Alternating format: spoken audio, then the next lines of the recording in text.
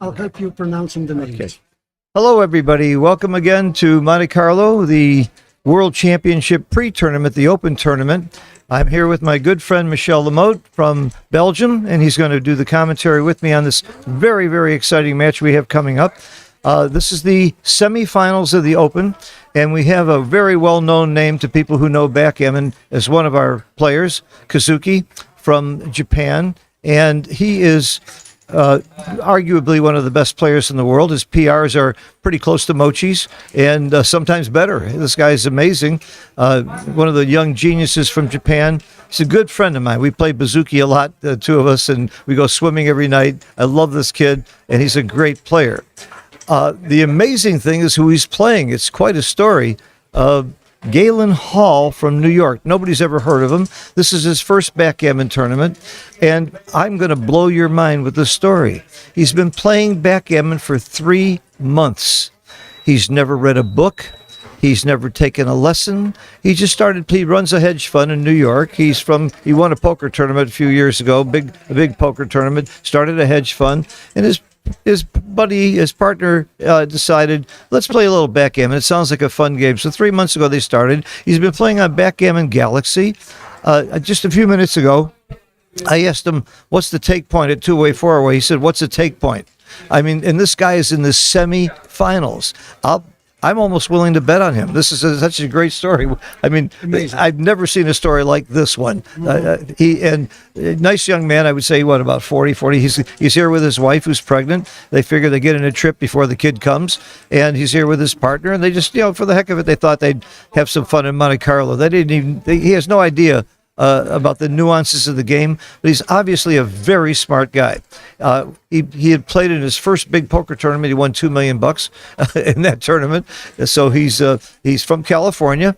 He's highly educated. His parents are both PhDs. Obviously a very smart and a very, very nice young man. I'm almost rooting for him. I'm not allowed to root for anybody, but it should be a very interesting match when you have a story like this. If he wins the whole tournament, it'll be one of the most amazing stories, I think, ever. Yeah. Michelle, how are you doing? What are you doing sitting here? Why aren't you in the finals? It didn't work for me. First, I lost everything. 2 matches, but that's fine. Okay. Sometimes you win 7 in a row. Sometimes you lose 7 in a row. Okay. Well, Michel is one of the finest players. He's proven himself in BMAB, and he's really one of the great students of the game. He's really studied the game. So I'm really looking forward to working with you on this commentary. Yeah. Tonight we'll do the draw for the actual Monte Carlo World Championship, which starts tomorrow. And I want to remind you all that there is a book online where you can go make bets if you want to. It'll be interesting. You can bet on Mochi. I think his odds were 28-1 last year. I think it's going to depend on how many people enter. But I'm willing to bet you his odds won't be as high this year. Even though Mochi has got to be the number one favorite in the tournament, when you've got Victor Ashkenazi and Wilcox Snelling and Zednik and Michelle and Kazuki and the list goes on, there must be 10 players here that are within one PR of Mochi, and that's pretty amazing. I don't think Sander, I mentioned Sander live. Oh my God, last year's world champion. We have never seen a field, I don't think, ever in the history of the World Championship that's as tough as this one. I'm so happy that I'm not playing and I'm doing commentary and I don't have to compete with those guys.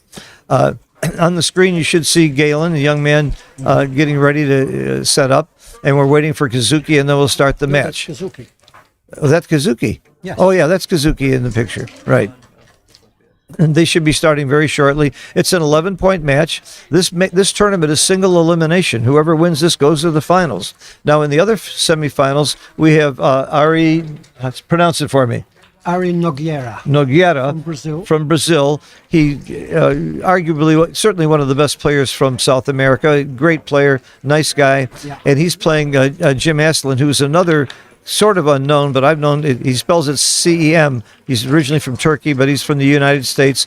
I've known Sem for a long, long time. He's a very nice player. This is not the kind of dark horse as Galen. So that should be, it wouldn't be a shock at all if Sem won. This would be a shock to me if Galen wins this tournament. If I had to put odds on this match, 11-point match, I'd give it like 5-1 in favor of Kazuki. I'm not rooting. I'm just saying, if I were a betting man, I would certainly take 4-1. We haven't seen him play. The only one who could tell us something was Ricardo Malas. I think he beat Ricardo Malas in the quarters. Oh, you did. Okay. And he won 3 other matches before that. All right. Well, this illustrates backgammon. I'm not saying Galen is bad. We may find out he's a great player, just has great instincts. He might play at 4 PR. We don't know. Yeah. The point is, though, that even if he's not a very good player, even if he doesn't know the odds and he has decent instincts, anybody can win a backgammon game. It's just there is the dice, and that's actually what we love about this game. Anybody can win, and that's why everybody is here playing. You know what? I'm torn between watching the screen and watching you. It's like, what to do? What to watch? Please watch the screen. There they are. Now, by the way, I am watching the chat, so if you have a question, or you have something interesting that you want to add in the chat, I'll try and catch it and mention it or bring it up. Okay, there they are. Okay, now we finally have Galen on your left on the screen, on the top of the screen on the board, playing the black checkers. And I'm going to let Michelle do all the heavy lifting and talk about the intelligence of the play, and I'm just going to add my color or comments and questions when we get a chance here. Sounds fair. They're playing with a clock. For those of you who aren't familiar, we use chess clocks. You've got 12 seconds to make your move without losing any time on the clock, and there's a total of 22 minutes. If your clock runs out, you lose the match. So it's just like chess. Okay, here we go. I'm excited. Take it away, Michelle. I think I'm kind of expecting checker play mistakes, from this Galen person. I'm not sure, we'll see. Dice on the checkers are not good here. 5-2. He's being challenged already. Yeah, I think that's good. Wow, that's a pretty advanced play. Oh, that's Kazuki. That was Kazuki. Okay. But most beginners would not make that play. Well, this should be an easy play for anybody, and it's the right play. Mm-hmm. Very good, very quick. That's also. Oh, he has a choice between making the bar point or hitting on the 12. Yeah. I think hitting on the 14. I think should be right. Well, I would hit, especially if I were Kazuki, I'm thinking, how can I complicate this match? And of course I do that all the time. I get into these big back games, I get backgammon and lose. Look. Well, I thought hitting would be more complicated. Wow. A hit would have been good with a double six coming up, but this doesn't play very well anyway. No, this is pretty forced. By the way, I'm going to write a book. Nobody has ever written this book in backgammon yet. I came up with the idea this morning. How to play forced moves. Nobody has written that book, and I'm going to show everybody how you do it. Wow. Looking forward to that one. I was a bit surprised by Kazuki not hitting. Not hitting? 14 points. Well, he's in the game forever. It's going to be a longer game this way, no matter what. If you hit, it could be a quick game and be over with a couple of lucky rolls. Okay, but now he's behind in the race after this double six. Yeah. Well, when he made the 6-4, he didn't know he was going to roll the double six. That's true. That's a 5-2 for Galen. Yeah. I come down and slot the 4. Yep. Well, he might consider, in fact, vacating the 18 point. Oh, he's up in the race. Yeah, I hate this play. He's up in the race. Yeah. So he could have played. He could have left his bar. Yeah. Right. I hated stacking like that. Difficult. Well, especially with 2 blots in your opponent's board, it's time to take some chances. Mm-hmm. I really didn't like that play. So I didn't like one of Galen's plays, and you didn't like one of Kazuki's plays? I don't say I didn't like it. You were surprised. He had the choice, and I thought hitting in the beginning is always best, so it was certainly not the complicating play. No. He made the bar point, which results in a holding game. Be careful what you say about Galen. His wife is sitting right next to us. Mm-hmm.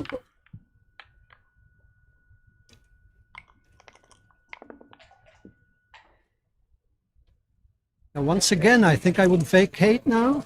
Vacate the 18 point. No. I like it. What else? You're ahead in the race. It's all about game plan.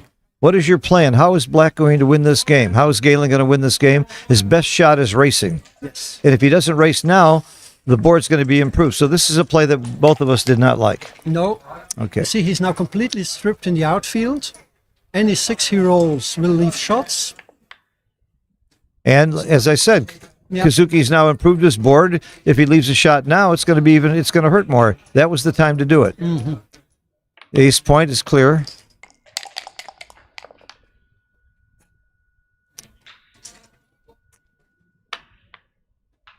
I think this is clear because he's hoping for a 6 here now and he got it. And this is going to be the lesson of why he should have tried to clear it earlier, because this is going to hurt. How do you play it? Well, I think you bring the 13 in. I think that's my play. Yeah. Is it a cube, the question? I don't think so with the blot on the inside. There's 24 hits, but how many hits and covers are there? But there's a double blot in there. I would certainly think about this cube. Okay. 1-3 is a good roll, and he hit. Now you minimize shots by not giving him a 6. By coming down with the other checker, I think. You'd rather it duplicates the 3s by coming down. Is it an option to play 5-2? And duplicate 5s? No. Too crazy. Now is it too good? Oh, I guess it's not too good. I would have stopped and think about whether it's too good for a little bit here, but he did it so fast. Well, part of the reason is that an undoubled gammon at this score is not worth much. Winning 1 or 2 only changes your match equity by about 5% maybe. So you would be much quicker to double and not try to be too good at that score. But I would have thought about it a little longer. Do you think there's any chance it was too good? There is a chance. Yeah. Okay. But there's always a bit of risk involved. Yeah. Kazuki did it quickly. Maybe he thought he might take. Yeah, right. There's always that. Lots of times I think for a while, is it too good? And my opponent takes.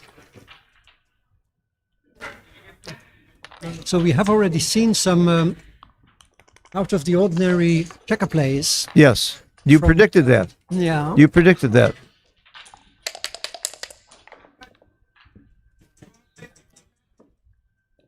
Kazuki is a good personal friend of mine. I don't know Galen, but there's a part of me that would think it'd be so much fun if Galen wins. It would be a great story. I hope Kazuki never hears me say that, but It's an interesting. I'm not rooting, but it would be really a fun thing to see him in the finals. So here we come in with the 3 and lift, right? Yeah. See, that's a, Notice he played it in the wrong order. That's something that a more experienced player would never do. well, yeah. Kazuki's playing very, very quickly with great confidence. He's one of the best in the world. You're looking at a real master, even though he's such a young. I think he's 23 years old. He's really an incredible player. Yes. And you have to thank Mochi for helping coach him and bring him along with a lot of other kids in Japan. Hideaki, and I mean, there's a whole list of great young players in Japan. It's a real powerhouse. Look how quickly he doubles there. Does it really quick? He's testing the waters. Yeah. Well, when I want to drop, I double. The more I want to pass, the faster I double. But this has got to be a good double anyway. If you use Pratt, position, race, and threats, Galen has nothing. I like that pass. I like the double. I don't. You don't like the double? I don't like the drop. Oh, you don't like the pass? Yes. Okay. I mean, the guy has seven checkers in the zone, completely stripped. I thought it was an easy take. You thought it was an easy take? Okay. Is he playing with 2 hands, showing some lack of experience? Yeah, he didn't know you're not supposed to play with 2 hands, but people don't care too much about that. I don't care too much about that. And by the way, you're supposed to play with 1 hand and use the same hand to hit the clock. You did it right that time. Anchor, Sure. anchor, anchor, anchor. The 11 point also has There you go. value, but anchoring is Anchoring. better. Anchoring means you're making a point in your opponent's board. Can't get closed out. Can't get blitzed that way. Okay. Galen has achieved full freedom. So depending on the race, he might be considering cubing, but he needs to count. I don't think it's close to a cube when you have that many checkers on your midpoint. Yeah. And the race has to be, you need to be up about 15% of the race. Okay, here you play safe, right? Oh, yeah. I like Grant Hoffman's, one of our teachers at the Backgammon Learning Center, came up with the rule of 4. And when your opponent's holding a point in your inner board, you have to have 4 or fewer on the midpoint. Of course, he's holding a 3-point, not the 4 or 5-point. Look, he's considering double slotting. Bringing 2 down. His best game plan is to race, and when you're racing, you don't want to leave shots. You just play safe. He did it. Best. Okay. I think that's good. Yeah, it's the right play. So black has 130. 75. 16, 150. 39, yeah. So black is about 10 pips up. Yeah, 10's not enough, No. especially with 2 gaps. Aha. Now there's only going to be 1 gap if he makes the proper play and makes the 5-point. Well, you can bring 4 down also. I'm pretty confident it's a 5-point. Okay. The inner board point is worth so much more because you have to make it eventually. And let's say he makes the 9-point, he's got to break it later. He's winning the race. Make the 4-point. Oh, I really don't like this. But because he can cube next roll. He's now so far up in the race that he has an efficient cube. I think he had an efficient cube the other way too, but Okay. but maybe you're right. Maybe it didn't matter as long as he turns that cube. Yep, he needs to. Well, good. He's thinking about it. Would you take it? 102, 114. I think it's a very good cube. Scary one. It's a very, very good cube. Yep. With the 2 gaps, it could be a take. He's on the butterfly point. If you read Mucci's book, the 3-point is the butterfly point. I think it's a take because of the 2 gaps. If there was 1 gap, it would be a pass. Wow.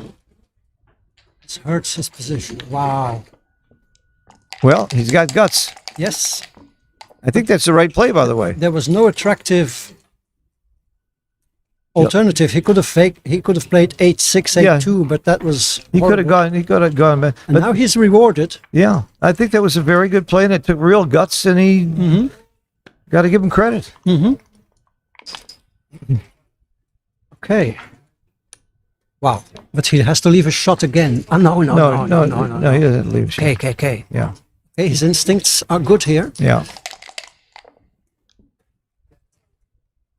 Make the 2, or do you? I don't think you worry about gammons. I would make the 2. Yep.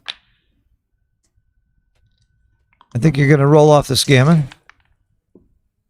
Ooh, not a good roll, but it's forced. Got to break the 7-point. Forced by logic is what I mean.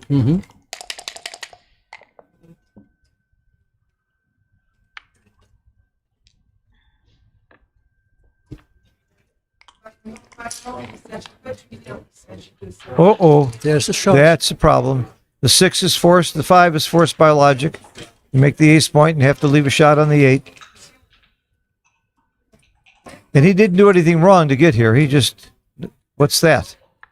You're not going to do that. See, do the forced part first. Once you move that 6, you know you're not going to move the other one. Needs a 5. No. You slot the ace, I do.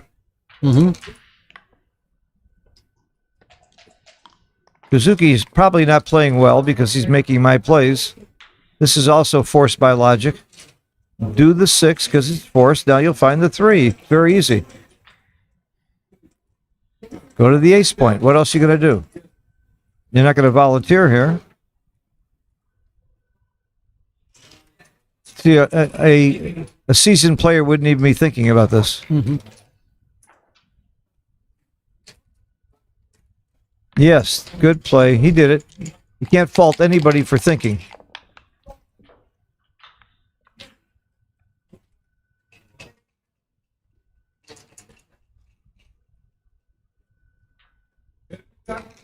Okay, here's a big roll right here. Oh, great roll. Any roll that didn't leave a shot there was a great roll. And bringing him closer is clearly right.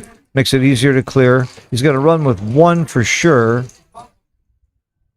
He has to break his board to stay. I think you stay, don't you, Michelle? I would stay, yes, but he doesn't need to break his board. Oh, yeah, that's right. Do 1 more. I would definitely stay. He's not going to win a race, and he might get lucky and get a shot. Yep. 6-4 is an immediate shot, and all fours are awkward, except for double 4, 4-1, 4-2. You just bring them in, baby. Bring them in. And he did. So barring accidents, Galen should be able to equalize the match. That's right. I'm actually going to run here. You're not running? I would run. I wouldn't. You wouldn't run? No. Well, that's the difference between you and me, and that's why you're a better player than me. I'm not sure. I would run. The odds of getting a shot, hitting it, and winning. There are some sloppy gammons here if he picks and passes. It's probably not bad to stay. I mean, but the fact that you have to break your board, if you get the shot. It's five shot levers. Double 6, double 5, 6-5. What else? That's it. That's it. 4-shot levers. Mm-hmm. So 4 times you get a shot. You hit it about 30% of the time. That's about 3% that you'll hit the shot, and then you have to win from there with a broken board. So that's why I like to run. Mm-hmm. But I guarantee it's not a huge difference. But look at Kazuki. He knows it's not a huge difference, and he took the time to make sure. Is it possible he can hear me and get coaching from me? See, that's very poor form. He doesn't know it. You shouldn't use 2 hands like that because it could confuse your opponent whether you grab 4 checkers or 5 checkers. So it's just... Kazuki may regret now not having stayed. Yeah, after this match, I'm going to talk to Galen about some of the formal things like using 2 hands and not picking up the dice that way, things like that. See, he continues to do it. I would, if I was Kazuki, I would stop him and ask him nicely not to do that. But Kazuki, obviously, is such a nice guy, he doesn't care. All right, change the scoreboard, guys. It's 2-2. And would you ask us, like a world-class player who played with 2 hands to change? A world-class player, I would ask faster. He should know better. I would be angry at a world-class player. I would cut some slack to a guy who's just started the game. He's been playing for 3 months. It certainly is totally innocent thing. He's just probably never been told that. There's nothing wrong with that. Look, he plays 2 down with the 3-2. That's nice. Well, it's slightly wrong, but I do it. Yeah. Oh, this is on the second roll? Yeah. No, that was the first one. First roll, yeah. 4-3, I bring 2 down, but 3-2, you're supposed to split, but it's not big. It's pretty small. Right. Remember, this guy has only learned by playing on Galaxy and with his friend. He from experience. And he says he looks at his mistakes, and this guy's got to be a genius to be this good, this fast. Even with the mistakes he's made, I'm still impressed with his game. He's playing very well. I've been playing 71 years. He's been playing 3 months. I'm sitting here, and he's in the semifinals. So it's a shocker. The only difference has got to be IQ. Well, he misplayed the deuce. What happened? What happened? Is he unfamiliar with the clock?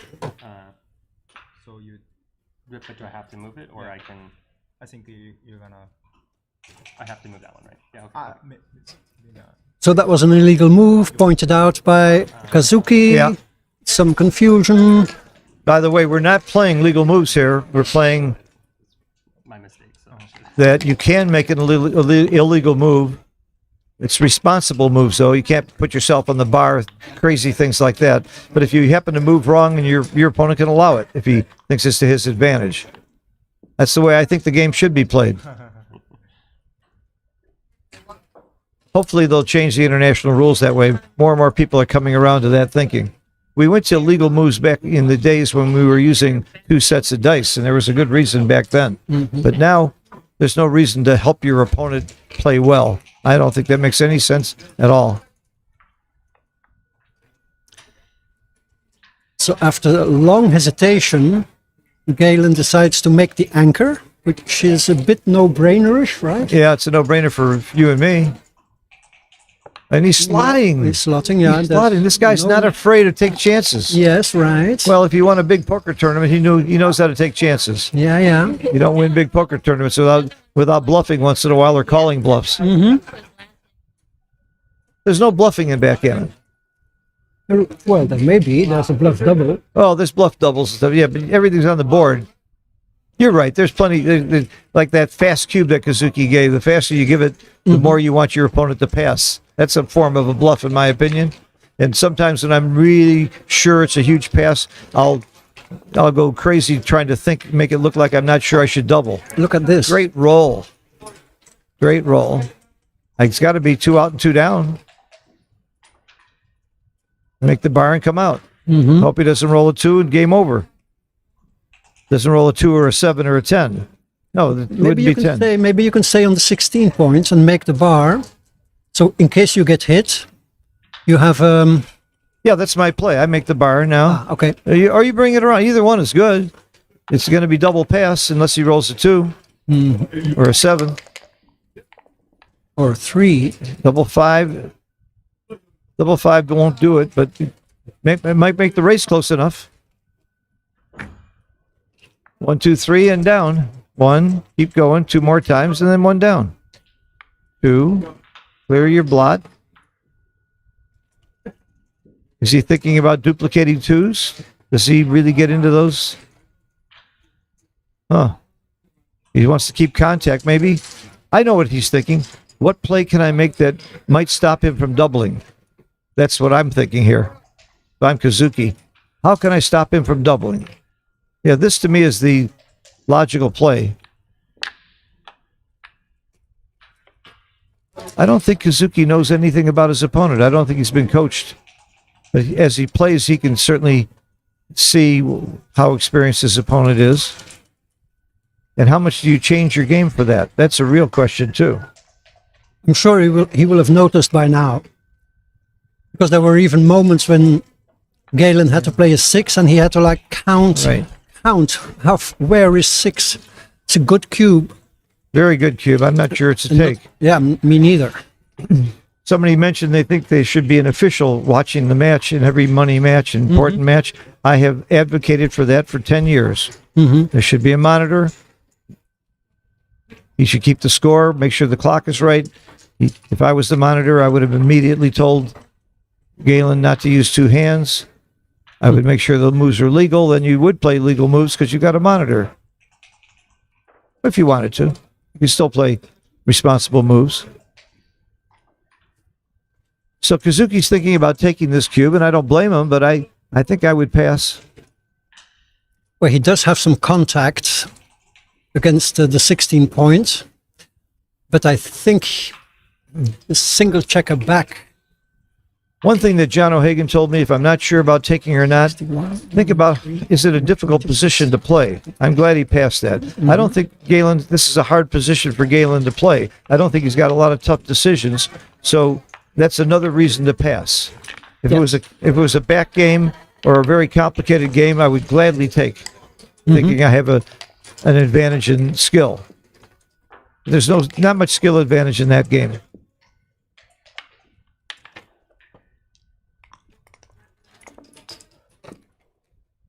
Let's see if he knows you make the points instead of hitting it with double 1s. This is the one roll where you don't hit your opponent's blot, where you make the 2 points. But some people still make the mistake. Anything else you would hit with a 3-1. He got it right. Very good. 6 he got it right. Duplicated, big time. Wow, that's a bad one. That's about the worst he could roll. Yeah. 2 down. I'm not Is sure. that too rich, or do you come to the 11 to 6? 5, I think. I would bring 2 down. I play it big. No. Nope, you're right. If we played the double consultation, I would advise against it. I think this is best. Keep a spare on the midpoint. You're right. It would strip the midpoint. I'm sure this is right. Is he thinking about cubing? I think it's a little early. It is. But I respect him for thinking about it. Oh, he did. Wow. You know what? Against Kazuki, this might be a cube. When you're playing somebody this good, maybe you want to gamble. Easy take. Yeah, okay. Easy. Take. I invented something called reverse Woolsey's law. If you get a cube and you're not sure it's a double, then for sure it's a take. That's one way to know when you have a take. Just the opposite of Woolsey's law.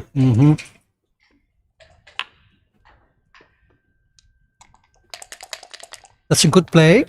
Not lifting the blot on the 8. Play purely in a prime versus prime. I like this double though. You're playing against a Kazuki. I might have doubled that too if I wanted to gamble. Now split or okay. Ooh, interesting. 1-5. Okay. Wow. Interesting. Well, first you hit, then you look for the 4. Anybody else would do that, and he's doing it. Good. Now the 4. I'm sorry again. I come down. I play big. I don't want to stack, and I don't want to slot. Yeah, it may be right. Maybe a bit too rich. It's rich, but the alternatives are ugly. You can play 10-6. It's not so bad. Because now you can win by racing. You don't have to counter prime or anything. Would you play 10-6? I think I would. Okay, and I would have come down. I bet you I get gammoned a bunch more than you do, Michelle. He I'm pretty sure of He that. chooses your play. He's a gambler. You're already having a good influence on He's a him. gambler. Oh. Well, he'd have been hit either way, but that's hindsight. He's got a lot more return shots this way. Nope, no return shot with a 6. But the thing is, how adventurous will Kazuki be with the recube? Would you dare recube to 4 and increase the volatility against the weaker player? I think Before you know it, the cube comes back to 8. Yeah. And you're essing your pants. Well, first of all, I don't like this. Why not slot the 4? Oh, he's duping 2s. Okay, there's something to that. Yes, yes, yes. Kazuki is not rolling classy numbers here. He has all kinds of good numbers he could have rolled besides this, but you got to hit because of all those blots out there. So hitting is clear.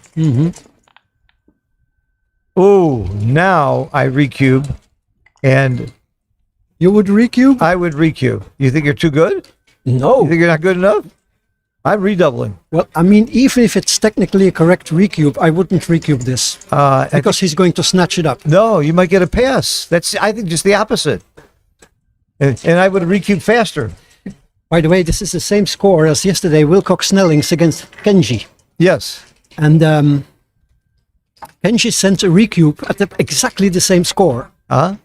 When he was 8 away, 9 away. And Wilcox took it, and it's a huge money pass.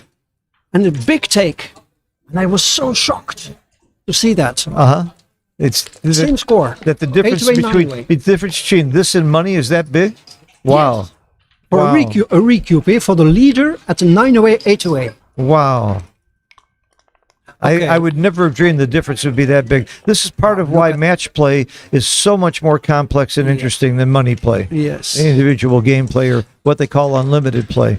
It's much more complex. So I'm surely 100% with Kazuki here, not recubing. And he didn't, and it was right. I actually thought you might get a pass, and you actually thought he'd snap it up. So part of it is trying to read your opponent. I'm sure technically it wasn't a recube. Well, then surely against a weaker player you shouldn't. You're right. But it would be fun though. I mean, we're here to have fun. You want to bluff him out? I want to have some fun. Yeah, it would be fun to bluff him out. Mm-hmm. But this guy's already proven he's got guts. He's not afraid to slot. He's not afraid to hit. He's not a chicken. And what does he do? He could have made the 4 points, but that's probably wrong. Kazuki is not rolling dream rolls, but neither is Galen. So how can you do anything but just come in? Just come into the 5. I don't see the alternative. Is he thinking about making the 9? He may be. Not me. Nope. In a tournament, Phil, when you start in a tournament, in the first round, do you prefer to play mochi or a weak fish? Oh, I want a weak fish anytime. Okay. I'm the opposite. Yeah, in the first round, I don't mind losing to Mochi in the first round. I got a good story to tell. But if you lose against the worst player, it's horrible. Yeah.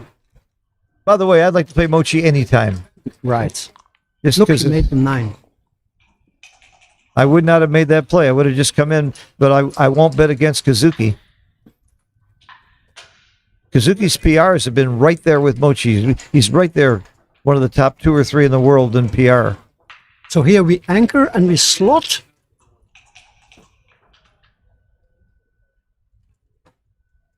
Well, I'll give you 3-1. he doesn't make that play. I know he's going to anchor. You got to anchor. You got to anchor. You must anchor. And to me, I bet you he goes to the 7 point. But I like your slot. How are you going to win this game? You need to make that point. You need to not stacking isn't going to be the answer. You need to make the 4 point, so you put it there. Listen to Paul McGrill. Paul McGrill listens to the checkers, and they tell him where they want to be. That checker wants to be on the 4 point. You can also make the 10. It also looks attractive. Making a point 6 pips away. Look, he does consider the He's slot. thinking about it. This is a very advanced play. Yes. This is a guy who's been playing 3 months. He's looking at a tremendously advanced play.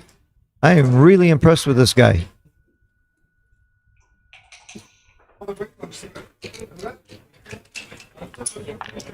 Okay, No. doesn't make it. Okay. We might be wrong, though. It might be wrong to slot. I don't think so. It's a prime versus prime, and he's got a bit more timing. That's a good ace for Kazuki. So he has a bit more timing. Black has a bit more timing. Okay, we hit, right? I hit and come in. I come in with both. Aye. That doesn't do anything No. for him. That actually hurts him. Yes. Now, before he had 6s and 4s to come out, now he only has 4s. So that play is going to hurt him more than help him.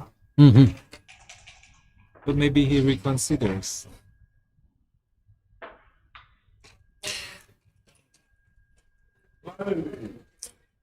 You see, this is like double-edged for Kazuki. You play a weaker player, which means, okay, it gives you confidence, you have more chances to win. On the other hand, if you lose, it hurts that way much more. Well, not only that, when you're playing a weaker player, that he can obviously see this guy is not doesn't know the game as well.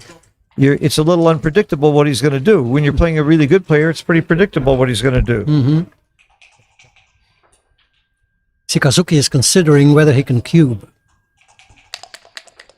Well, I like the hit, but I didn't like the 2. That's a great roll. Yes. I think that's the ball game, unless he rolls double 4s. Uh-huh. Isn't he rolling on the wrong side of the board? Yes, he is. We got confused on who rolled. That roll was not legal. If Kazuki didn't want to count it, he could have made him roll over, but he didn't.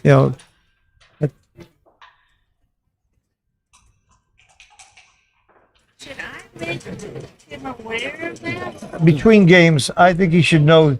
He should be told. Yeah, it's bad for everybody not to know. Yeah, I think you should tell him, Tara, between games, tell him he has to roll on the right side, because it confuses the rollers as to who rolled the dice and the transcribers. So, and you should also tell him he should use one hand on all of his checker plays. I might need to do that. Definitely. Yeah, on the right side. We really There's need a to have recoup. that. He snatched it like I told you. Yep. He's a gambler. You were right, Michelle. You got it read right.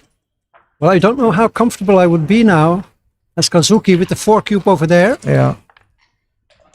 So how could this guy get through all these rounds and be rolling on the wrong side? Nobody ever told him? He obviously didn't play me. I would not let that happen. Just imagine double 4. Yeah. No.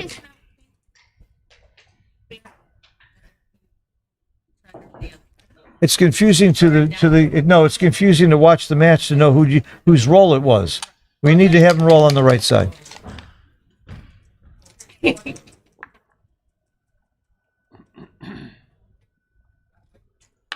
course, Kazuki could have called him on it, and he chose not to.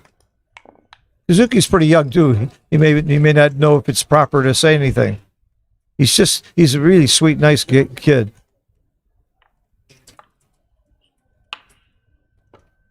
Look how fast he snapped up that cube, though. Was it a take? I didn't think so. I'm not sure. Yeah. The race was pretty close. It was only like Well, I am 9 or sure he 10 should pips. take more time. That would be, if I was coaching him, the first thing I'd tell him is, especially on big cubes, on 4 cubes in an 11-point match, think about it a little while.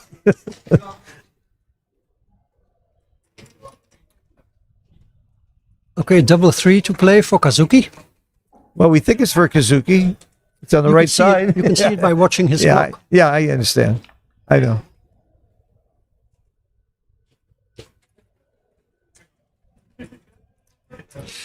Yeah, it's a tricky roll. You I- could consider keeping the 9 point a little longer. I like this play. I think you just bring it home. Yeah, now It's he a needs 4 to jump cube. out with I a don't. 6, of It's a course. 4 cube. You just want to win those 4 points. I'm not trying to block and have him crash and try and win a gammon here. Just win the 4 points is huge equity. Bring it in. Or do you need? Yeah, just bring it in. Especially if nothing leaves a shot next time.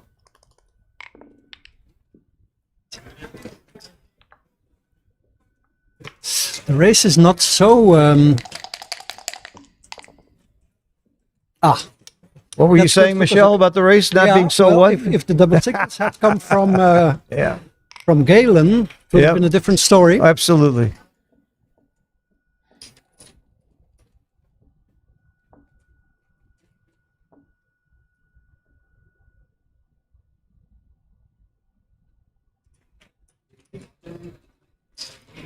This is not a critical play. See, don't take too much time on plays like this. Take your time on that 4 cube. 88, 99. Okay.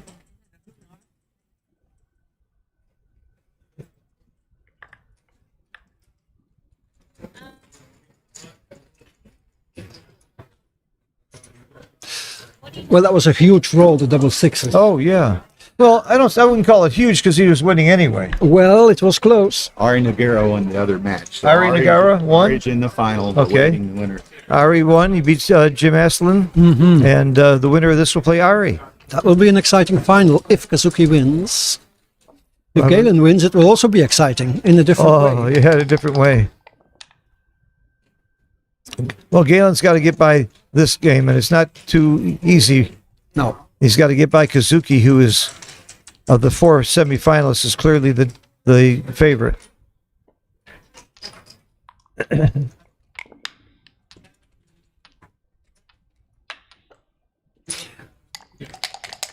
Well, I heard Sander Lilov yesterday say something about 3-point anchor games, that you win them more often than people think. I think Michi covered the 3-point anchor very well in his game, but in a boot camp that I gave with Mochi came up with a PowerPoint and lesson on the 3-point game, and it shocked me. If you're down 23 pips or less, you can almost always take on the 3-point. Mochi came up with this formula after running it, and especially if there's a gap or two in front of you. So it's a take much more often than people realize.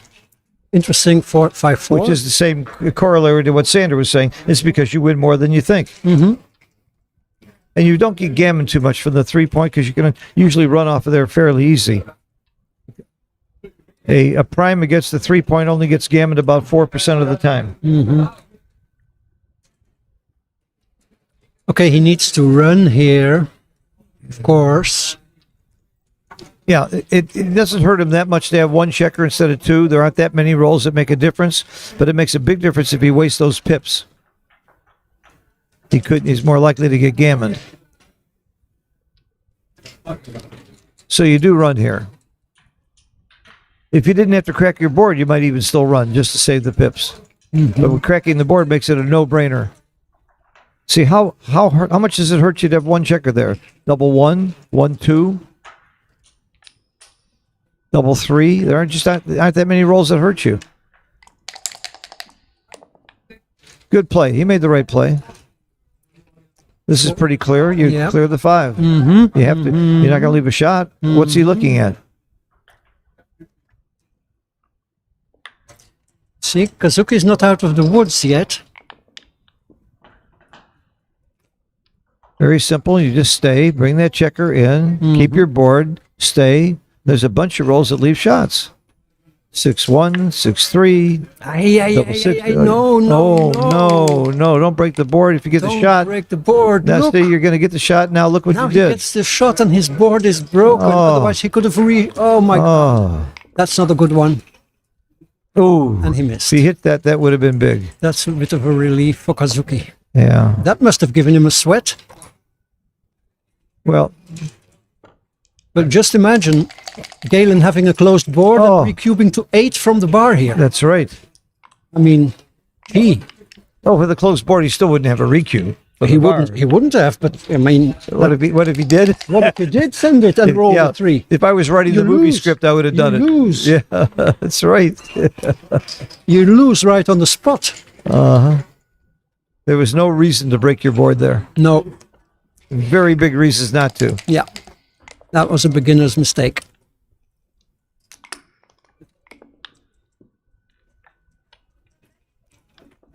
Okay, Kazuki takes a nice lead in this match. 6-3, 5 away, 8 away. Two hands again. I just don't. He just doesn't know. There's nothing malicious about it. Nope.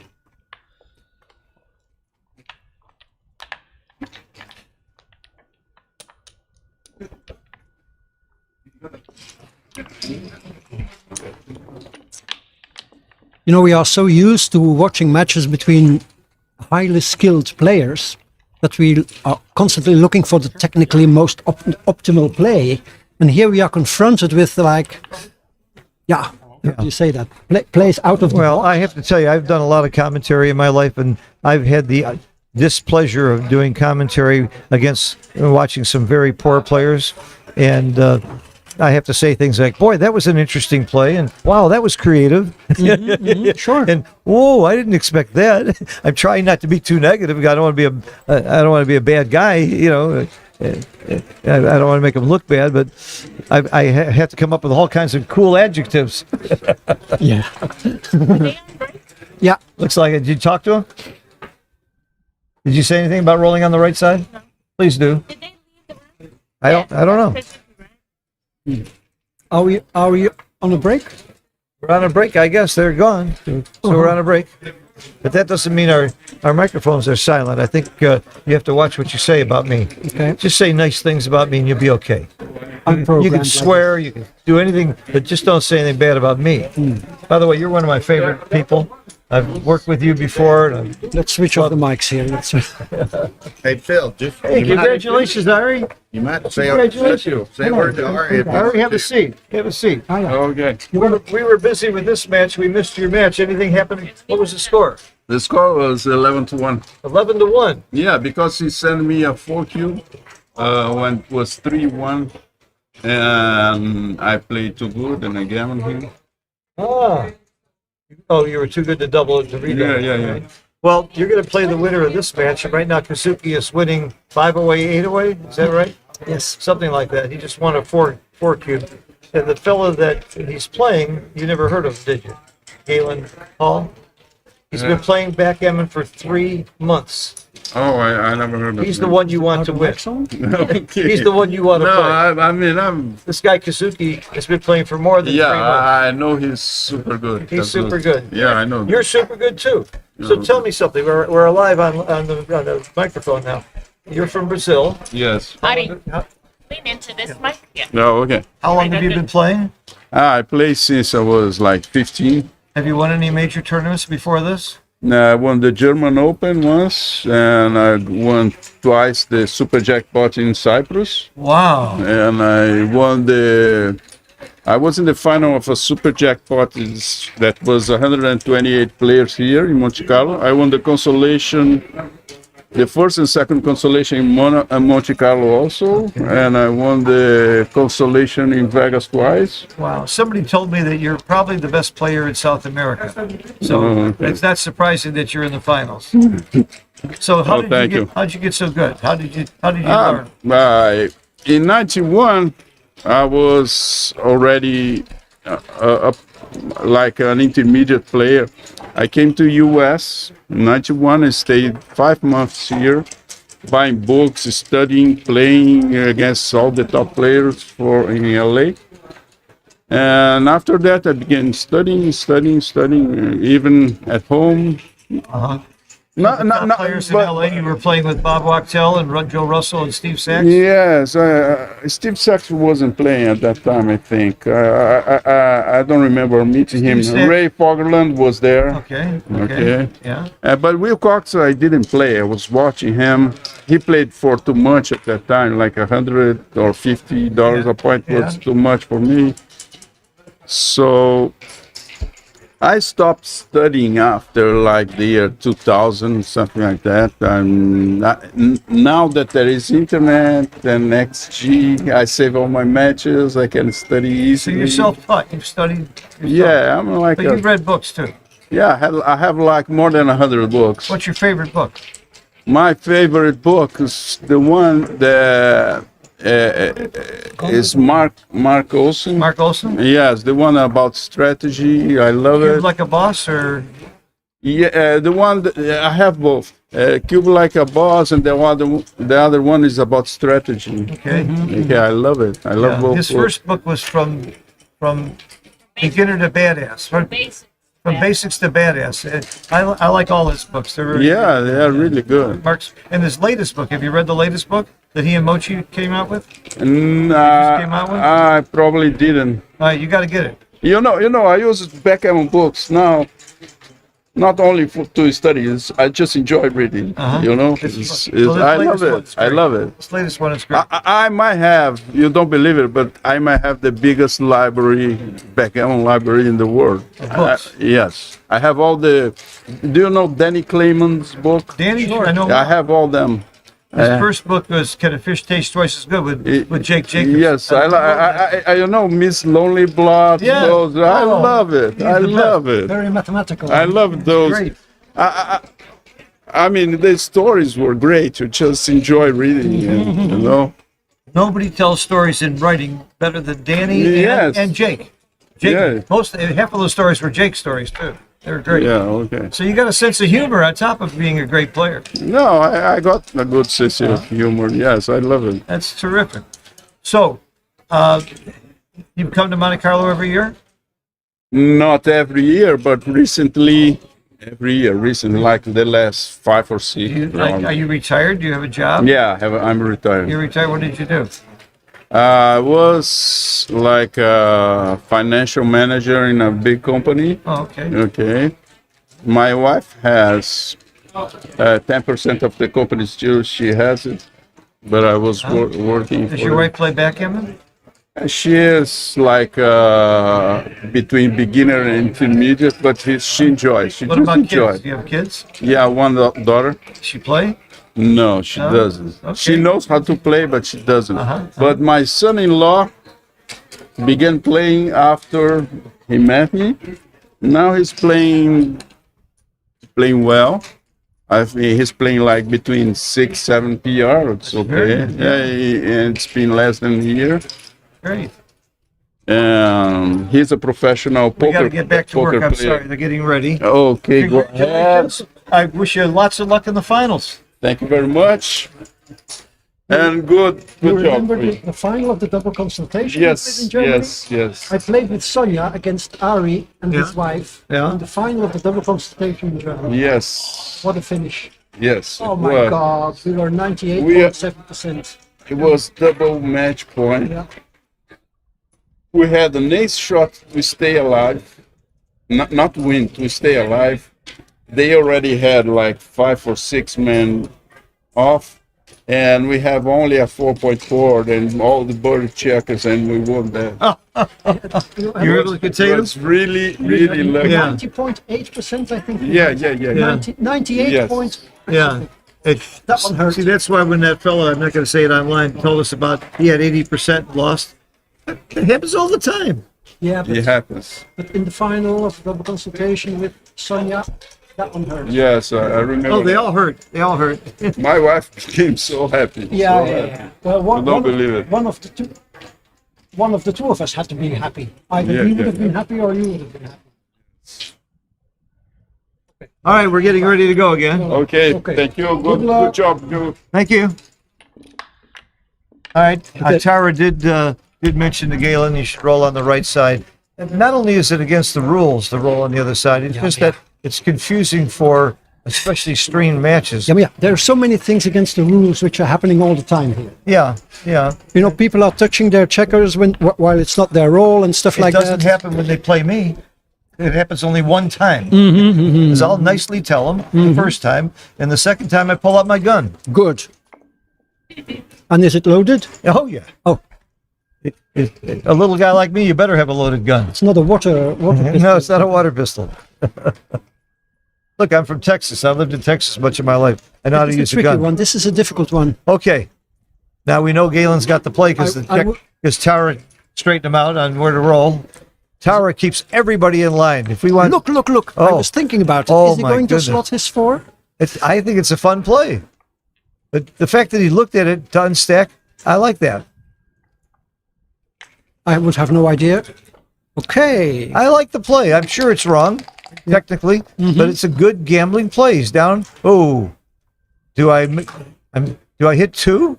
I have no idea. Oh my God! You might just make the 4 point. I don't know. I can't wait to see how Kazuki plays this. I'm tempted to hit 2. I'm tempted to make the 5 and hit outside. Oh my God! Kazuki has never encountered this position. That's right. Never. It's the first time in his life he's ever seen this play. Right. Me too. Me too. I love the fact that Galen slotted there. That made it really exciting. This is the play I like, by the way. And the last one I make the bar. Oh, he's lifting. He's lifting. I would have made the bar. That's my play. Yeah, That's 4s my are play. duplicated. Yeah. Yeah. Because there's a checker on the ace, making the bar is very valuable. You must anchor here. You have no. Well, he can come in and hit, but I'm anchoring. I would make the opponent's 4 point as opposed to coming in on the ace and hitting in the outfield. What would you do? Anchor, I guess. You anchor too? Yeah, especially in this situation, Yeah, leading. And he did anchor, so good for him. 6-1 is nice. Very- Making a 4 Very prime. clear play. Now, by the way, when you're leading 6-3, it doesn't change your game that much except with the cube. You are probably going to be a little more conservative. Kazuki's not going to be throwing that cube around that quickly Nope. at this score. And Galen should be taking a little bit more aggressively at this score, maybe more than a little bit. Of course. He has a very powerful recube. Yes, very powerful recube big. Down in slot, or the ace might be up. That's not a bad play. I kind of like that play. Beck's probably right. See, at any other score, I would be turning the cube here, but when you're leading by this much, and Galen's already proven that he's got guts, he's not a chicken. He doesn't drop. In fact, he takes quickly. So I think you assume he's going to take, and for that reason, I hold. That's another reason to I hold. would follow the rule you just mentioned a little before. Wait till you have 4 checkers left on the midpoint before you cube. Yeah. So I would first I save mean, where are my your market blood. losers? Yeah, I don't see them. Well, Double 4, double 5. 6-4 might be a market loser. It's probably a market loser. Double 4. But I don't think you have that many real market losers, especially against this guy. This guy's going to take. Yep. But there's nothing wrong with taking your time and thinking about it. He's got plenty of time on the clock. Yes. And he likes to consume his time, Kazuki. Oh, is that right? Oh, yeah. You learned that from Mochi. Oh, he doubled. Wow, I'm wow, shocked. I am shocked. This is what I call a bluff cube. It's a bluff cube. And Oh, he he dropped- passed. Yeah. Oh my God. Well, I'm an idiot. I would have said no double, and I was sure he was taking. And here the guy doubles and he passes. Unbelievable. Especially at that score. I take that cube so fast it makes your head spin. Wow. Phil, your disbelief is endearing. Oh. I love when I'm proven so wrong. It's fun. I mean, I have no ego about this stuff. I'm wrong a lot. This is even a trickier score now. 8 away, 4 away. Oh, I mean, just imagine Kazuki now cubing Yeah. and Galen snatching it up and reshipping it. I don't know my take. You know, I've memorized the take points for 5 away, 5 away, and down. I can usually estimate them pretty close. Here, I don't know my take Well, the points. thing is, if you have a 2 cube as the trailer and you reship it to 4, your gammons are worth a full point. Like at 4 away, 2 away. And the other guys, gammons are 0. So you must be even slower than the last score to give the cube if you're Kazuki. Yes, because now his recube is 100% efficient. Kazuki was brilliant to give that cube. There's no way in hell I would have given that cube. No, me neither. There's no way in hell I would have expected him to pass. Oh my God. I got a lot to learn. You see here, he split with the 4, but yeah, okay, it's good. It's okay, it's Yeah. okay, it's okay. Could have made the 10 point. I'm hitting. Yep, he hit. He doesn't hit back now. Kazuki's got a strong position. He does hit back. The 3 is really ugly. The 3 is very ugly. I think I'm slotting. I don't break the midpoint. I slot the 4. Has it been confirmed that Ricardo Malas is in hospital? I hadn't heard about it. Well, he lost to Galen yesterday. I thought they had to take him to an asylum. I didn't know. To an asylum? For losing? I mean, he was You so... got me there, Michelle. Ricardo was so excited having won against Geert van der Strecht in the round before in an exciting match, and then losing against Galen must have hurt. Losing against anybody hurts. That's what backgammon's. Yeah. Especially when you're in Monte Carlo, there's an extra tension on everything you do, even in this pre-tournament. There's a lot of money in this pre-tournament. It's still a very, very big event. I remember when Ronnie Rubin won it not that long ago. Here's a guy who's been playing for many years, has won many bridge tournaments, played big money games. He was very thrilled and excited to win this event. Yeah. And I would be too. Did you see how courageously he slotted his 4 points? Absolutely. That was my play too. I love that play. We got to give him credit for that. Not because it's right, because it's my play. I think it was right too. You don't want to break the midpoint there. You really need that. 1993, Kit Woolsey wrote an article about the value of the midpoint way before the computers, and he turned out to be very, very right. By the computers have proven he's right. One of my real heroes of this game, Kit Woolsey, real genius of the game, along with McGrill and Roberti, and now Mark Olson, of course, Mochi. Lemochi. And you got to give credit to the books that Paul Weaver and Nick Ballard wrote. They're brilliant books. Walter Trice, though, I have to mention Backgammon Boot Camp is still one of my very favorite books that I recommend all the time. If you're an intermediate or even an open player, that's the one book I think you have to have. The thing that annoys me a little bit about the book is that his percentages are a little bit off. Because now we have XG and, you know... Yeah, he had Snowy when he did it. Yeah. So the percentages... Yeah. And, yeah, being a perfectionist... But the theories are right. The concepts, the approaches. Sure. Walter Trice was brilliant. Yep. Yeah, Good friend of mine, too. Okay. Is this not just a simple run? I guess. I mean, don't you just go out to the bar? What do you... Maybe you jump out at the 4 and... Yeah. I don't see a good alternative other than just going out to the 13. What am I missing here? He's making a point. Wow. Yes. Expecting contact. Well, when Kazuki and I disagree, I know who I would bet on. I would just go out to the 13. I don't see it. Well, he maximizes contact by staying there, and there's not much danger in staying, because Black has 2 blots in board. And he's pretty strict. And he's got that too many points situation. Yeah, we call it temps. T-E, too many points. Yeah. Temps. So he may be looking for something extraordinary here. He may be just looking to complicate the game. Yes. And maybe he's entitled to do so. 4 and 3, like something like this. Wow. Yeah. Maximum contact. What a play. I like it. Yeah. What a play. Oh, hits and covers. Yep. But there's still lots of blots. Still lots of blots. You know you're covering. I like that he did that. Still have to hit. It's I think this has to be right. This has to be right. Yes. But Kazuki's got 1s and 6s. He got the 1. That was big. He got rewarded for his play, I think. Okay. He's deciding which one to hit.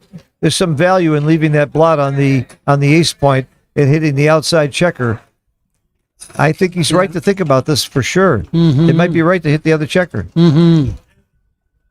You can make more points in the outfield. Yeah, but how about your theory about the midpoint? Well, the midpoint is not quite as critical now when your opponent can't get into the outfield very easily. Okay. And please don't say it's my theory, it's Kit's theory. I just stole it from him. I'm confused about this whole theory about the midpoint, how important it is. Sometimes you need to give it up. Well, look, we have a rule of thumb that says always make the 5 point, except when it's wrong. You know, so all generalities are false. I knew I was going to learn a lot here. Okay. Again, you just come out, don't you? Yes. Yeah, he just comes out. Galen needs a 4 here. He got it. Double 4s. That's a very nice roll. Out with 3 and hit. Yep. I agree. Yep, I agree. Yeah, it's out with 3 and hit. And cube. Some people might make the 2 point, but I think that's a very bad play. Yes. That would be a shame. That would be a shame because you got those checkers stuck in. Don't do that. Don't do that. Come on, come out with 3. I want to see him make the right play. Attaboy. Yes. Attaboy. You got to wonder what's going through Kazuki's mind right now watching this.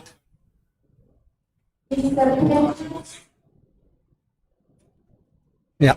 You're up in the race.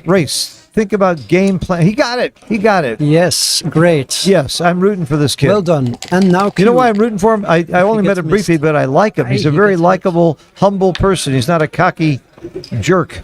He's not.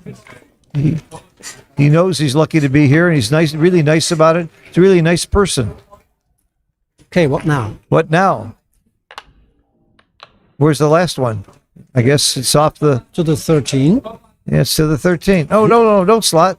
I got one left. Oh, that's 5 threes. That's a 3. That's 5 threes. Yeah, that's the right play if you have 5 to play. Kazuki nicely pointed that out. He wasn't going to let him do 5 threes. Oh, he only played. Did he hit the clock? No. Okay. You got one more. I think Galen feels a little bit like we would feel if we were at the WSOP poker tournament. Yeah. You know, playing over there. You Absolutely. know? We would be able to hold the cards and make a bet once in a while, but That's right. we would probably look very. He slotted with the last one. Wow. Oh, giving a direct Wow, shot. and now. And it worked. And now. At this score, I'm doubling. Yes, I would also. At this score, you must double. As And I'm Galen, not I would double. And I'm not. He good does. double. Very good he double. does. He's putting pressure on his opponent. Absolutely. And if I'm Kazuki in this situation, I would pass. Really? At this score, I would pass. Yeah, he does. And he does. Wow. Gee. I did not like the slot. He gave Kazuki a direct way to hit him and stop this. Mistake. But oh, please don't set up the board wrong. You're setting up the board wrong. And I was like, oh, Yeah. my guys are in the wrong spot. Wow. And the other guy was like, you can't move them. And the tournament I director. don't think okay. I don't think I've ever seen that in the semifinals. Okay. He got it.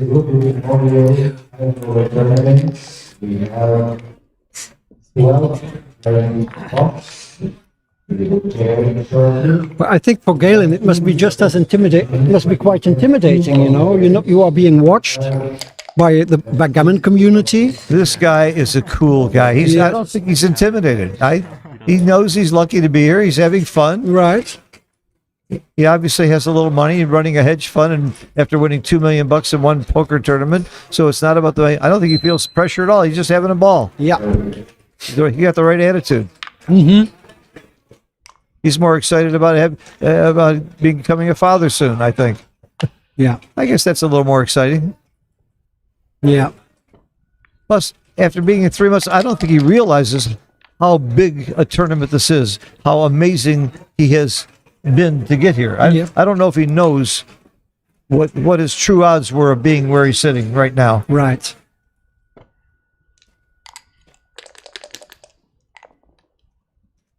He doesn't know how many of us are jealous of him right now that would like to be in that seat. Yes.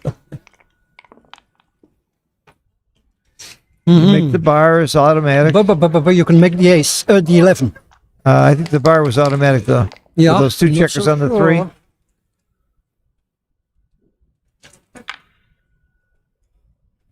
3. Not so sure. I think 21 to 11 was an option. Yeah, I'm sure you're right. The 11 point is a great point to have when the 5 point is open. You escape your last, or you escape one of your two stragglers. All right, draw for the high. In the background, you hear the voice of the great Arda, one of the real premier backgammon tournament directors in the world. And I just think it's so amazing that Mark Olson put together the team that he has for this tournament. It's the world's most important tournament, and he brings in only quality people, including me and Michelle. Yeah.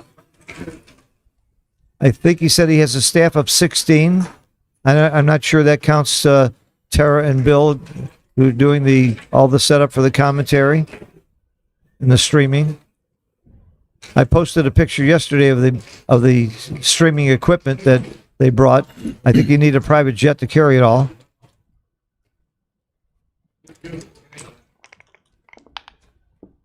Okay. Okay, now's the time. Now's the time. Yeah. You're running? I'm Is that not what so you sure mean? Suddenly. But you see the pressure he's under. I'm not running. I would have. I'm making his play. Okay, I agree now. Now there's no longer a blotting board. Kazuki has an eye for these plays. Yes. Make points in board. And he leaving a made blot. it very quickly, and I'm sure it's right. And it's not an easy play for most of us. This is hit and cover. Yes, the word You and. like that, don't you? Hit and. And. Yes. Phil and Michelle. Oops. Oops. Oops. Okay. I think this is a little early to cube, but at this score, Not for might not be Galen. early. Not for Not Galen. for Galen. Yeah, at this score, it might be a cube. In fact, I think it is. Yes. Now that I look at the score, I think I do double this. And he That's does. a good for one. him. I like his cube actions. I do too. They are typical when you play against a stronger player. You know, that's what everybody says. Let me say, you know? one thing you Increase learn the at stake. poker is how to gamble. Yeah. And cubes are all about gambling, risk and reward, same as poker. Yep. Wow. Easy take, I Yes, think. I think it was an easy take. Sure. But ugly things can happen. You see, both checkers escape. Yeah, this is a no-brainer to me. Let's hope he doesn't make the Yeah, ace. this is a no-brainer. Yeah. Come on, jump out with both.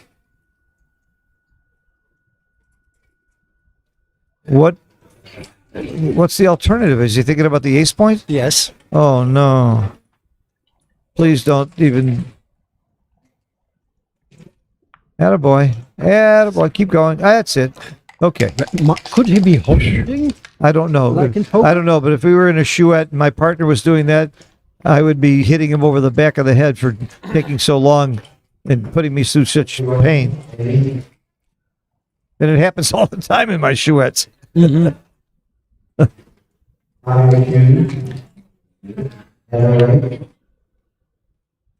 So here he has to play safe. He should not do that. You leave a 5-6. Yeah. But what we're seeing from Galen is he likes to gamble. Yeah. Yes. He likes to take chances. Yep. And that's probably how we got this far. Mm-hmm. You don't get this far by playing statistically right when you're playing people who are much better than you. You gamble and you get lucky and he wins. Yeah. He likes to gamble. Somebody gave him some good coaching about how to beat better players. That would be my coaching. Gamble on your checker plays and your cubes. But you don't want to foolishly gamble. See, that's also not good. By the way, I don't think that was a foolish gamble. I mean, you're giving him a 5-6, but you are getting a builder. That's not. Yeah, but- wasn't an unreasonable play. He should have made the 11 points. Yeah. And Yeah. left only double fives. Wow, look at that.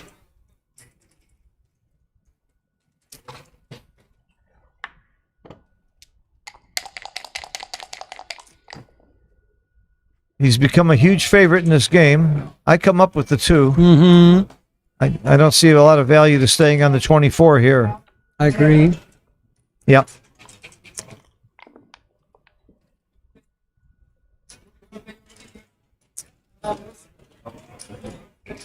This is not critical. I think you do bring the I would prefer to bring him in, sure.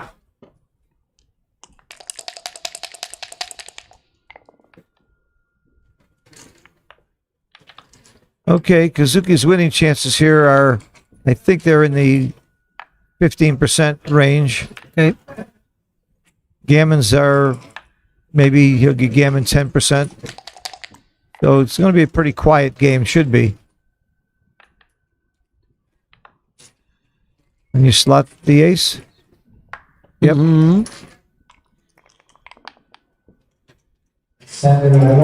Ooh, he does not like fives and threes. Okay, it's okay. It plays, yeah, it plays. He found the play. Yeah. He found it. Mm-hmm. But he does not like fives. He wants to stay away from fives right now. That was an FBL play. FBL, you don't know it? No. Force play logic. Oh, force play logic. Okay. I'm learning. You coined it, didn't you? Yeah, right. I didn't hear that. Force play logic. I'll have to put that in my book on how to make force plays.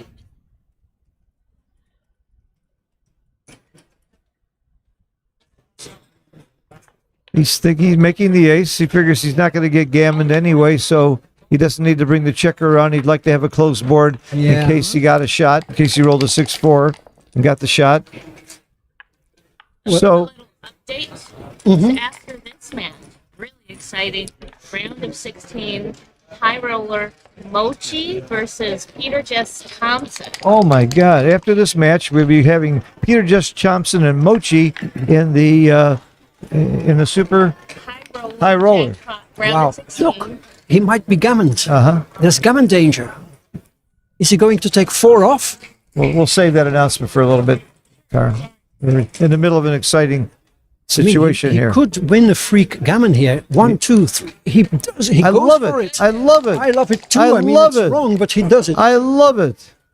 I I'm not like sure this if guy. it's I wrong, like though. I like this guy's Wow, guts. just imagine him rolling a high double here. Oh, Just that's a good enough roll anyway. Gammons. Huge. Wow. Just imagine. Wow, the double 3 might save Kazuki. You see what can happen? Wow. Well, he's a good gambler. This guy is smart too. You know what? 5 years from now, we might see him as one of the best players in the world. If he continues to study this game, if you take what he's done in 3 months should take and you lessons from multiply it by 5, well, we're talked about that. He lives in New York, and I'm spending about half my time in New York. We already talked about getting together. Yeah. I should take lessons from him on gambling. Maybe he'll teach me poker. I've been playing poker for years, and I'm not worth a damn compared to him. Young kid, very smart. Kazuki can count himself lucky that he rolled his double 3s. Well, here. I'm not Just sure he's imagine lucky another yet. double. Wow, just imagine. We all know this can happen. All right, he's Okay. off the gammon unless there's a double here. Yeah. Unless he rolls doubles. Oh, and the crowd goes mild. Okay, Wow. there's a super jackpot here, $7,000 entry fee, and we're going to be seeing Mochi play Peter Jess Thompson. Now, many people don't know about Peter Jess Thompson. I know people who think he's the best in the world. They think that he could easily be as good or better than anybody there is. He's from Denmark, and he just doesn't play that much. Back in the day, maybe 30, 40 years ago, I was commuting to New York and playing for money at the Ace Point Club, and Falafel and Peter Jess Thompson showed up, and we weren't sure who was better.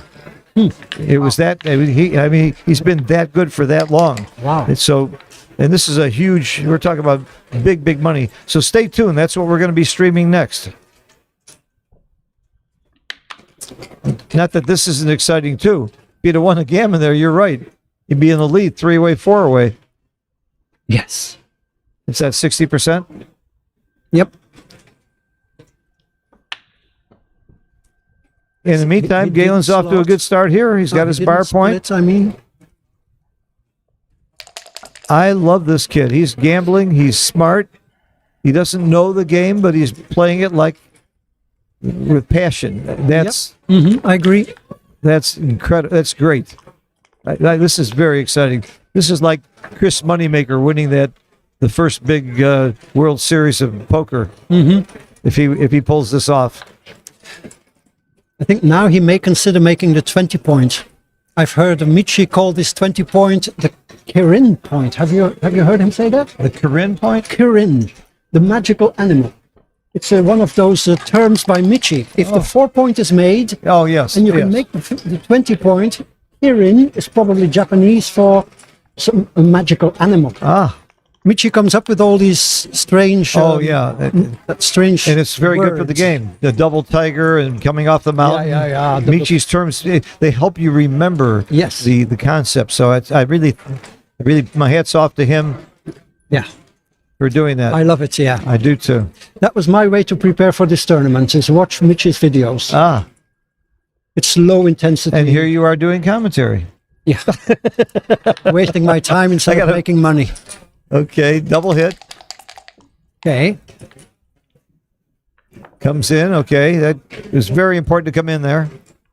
It's not a cube. not yet. Good. 3-1 makes the 5 point. Yes, let's hope he does it. There is no alternative. Zero alternative. imagine- You make the 5 point. Yeah, With one hand, please. yeah. It still bothers me when I see that. It wouldn't happen if I was now, playing. Now he may consider cubing. He does. Oh, Look how long he took the cube. These are gambling cubes, but it's perfectly justified if you are such a huge underdog. But did you see how long it took him to give that cube? I love this guy. I love this guy. I can't wait to. I want to take him to dinner. I just want to get to know this guy. Mm-hmm. He's one of my new heroes. He's putting pressure on Kazuki. Absolutely. I mean, Kazuki would probably snatch this cube up if it was against Mochi. What you're saying is technically this has got to be a take, but against this guy he might pass. It's gammonish. I think it's a I take, love the yes. cube. I think it's got to be a take though. But the gammons are worth a lot, eh? It's got to be a take. 5 away, 4 away. I think you have to take this cube. For one thing, there's 2 reasons to take the cube. There he goes. He does. He may not play it well, and he may not handle the recube well. I mean, like this 5-4. These are not easy plays. No, that's true. I'm hitting. I'm hitting with a 5 and bringing the 4 down. There's another play of clearing the 6 point. No, Ooh. That's sometimes that's right. don't get overexcited, Phil. Okay, he plays it quietly. Yeah, yes, well composed. I would have hit.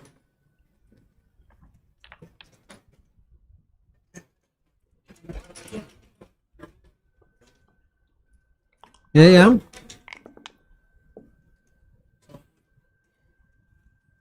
Okay, out and cover. Well, the cover is clear with the 3 because you don't have any other good 3 really. But All the way out. oh, Yeah, all the that way is out. better, Yes, better, better. yes. All the way out was right. Yeah. Yes, Sure. that was good play. Good play. Oh, Kazuki needed something a little more powerful here. I think he just has to run with something. And Yeah. does it really matter? Well, you can dupe 3s. Run with the back checker and you're duping 3s. Run with the front checker and you're not duping anything. Oh, you're duping the 2s for him to come up and out. I think I'd rather dupe the 3s than the 2s. Yeah, that's a tough one.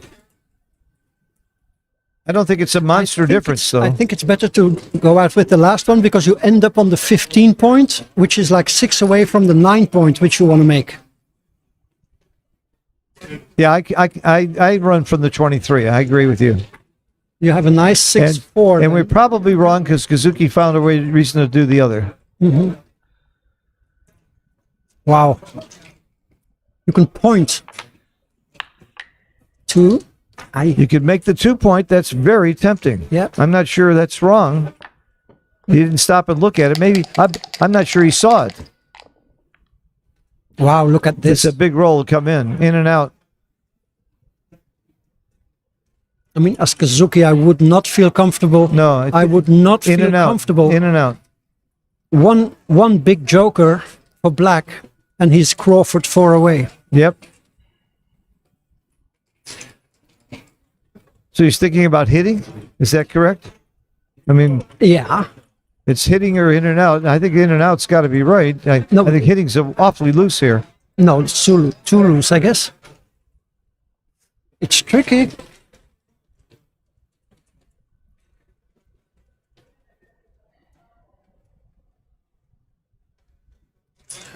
This is a very unusual situation here to have such a skill disparity between two players. At this point in the tournament, yes. Yeah, In the first round, we see this Sure. often. Yeah, that's true. Wow, Kazuki does it. This is tricky. I'm shocked Wow, about look that at play. this. Yeah. This is pretty clear. The three is very clear. The two, you come up or come in. Yeah, come into the 5 maybe. I don't think come it's a in, big difference or come whether up. you come up or come in. But we know about the 3. You hit. Start there. Okay. Came up. That's reasonable. Ooh, that was a very important roll. Come in Yeah. and hit and make the 4. Yeah. And make the 4. The 3, three. I mean. The 3, yeah. That was a very good roll for Kazuki. He hasn't had a lot of them. There's a big roll. Come in and hit. Nobody would take very long to make this play. There you go.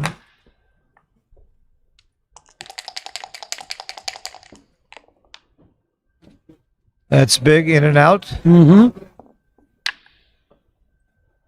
I did not like Kazuki's hit, but I guess it's right if Kazuki did it. You don't hit this guy. Who am I to say Kazuki's wrong? Although I do beat him at Bazuki. Wow. What is he going to do? He should point, of I'm course. still I think. making the 2 point. I'm making the 2 point. Yeah. A point's a point. Jacobs always told me that. A point's a point. The option is, yeah, okay, he finds it. Good. Scary stuff. Scary stuff. For Kazuki. Oh, yeah, good. He rolled a 3. Yeah, he can count himself. And now he just has to play it around. He's got to play it around and hope he doesn't roll a 3. Oh, there's an argument to bringing 2 down, but No, 3s are duplicated.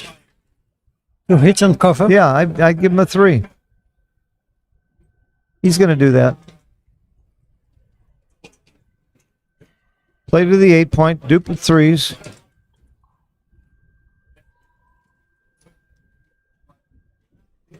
I really didn't like Kazuki's hit. I can't wait to see if that was No, right. No.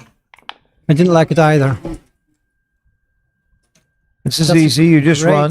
Yep. Just run, get out of there. Great roll. It is a great roll. Just jump on it. Go to the 11. Makes him He did it. Good. He got it. 4-1 favorite in the game. Big favorite. You run. Yeah, dream roll. Just run. It's a good roll. Hitting was better, but this is So good. now we can be pretty assured that Kazuki will not get gammon. 1, 2. This is awkward. No, it's not awkward. Everything to the 5. Yeah, you're right. No, you No, can't do no. that. He'll find out. He'll see why he can't do that. Really? Come on. He'll see why he can't do that. He's going to put it back. There you go. There you go. Yeah, okay. Okay, he got it. Look, and this is again gammonish, you know. An 8 is huge here. An 8 is huge. 6. Okay. This is gammonish. I don't think it's that gammonish, is Not it? that, but there are 20% gammons or something. 20% is about what I would have guessed. And gammons are worth about 0.8 when you are 5 away, 4 away. Yeah, you get to Crawford. They're worth 0.82. Oh, yeah. You may be right, yeah. No, I just made that up, but it sounds good, doesn't it? I do that stuff all the time. People believe me. Yeah. You are good at wrong footing people. Hey, it doesn't clear the 7. No, you just make the ace heavy. Make the ace heavy. Give yourself more flexibility. Oh, no, I don't like this. Oh, no. No, that's good. No, that's not good. What? What else would you have done? I would have gone 2-1. Oh, yes. I want to be able to have a 4 to play. Yes. You roll a 4, I want a 4 to play. Mm-hmm. And I'd like to have a spare on my 5-point right now. Yeah, I agree. It didn't hurt to have 2-1. Mm-hmm.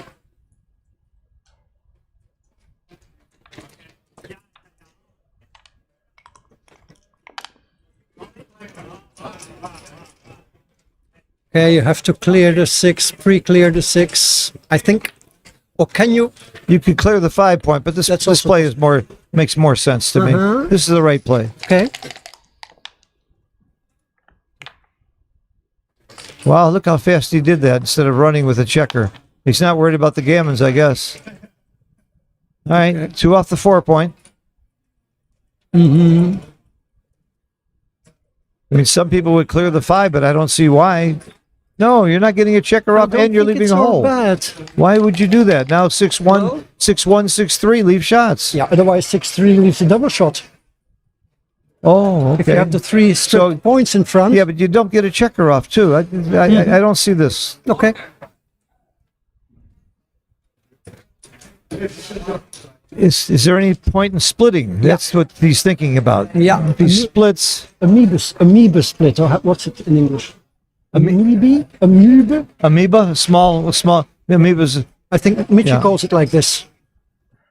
When you split in the back to generate more shots, the amoeba. But you generate. I'm not sure you get more shots by splitting, and No. by running you use the pips better. Yeah, I agree. I would just run. I would run. I think I would jump out with the 4 and make my ace, no? I make his play. I just run. Okay. Yeah.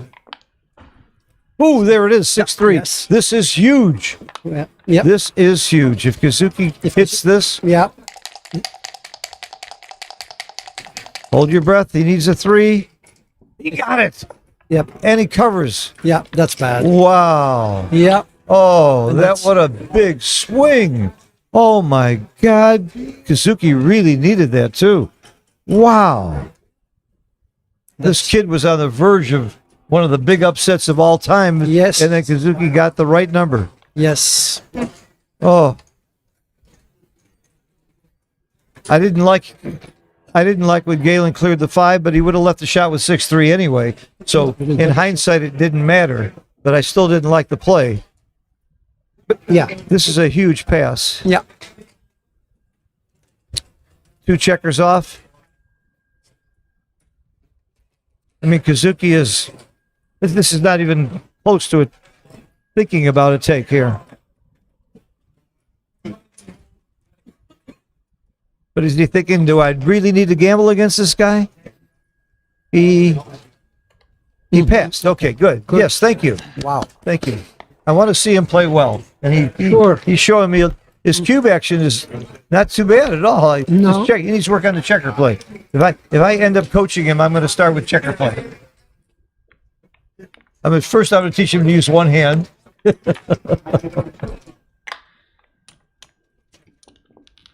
Wow. But that was interesting, clearing the 5 or keeping the 3 stripped points in front. If you clear the 5, like you say, you leave a 6-1 and a 5-1. Yeah. And a 6-3. 6-3. Yeah. And 5-1, 6-1, 6-3. So you just Tara. We've got the same thing that's gonna black us out very soon. It happened yesterday. We get blacked out. I don't know what that is. Okay, he played 2 down. 4-3, 6-5, 3-1, 3-1. Okay. 5 away, 2 away. Oops. Yep, it happened. It happened. We can watch over there. Thank God for Tara. If Tara wasn't here, thank you, Tara. We lost our monitor, and it happened to me the other day, and I couldn't find Tara right away, and I was in big trouble. Tara, do not go to the bathroom. You stay here. We need you. You got to show me what to hit if it happens again. The power button. Okay. Okay. All right, let's see what's going on here. That was a huge turnaround. Yes. And big roll for Kazuki. Yeah. 2 away, 5 away. Here's what most people don't realize. The Kazuki's take point is actually very low here, 17%. One would think that you should double pretty fast when you're losing 2 away, 5 away. That's pretty true of 2 away, 4 away, and 2 away, 6 away. Will he double? I think he will. Okay. I think he should. You think he should double? Yes. Well, of course he should the double. raw cube take point is 17%, but don't forget there's gammons. Even if it's not a double, he should. I think he should double here too. Even though Kazuki's That's got what he's been doing. Yeah. Wow. good for him. Yes. I mean, we have a... I love this double. Yep. I love this guy. I'm telling you. Yeah. And it's clearly a take because, again, you have 17%. Look. The risk reward, as long as you don't get gammon, it doesn't hurt that much to lose 2 points instead of 1. That's why the take point is so low. And he hits him. Now he's back in this game. Big time. Wow, look at He this. got a slot. If he hits this checker, Gee. we're going to see some fireworks Imagine there. some- yeah. If he hits this, and he does. He hits it. Oh, my God. We have got real action here. Continue is better. Continue. No. You don't want to give him a 6 from the bar. Mm-hmm. That's a basic concept he needs to learn. When a guy's coming in from the bar and he can't play a 6 or a 5, don't give him a 6 or a 5 to play. He could have continued with that checker. I love his cube action. I hate his checker play. It's a classic match to illustrate what the strategy of a weaker player should be against a stronger player. Yes. Be aggressive with the cube. Yep. My first big finals was against Sankiewicz, and Neil Kazaros and I were talking. I said, any good advice? He said, yes. Pressure him with the cube. That's what Neil's advice to me, because Sank was clearly a better player than me at the time. Mm-hmm. And then I called my mentor, Perry Gartner. I said, I'm in the finals against Sank. Any advice? He said, hedge. Against Mike Sinkle. Yes.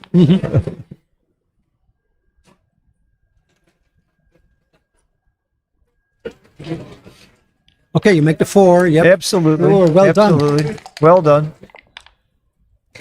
Got to come up. Okay, Kazuki's happy. That was good. Yes. Very happy to get that roll. Yeah, but still in the At dog. this and point, big time. Kazuki just wants to not get gammoned. Getting gammoned makes him a 32% chance to win the match. But just losing the game without a gammon, he's still favored by about 60%. So it's a huge thing to get gammoned here. He needed that. He needed that too. Not saying that he can't get gammon, but it reduces the odds quite a bit.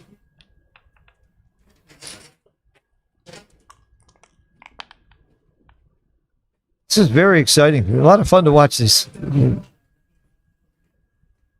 I hope the fans are having as much fun as I am. If you have any questions or comments, I will check the. I'll check the monitor and the comments on the stream from time to time. I haven't been looking. I should look more. Andreas Christensen said it was a mistake to clear the 5 in the last game by .054. Thank you, Okay. Andreas. I appreciate that. 054. Yeah, Yeah, it's not okay. monster, Yeah, but it was interesting, wrong. Clearly interesting. wrong. Yeah. Well, I got one right. It's 1 for Phil. So despite the danger of rolling 6-3 and leaving a double shot, you should still do that. Okay. Okay, here he needs to... That's fine. That's okay. That's reasonable. It's Yeah, reasonable. You didn't want to leave a joker out there. Mm-hmm. It's not time to run yet. Too dangerous to run, so you just figure out which plays inside. That's fine. Now, here's where you're supposed to volunteer. And a lot of players will be afraid to volunteer. Well, you have no choice. You know, volunteer, what are you doing? You're leaving a shot. So Oh, that's not it's legal? not legal. Not legal. I think you should stay on the 8 Yeah. and play 13-12. Easier to come home. I don't think that's big either way. Now Kazuki's playing. You stay back if you're trying to win. You come up if you're trying to get off the gammon. And I think Kazuki clearly did the right thing there by coming up. He just wants. He could get real lucky like he did the last game and get a shot and hit it. But you don't plan on that. You plan on just getting off this gammon.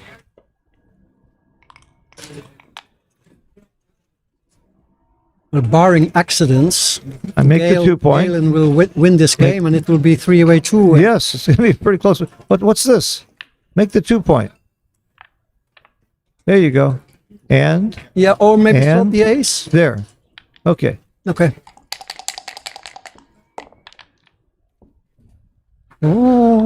Race is not relevant. No. Not relevant. Okay, here, what do you do? What do? I clear from the rear. Um, I don't know. It might be right to just go to the ace. Mm-hmm. I think you just go to the ace. or clear this is also possible. Ooh. Creating a bad. Yeah, no, Getting no, a bad 6-1. no. I was going to say a 4-1, but it doesn't. The 4 is still playing No. on board. Just a bad 6-1 that it didn't have to have. Okay. You got to make the ace now. Mm-hmm. Suzuki needs to come out, have a chance to hold his board a little bit. He needs a 4 or a 6. He got it. Okay. Sigh of relief for Kazuki. Mm-hmm. No 1s or 5s. Oh, there it is. He did that to himself. Come closer, fewer shots. There you go. That's right. This is huge. This is the match, maybe. A 4. Missed it. Okay. I was almost hoping you missed it so we'll have more excitement at this match. Although it's already very exciting. Don't have clear the the same- 5. same thing here. Same thing. Don't clear the 5. Yeah, same thing. Take them all off there. Yes. Yeah, I think this is good. That's it. That's fine. Good. Wow.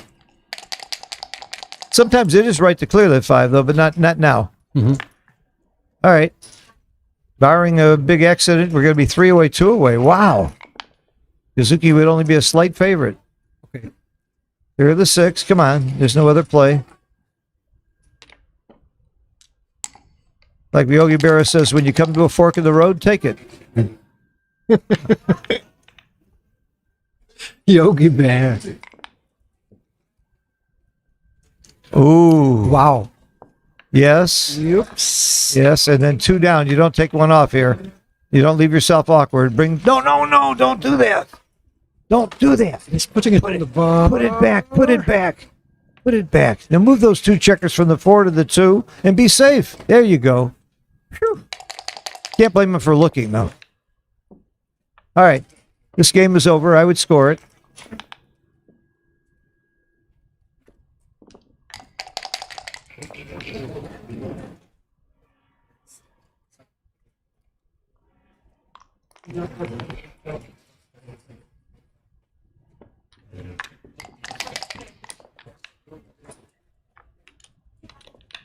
Well, I see now how Galen got to this far in this tournament. Yeah. He is a cube master. Yeah. Really. Yes. Even his wrong cubes I like. Yeah. I think at poker he's probably loose aggressive. Oh. You cannot win poker tournaments without gambling on you have to bluff and you have to call bluffs. Sure. It's impossible to be a top poker player without those 2 skills. And that takes guts. That's what he's showing us. This Wow. guy's got guts and brains. Yes. We got ourselves a tough, close match. 2-way, 3-way. The take point for both players is about the same. 25% for the trailer, 26% for the leader. The difference is gammons. If the cube is turned, the trailer gets some real good value out of the gammons. It's not huge. It's really only worth 0.05, which 0.5. But still, you get some value. You have a little more incentive to turn the cube to try and you can win the match with a gammon.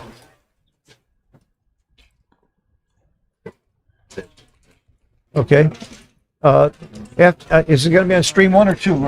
It's going to be on Stream 1? Are they going to take another break? We're not going to do the That's commentary. good. That's good. We're gonna- Okay.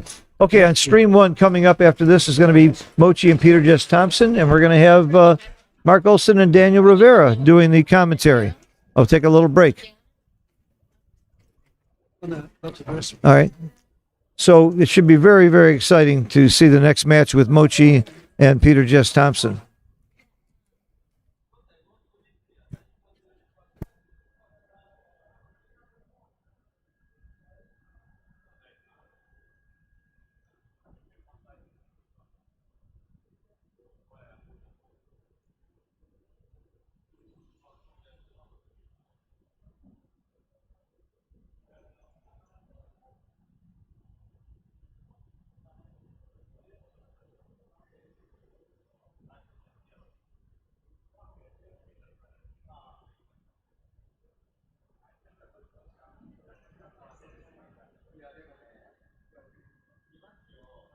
So after this match, the finals of the Monte Carlo Open, which will be the winner of this match against Ari Noriega, or I'm not Noguera, will be on stream 2.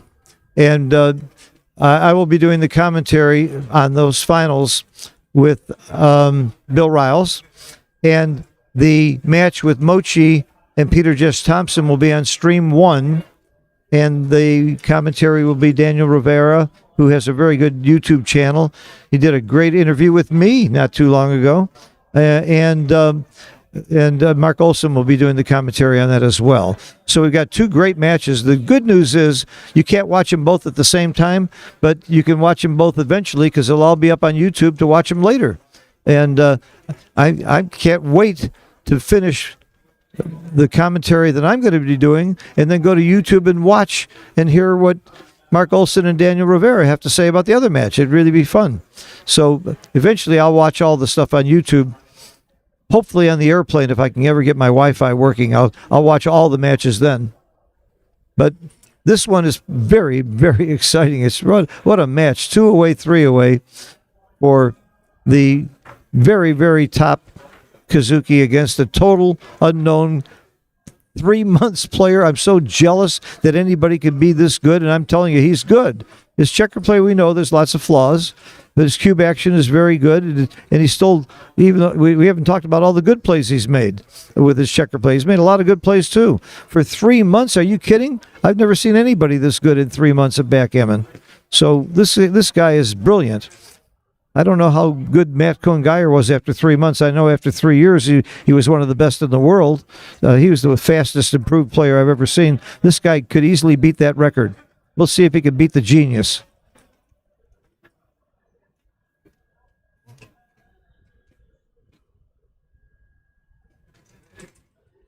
Let me tell you about the fun of Monte Carlo. What did I do this morning, aside from sleeping a long time, because I didn't sleep the night before? I went out to the pool, played a little chouette. Mark Olson stopped by. We had some really exciting cube action, playing with a lot of my good friends, sitting around the pool, breakfast with Antoinette and a whole bunch of other people that I haven't seen for a long time. It's just such a great social thing. The tournament doesn't start until 1 o'clock, so you've got all morning to socialize, and then a long dinner break and fantastic restaurants. I ate at a little restaurant called Nobu last night, which is one of the better restaurants in the world, and with some good friends. And it's just a great social scene. I'm not even playing in this tournament, and I'm having a ball. Of course, I'm working by, if you call this work, I'm getting paid to do what's really fun and I love to do. What a life. Of course, that's been the story of my life since I retired from commercial real estate and took up backgammon for a living. All I do is play and teach, and I love doing both. And what a life. I recommend that everybody get divorced and quit their job and do what I did, so you can play a lot of backgammon and travel the world. It's been great. And a shout out to my friend Carter, who forced me to start traveling more and going with him and just having fun, and I got the bug. So that's why I'm here. I'm going to Jamaica. Don't forget our tournament in Jamaica in September. I'm never going to miss that New York tournament on January 4th. Lynn Ehrlich runs an incredible tournament there, and biggest tournament in the United States. And of course, I'm going to make Gibraltar, Cyprus. I mean, there's just so much. What a fun world and life to be part of the backgammon community. Okay, we're back. Are you on? I think so. Okay. Here we go. Very exciting match. This is Gammon Go Light, according to Mark Olson. Galen should be doubling a little bit faster than normally. Not quite as fast as 2 away, 4 away, but pretty fast. I like this play. It's aggressive. Not a good roll here. You come out with the front checker. Or slot your own 7 point, maybe, because 6s are duped. I have a hard time. Yep. What 6? Okay. It's a difficult It's theme. reasonable. Mm-hmm. I would have come out with the front one, but I'm sure I'm wrong. If Kazuki came out with the other one, must be right. And this looks like a double hit to me, but No. okay. I know. You actually- make the 5 point and then decide on the 5. Yeah. And I think you got to just come down. Yeah, I agree. I've been playing with Jim Pasco too much. He would have double hit there. We played Pasco Gammon a lot. That's nice, making the 16. Yes. Thought I maybe should double hit. They're laughing. He got his hands in the way, but It's nice. they're having a pleasant time with each other. Both good sports. Hey, I'd love to see that, even in a high-pressure match like this. To laugh and smile. Reasonable play. Good, yes. Another bad roll by Kazuki. Although we can't keep saying he rolled nothing but bad rolls because you don't get the 9 points. That big 3 that he rolled a couple games ago was monstrous. Biggest swing of the match right there. Yes. All right, this plays itself. Up and down. Up and down. What's he thinking? Please don't stay back. Is he thinking about staying back on the 24 so he can hit the shot? I guess. Okay, that's... No, what are you doing? Yes. Now look for a different 5. No. Yeah, that's probably not good. No. Why would you give him all those shots? Oh. I'm hitting. Well, the race is important, of course. 66, 98, 137. Somebody asked, are there tournaments that are good for intermediate players? He can't escape. And they're all good for intermediate players. 6-3 is blocked, otherwise he would have been in a Yes. race. Yes. Okay, slot the 4 then, right? Yeah.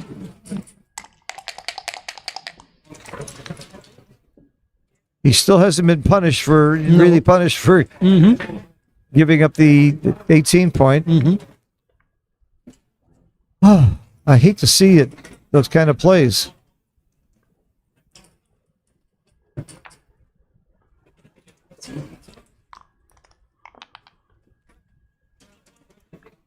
Okay, you got away with it. What do we know? 118. 72. 102. 114 and 7. Yeah, black is down 10 pips.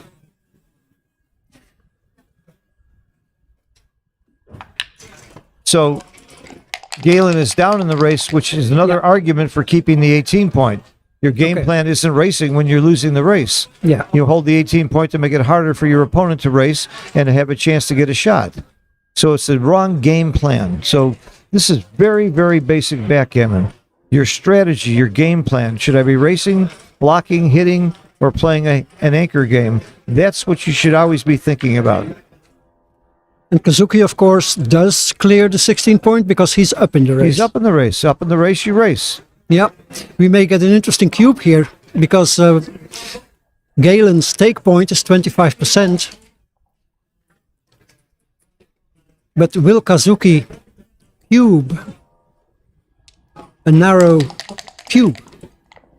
A skinny cube? I'm sure Galen's smart enough to know that if he gets the cube, he's going to have an automatic recube. This guy's sharp. He won't miss the automatic recube. So Yeah. I think Kazuki has to keep that in mind when he gives the cube. Yep, I agree. This is just going to be a simple race. Yes. The complicated part is at what point do you double? Yes. And when do you take? The take is easy. If you have 25%, you take. Mm-hmm. If not, you pass. Well, I think Galen can take with 22%. If you adjust for skill disparity. Yeah. There can't be that much skill disparity to go from 25 to 32. My God. 22. Oh, 22. He can take. Oh, I thought you said he can take 32. much deeper. Oh, I agree. Yeah, he could take. He maybe have 22% take point. Yeah. In a race against Kazuki. I agree. If it's a long enough race. Because if he drops, he doesn't have 25% against Yes. Kazuki. He Yes. has maybe 20%. Yes, I agree. There are formulas for that too. Yeah. What's the pip count, Michelle? You're really good at this. That's pretty big now. Oh, that's going to help. It's a good one. That's going to help keep. That's going to stop the cube. Yes. That's what we call a cube saver. I'm going to wait till it's a little easier to count. Well, it doesn't matter. We know it's not going to be a cube yet, so I don't even worry about it. I just roll.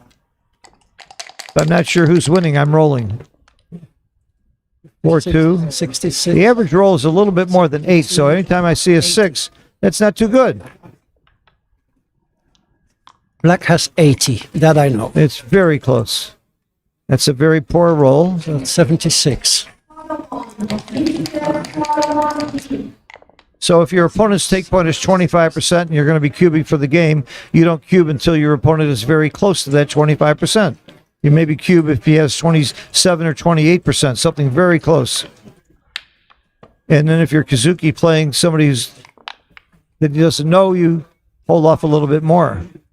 But we shouldn't remember that White's stake point is a bit higher, right? It's only 26%. White's take point is only 1% higher. Okay. Almost doesn't matter. Well, we're down to the wire in this race. 66. Stop the clock. They dropped the 58, dice. Okay. 7. There's 1 pip in it for the moment.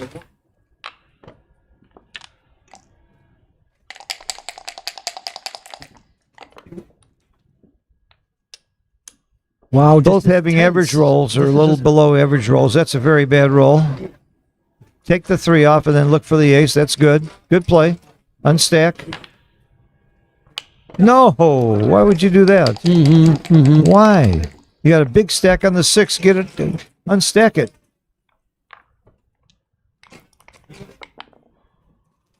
That kept him in the game again. That's another cube saver roll. Small roll there. Kazuki might have had something.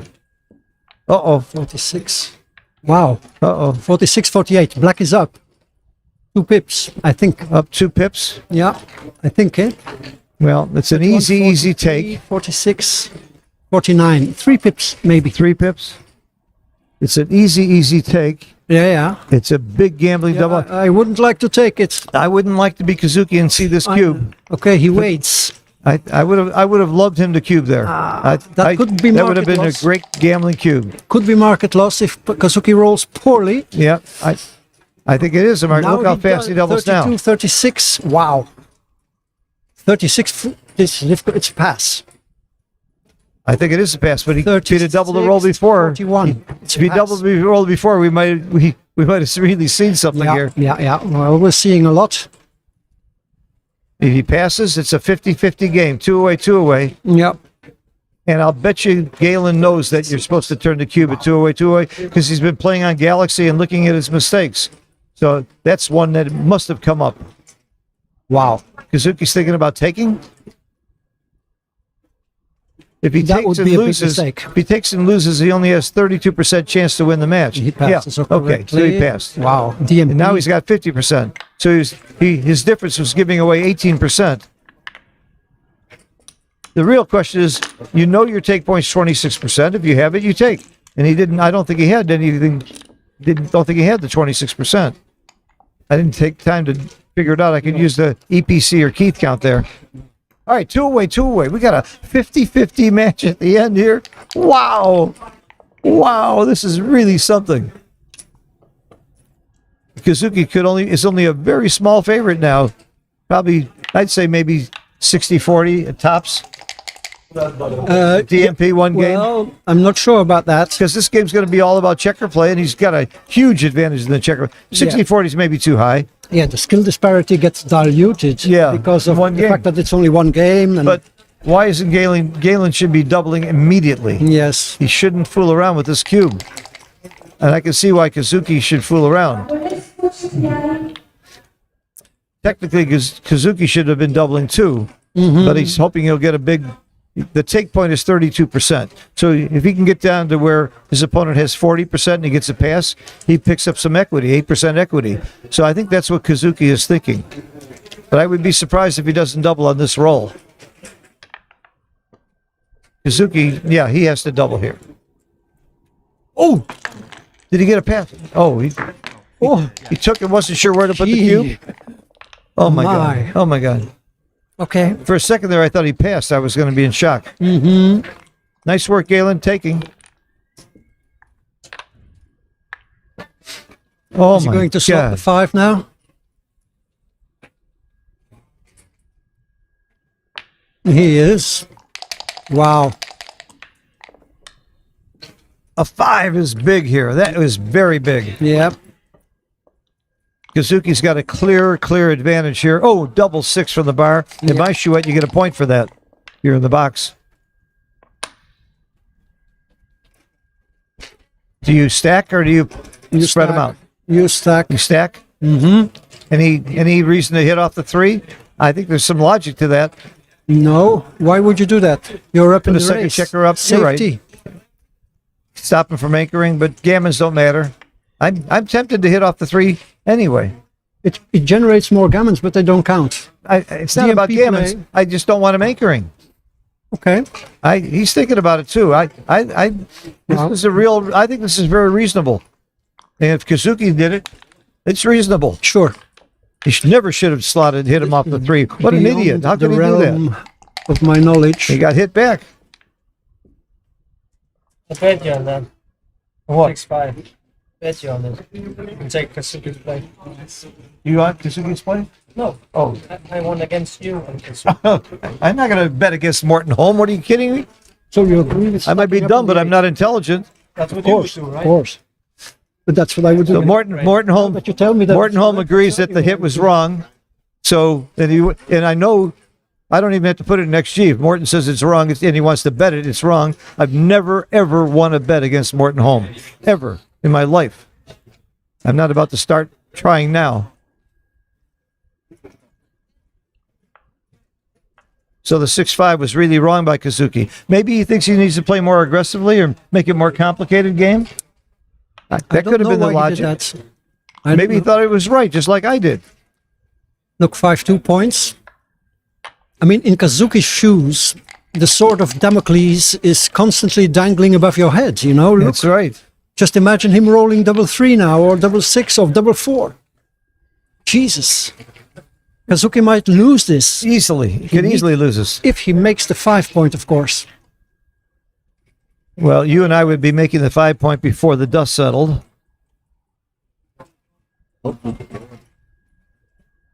Yeah, 55 seconds left. Ooh, And 55 seconds on the clock. I didn't notice that. I hope he doesn't time out. I don't want to see it. I don't want to see that happen. That would be sad. Being your first big tournament, I hope he knows his clock is low. He seems to be 2-1. rushing. Now you hit. Ooh. I think. Oh, please don't time out. I hate to see this match end that way. That would Look be at this. Oh my God, the clock Do you is think running. Kazuki would say something? He shouldn't. I don't. He shouldn't, but he might. This is very big, important for Kazuki. He's a young kid.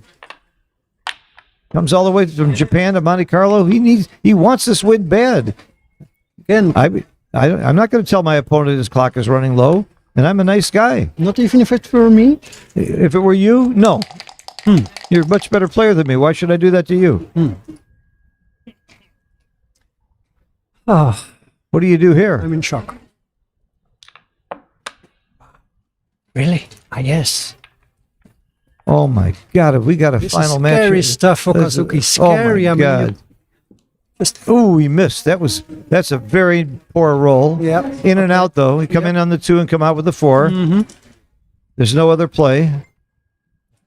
Keep pressure. No, he's going to throw a checker away. He's throwing a checker away, which is wrong. Not good. Plus, he can't shoot at the blot anymore either. Down and cover.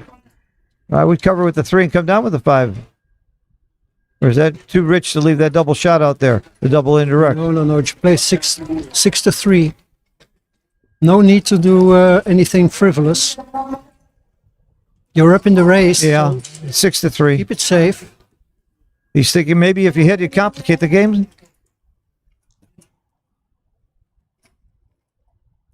He's taking a lot of time on the clock just to tease him because the other guy doesn't have a lot of time on the clock. But he's down to 1 minute, 2 minutes. Kazuki shouldn't overthink this. Well, Pretty simple. somebody told me before Kazuki loves to use up the clock. Yes. I saw him yesterday. Yeah, In a match, you he told had me like that, 5 right? seconds left or He had something. 5 seconds left? Mhm. Okay. Aces. His slide. Does Galen know the concept of You seem to be shifting? aware of the time. I don't know. Please don't run out of time. I don't want to see the game end that way. Why? I don't want to see the match end that way. Got 32 Made the seconds. bar, making the bar probably better in case Yeah. he comes in with an ace. Yeah. I guess you go all the way up. Yep. You're winning the race, you race. Well, or stay on the 4 and maybe slot the deuce or something. I think you just go all the way up. You want to get out and you want to race. You're way up in the race. Then you give him good 3s. And he doesn't have 3s on his side of the board. So I would stay on the 4. You stay on the 4s 4? and 5s are duplicated. Otherwise, you give him good 3s. But I hate the ace if you stay on the 4. I don't want to slot and leave slots. That's my play. Thank you, Kazuki. You made my play, not Michelle's play. Nah, look, there's the good 3. Well, you're right. All right, I said it. You're right. Okay, he's going to... No. 30 seconds, 29 No, seconds, he already played 28, 3-1. 27, 26. Oh, please don't time That's out. an illegal move. So this is original, right? Yeah. So 3-1. He probably is aware of the clock because he's getting nervous and making illegal moves. I want to move that one anyway. Yeah. Okay. Or I think. I don't know. 5 is big here. Huge. No. Wow. Mm-hmm. Slot the 4. He needs a 3 to cover, and he needs to come out. You got the 3. That's huge. Yes. Kazuki needs a 6 or a 3. You move up and get out of there. No. Makes the 2 point. Mm-hmm. Now Galen needs to get higher than a 3 and start coming out of there. Great roll. Just run. Oh, not there. There you go. I think he's aware of the clock. I think he's playing fast. 4-2. Clear the 8 point. Yes. He needs to come out. He does. Come on. Don't waste that clock. Just go, baby. Run. That's a good play. Good play. 4s and 6s and 3s are all good. 4 is very good. And continue. Yes. He needs to come in. 1s and 5s. No. Kazuki rolls a 6 now, baby. He's got a huge edge. This is big. Oh, 3-5 is big, is great. Yep. Now Kazuki's a big favorite in this game. Oh boy. Yep. Looks like no fairy tale Oh scenario. my God. We're still, that ain't over. Don't give the double 5s. Yeah. Small error.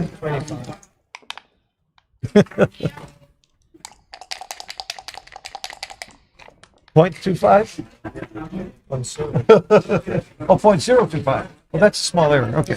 So Martin said that he ran it. It's only a very small error to hit on the 3 that Kazuki hit. And I like the play, but Martin was going to bet it, and I always have a 0.02 threshold, so he would have won the bet.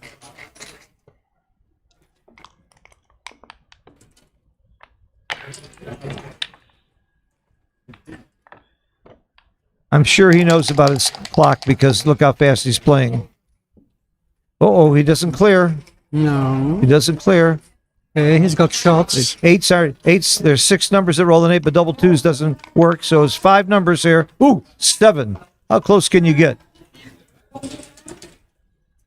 How close can you get? Slots the ace. Good play. There's a lot of good rolls here now. If he makes the ace point, 4-3, just bring it home. Just bring it in. That's it.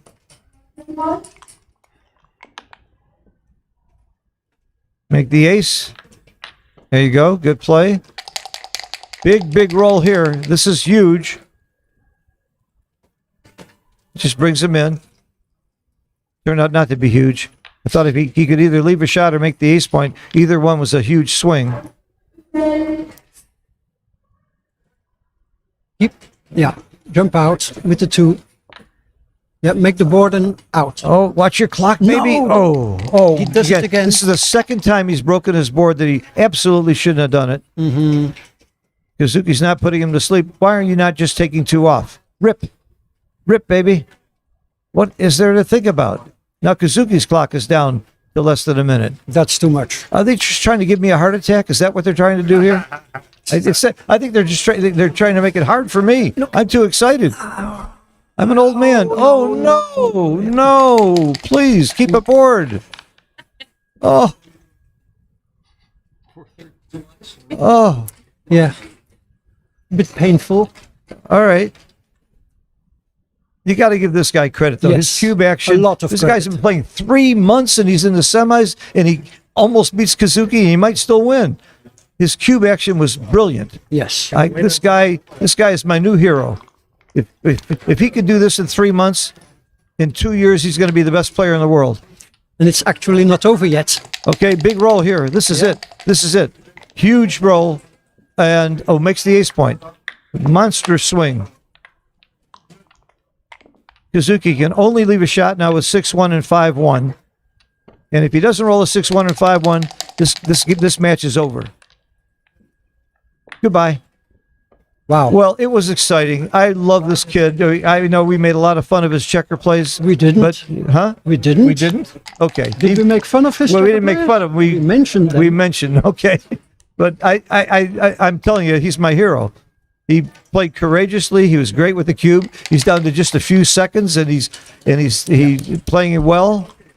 Shake his hand. Do you know you're supposed to shake his hand now? Minus 35 Oh my God! plus 10 in the finals against Noguera. Minus 35 plus 10 against Noguera. Ari Noguera. And you can put a bet online.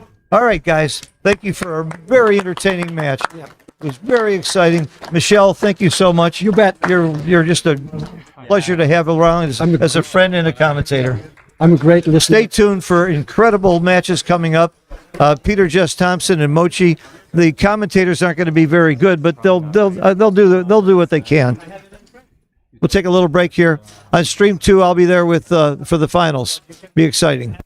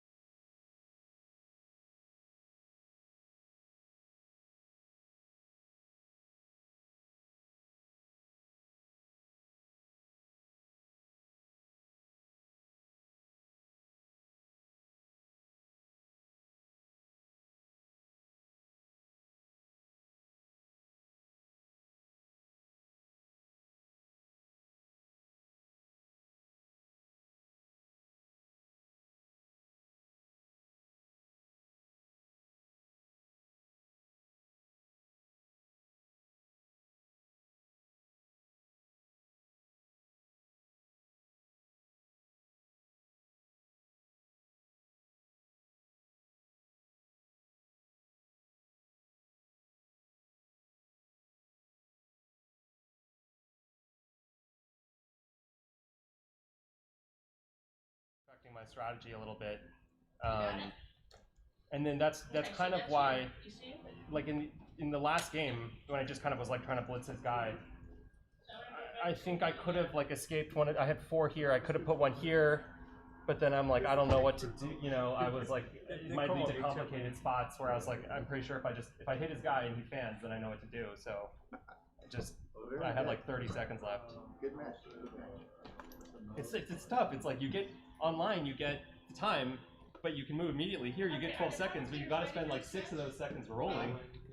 Make sure Mark and Daniel are. Oh, that was fun. I think so.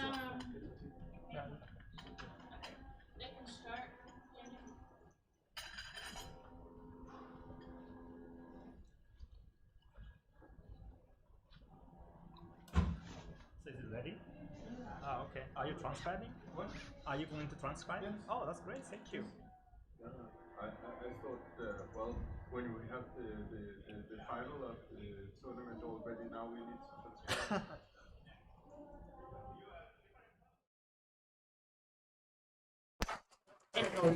Hello? Yeah, I'm sure. Are we live? Sorry. Yes, we are live. Oh wow. Okay guys. Here's that. We have a huge match coming up. 2 giants of backgammon. We have of course Mochi, we all know Mochi. 2-time world champion. Yeah, and we got Dan Rivera here. Dan. Hi Mark. Hi, good to have you here. Yeah. Joining the commentary booth. Fantastic. Glad to be here. Happy to join in. Me too. Happy that you're here. So we've got a heck of a match. Oh, amazing match. Amazing match. So the thing is that Peter Jess Thompson, not many people know, but he's actually absolutely world class.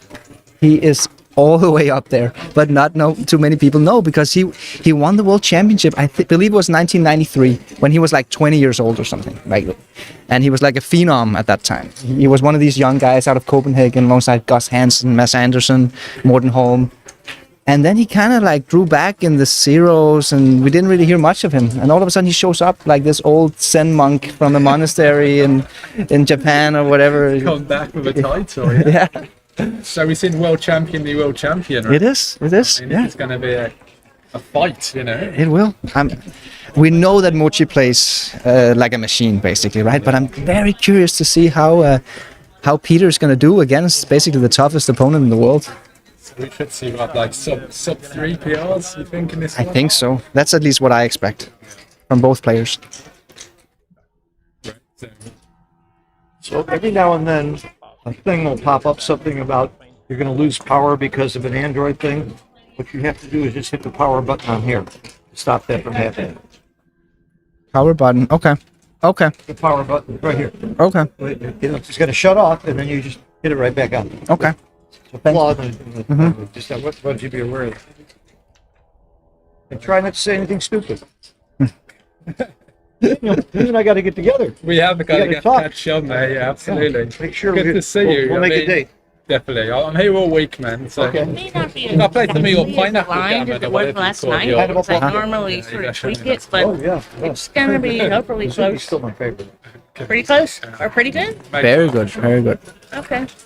4, Okay. 5. How do you clear it? Oh, okay. So good. 2 finger Alright, tap. good. That's amazing. You can just basically just draw pictures, but a heart on them. Yeah, it's. They actually hear us. We are live right now. We are live. Yeah, we are live. Okay, guys. So we are just getting ready to start the match. We're trying out the Telecaster here. So we've got this nice little.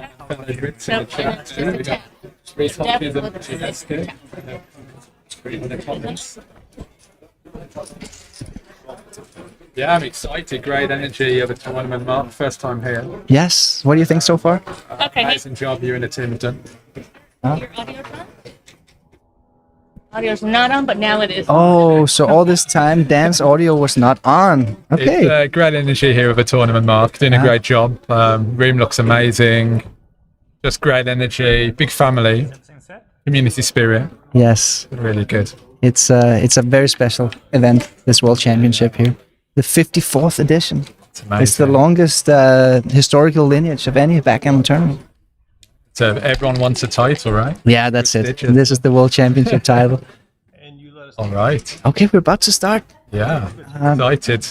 So Dan, if you can have an eye for the YouTube comments, maybe if there are some interesting questions or comments. Fellow Brits in there, yeah. Perfect settings from Gens Overcome. We got the 2-1 slotting opening from Mochi. Play, yeah. Let's see if Peter knows this one. That's the play. That's the play. That's right. Opening theory. Yeah, so you can't hit the blot and cover, right, at the same time. So this is what Roberti calls the half and half play in his opening book. Okay. What about the 4? Right, you have to play one down, right? Yes. Maybe that checker in. Or... You could play something like this, but it's a little bit ugly. I like Mochi's play a lot. It's not a beauty contest, but some things look better than others, right? So... Uh-huh. We see the PR actually went up a little bit for Mochi. Maybe it was a close play with the 4, how to play the 4 there. Okay, we've got the XG feed coming through. That's nice. Yeah, it's the first match with the XG feed. Okay, so here Peter's going to make a small error here. He's going to make a small error. You're always... It's a little bit overextended.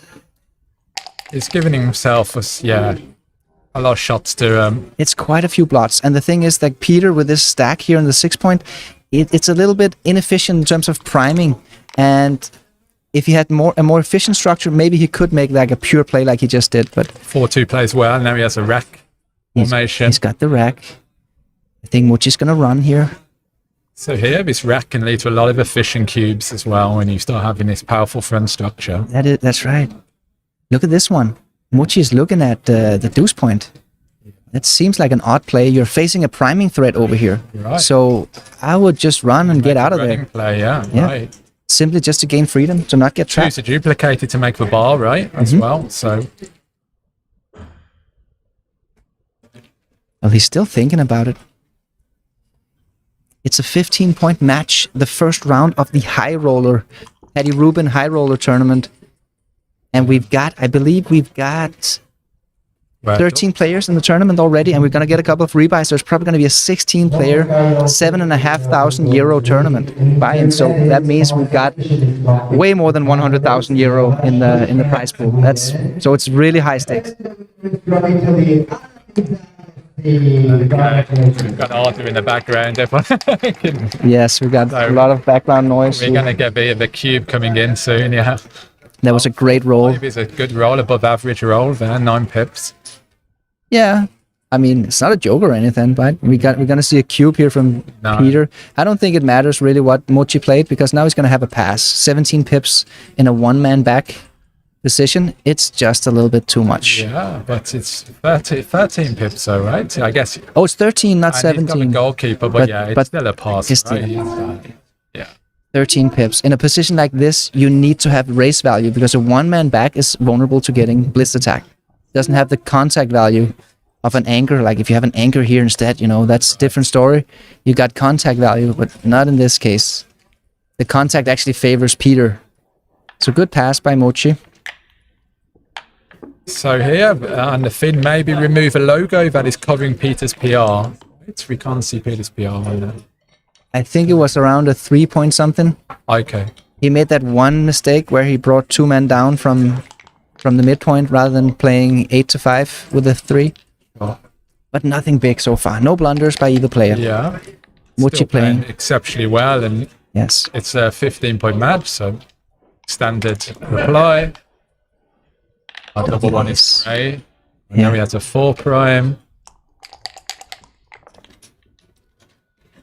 So again, white is just kind of dominating, really. This definitely game. This beautiful flat structure. I'm not sure.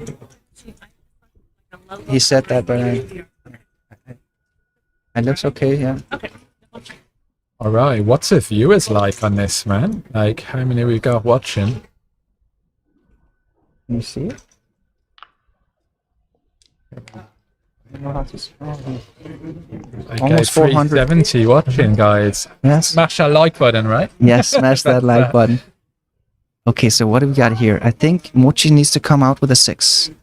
I don't really see any other 6. And then with the 5, you could either make a tempo hit, or you can simply just play positionally sound and play I think the tempo is good when he has the other blot in the outfield to pick up. Here, you're just giving him a lot of shots. He's got 5s and 7s. Yeah, look at this. So he has 8s to hit the other blot. It's just too many That is the right numbers. play. This is very interesting. Mochi is going to be up slightly in the race here, which is an indicator that it's okay to make an impure play like this. Usually when you're behind in the race, you don't want to play impure. Yeah. Yeah, he moves it back. Definitely worth thinking about, right? That's got to be the 6, you You know. know he's got. Yeah. With a deeper point, it's kind of blitzy, a structure, right? And he could easily get some bad... White could have some bad sequences on re-entering. Yes, that's true. You know. And I think it's not just about giving bad sequences. Of course, that is a factor here. But if you don't hit, White has so many good rolls. Yeah. You know, he can hit with a 5. He can hit with a 7. He can escape the rear checker, hit out here. So White has got so many good rolls. Oh, there's this weird play. This didn't look right, yeah. That dilly builder there. And here, It's just you know, wrong. you get some 4s, and you know you're gonna have inflexibility on rolls coming forward. Yes. Maybe even this would be a cube after this. I think it might be a cube if he makes this play. Yeah. I think this might be a cube. Because Peter just has full outfield control. No, he can come down with this, he can come down with this, and then just start building his prime. Absolutely, you kind of play to win, you play not to lose, right? So you've That's got to right. make the got to jump for prime. It's a crime not to jump for prime, right? It is a crime not to jump the prime. I think Mochi's going to find the best play here, but it's a tough one. It's a big decision, yeah. It is. Well, anything else is pretty much a blunder, right? Even the second best play is. It's almost a blunder, yeah. So Mochi got to realize that it's actually quite risky not to hit here because you're giving so many good rolls away to the enemy. Yeah. And if he hits there, he also slots the back of a prime, so it's not a good place to get hit. That's right. And look at the stack up here. You know, he really wants to unstack with a hit. That would be the best. Great play. Great play, Mochi. Good work. Very good work, yeah. Excellent find. The vast majority of players would have just played 13-8. 6 plays pretty badly when he enters low. Right? Exactly. And now Black's kind of in control here. He's got 1s. I think, didn't Peter just miss a cube? I think he might have just missed a cube. We didn't get to... Jumped up to 9, yeah. Yeah, I think he just missed a cube there from the bar. I think the volatility was there. What about now? 5. Well, you just make the ace, right? 6. Usually right to make the ace. Yeah, usually it's best to just fill it up. Just tidy up a little bit. Tidy up, yeah. Yeah. And this is no exception. Particularly if he hits you, you get a return, you want the 3-point board, and then... This is a bit stiff. You didn't clean up your liability down here, and it's a little bit too inflexible. First mistake by Mochi. Yeah. First mistake. Nope. Again, Peter might have had a cube here. And then he's got to run that guy, yeah, so now, I mean... And now he lost his market by a mile. That's right. I think Peter just missed another cube. Even after a double 5, he can't take this, right? Peter had the priming threat. I think I would have found those cubes, to be honest. Yeah. That priming threat. Now Now it's got to slow down, right? I think when you play, just every breath, every go's a cube decision, right? Yeah, that's right. Especially in a match like this. Yeah. But I think Peter did think about it. He probably underestimated how strong his position actually was. Even though he's down in the race, it's not even about the race. It's the fact that he's priming. trapped behind Yeah. the prime, right? So In a priming battle, it's not necessarily bad to be behind in the race. Like he's almost too good. Right? That's what he's contemplating here because it has very little risk taking a roll. It also doesn't have many gammons in the position, but usually the risk side of the equation is more important. Yeah. And it's very low risk to take a roll here. Almost no risk. First game syndrome we've got in the comments. Yeah, that happens, right? I mean, here, if it was a PR tournament, you could just keep playing it out, right? Get a lot of easy decisions to White. Mm-hmm. So yeah, he is playing on for 2 good. And I guess he can always cash it if That's right. black steps up. He has an efficient cube if Mochi was to roll a 2-6. Or even just step up, yeah. Yeah, this is probably too good now. Mochi lost the midpoint, which means that Peter can play freely. But now he doesn't have the slot anymore, you know? He picked up the slot. I mean, it probably doesn't matter much whether he doubles or not. It's got so little volatility, this position. So it's probably going to be too good next time, or like double pass next time. Yeah, we can see the equities. Again, it's one of those that it's you don't double, you do double. It's you can, you know. Of course, Mochi It's knows. not even worth wasting the clock time on things like this. No, but Peter's trying to play accurately. So here I saying, Andreas, Peter plays so fast. That's a problem. Yeah, right. You got to slow down on those cube decisions. Peter actually, when you think about the top players of the world, I think Peter is one of the fastest in terms of how quick they roll, how quick they move. He loves to play fast. What do you think that is, Mark? I think it's because he grew up playing money game. Yeah, you know, you want to maximize turnover. You know, you want to play as many games as possible.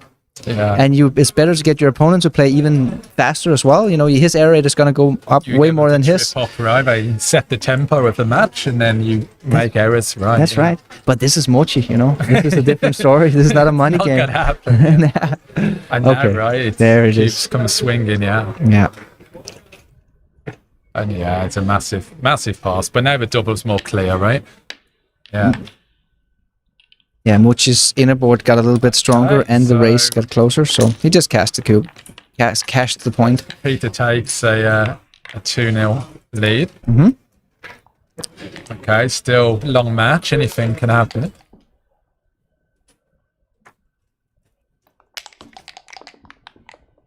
Okay. So it's €7,500 buy-in for this tournament. Wow, that's high stakes. It's high stakes. I think it's around €70,000, or maybe even €80,000 to the winner. That's pretty impressive. So And, you it's know- basically the same as winning the World Championship main event. Well, it's best, yeah. That's what's so great about Monte Carlo. You just get the strongest players facing off against each other, right? Yes. Last night was Victor and Will. Great match. Definitely check that one out, guys. Yeah, me and Sandra did the commentary on that match. Yeah. That was a lot of fun. Great collaboration. And nice to see Sander on the commentary. Yes, he's not easy to get persuaded, but when I told him who was playing, he said, "Okay, I'll do it. This is a cool match." And just to set up, Bill and Tara are doing a great job, man, getting this all. It's nice to step up to 22, get some daylight, get a good 6. Yes. 2-1. Can't do much with this. Guess we just played. Is there any creative way to play this? I think you can hit. You duplicate the 3s to hit from the mid, and also That's 3s to make interesting. a 5. It's got good. That's a difficult play to find. I mean, most players would just Normally, we just don't do like this, to hit right? on the 3, particularly in opening replies, because it's Yeah. a bit deep the point. Yes. But here, the duplication is pretty good. Yeah. That's the normal play, like Peter made. Okay. Me too. Right. 3-2. It's not the prettiest. Yeah. So I guess we anchor up with the deuce and play the 3 down. I don't really see much else. Do we have any other options here? We don't want to stack. We don't want to stack the 6 point. I think you have to anchor, even though White's only got 8 in his own. It's still. What about this play, Dan? Yeah, I like the anchor. You don't want to give him a good double 3, double 5, right? Some joker sequences. Yeah, we see the computer analysis. It's just the simple move. Oh. Anchor up and bring a builder down. Notice that Peter's blot is down on the 2 point, which means it doesn't have daylight. The 6s are blocked as well as the 4s. So it's much more safe to play 13-10. It means it's just a few extra fly shots. Yeah. The position of that back checker is important, right? On the 22 point is like the ideal spot. Yes. She's. That's right. That's right. For White's point of view, because on the 22 point, it's launch ready. It can jump with a 6. That's why we actually go down and attack it often when it's on the 3 point. This is what I call the red zone. This is the yellow zone where we sometimes attack, and down here, that's the green zone where we're not aggressive down there. We just leave him. We got him where we want him. I like that. And in masterclass, you talk about those action zones, right? When you're playing. That's right. Yes. There's different zones. I divide the board. Like this is the front position. That's where the priming and blitzing is going on. We've got the back position over here, and then we've got the middle position out here. Yeah, that's a nice way to think about where you are in the game. Yeah. Okay, good hit. Yeah, that's a good roll. Important re-hit. In and a hit. Good. It's double four. Okay, wow. Double four. It's a little bit awkward, right? It's got to bring. Well, I mean, I think he has to hit for tempo reasons, but look at this super stack. No, I'm wrong. It is the super stack that needs to be dealt with. It's so much more efficient, and you block sixes as well from the back, right? Yes. So, yeah, like just switching the 8 for a 4 point, it's like you're not making new points, you're just exchanging, right? The thing that I first thought about this position was there's so much attack potential here that could fall into our face here. So I wanted to make the tempo hit in one way or the other. But then when you think a little bit deeper about the position, you realize this is the problem. We've got a super stack, and we just roll the perfect number to both prime and unstack. And it's so efficient, yeah. You've got to see where your stacks are. That's why in the opening game, you often play from a 6, right? You know, you want to basically use your checkers efficiently. Well, yeah, you play from the mid and you play from the 6. That's where you got the 2 stacks. Such an important principle. It just looks so ugly after making a 4 point, right? Yes. You end up in a really... And you don't really have the... You give up your 8 point, and then where to play the last 4. Yeah. You know, you're going to give a bunch of shots, actually, when you do this and play with 2 plots. So it's no good. You get spares on the 8 and 9 to make for 5 and 4 with a bar next roll, right? And 6 is play awkwardly for black. He's stripped on the mid. It's rather awkwardly, yes. Yeah, you're moving into like a cubing position, right? And well, maybe not a cubing decision. Yeah, that's the play. Good play, Peter. Not Very quite good with the play. anchor, but still, it's moving in that direction, right? Okay. Oh, here's a dilemma for Mochi. Here's a true dilemma. I think down in the race, he just makes a 5, right? But he might. Yeah, I think that's you got to do this. But he might look at the hitting play. Because here, look. 4-6-3. Wow, that's big. Mochi will make the best play here. He's just going to have a look at this. I predict that he's going to have a look at the hitting play as well. And then he's going to return to the original play where you just make the 5 point. Yeah. Right, if you were up in the race, you'd be making the 18, right? If you're up in the race, making the 18 makes a lot more sense. Yeah. Okay, I wasn't completely right there. I predicted that he would have a look at the hitting play as well. But Mochi didn't.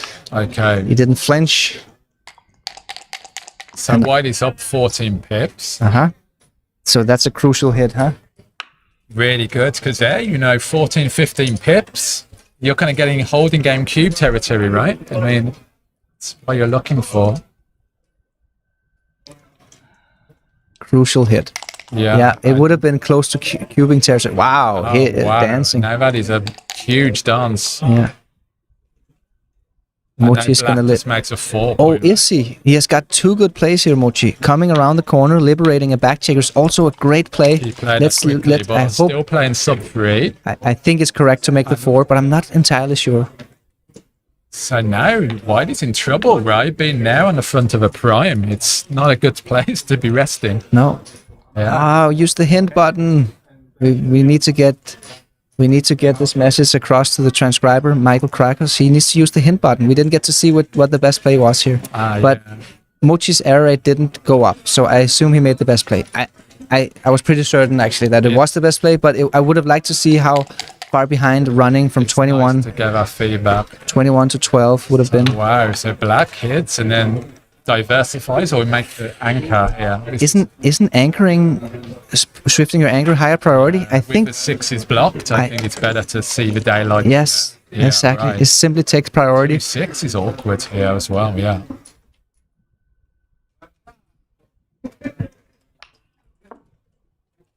Okay.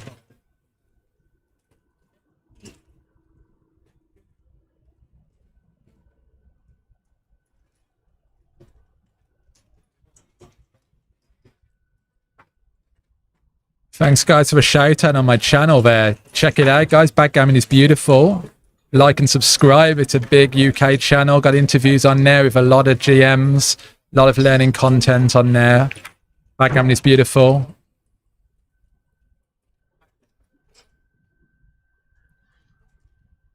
All right, so he's thinking with a 6. It's not really.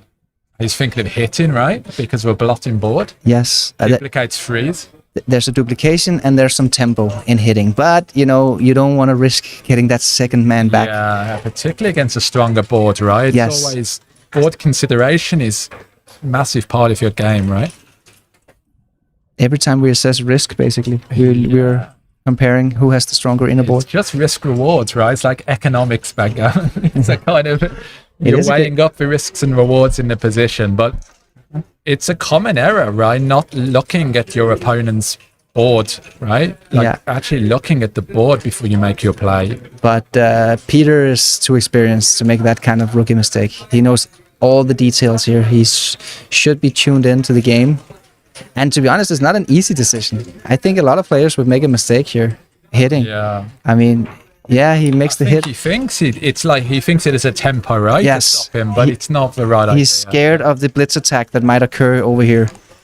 So he takes away the tempo, but it's too big. Now with 2 back, you're risking the race.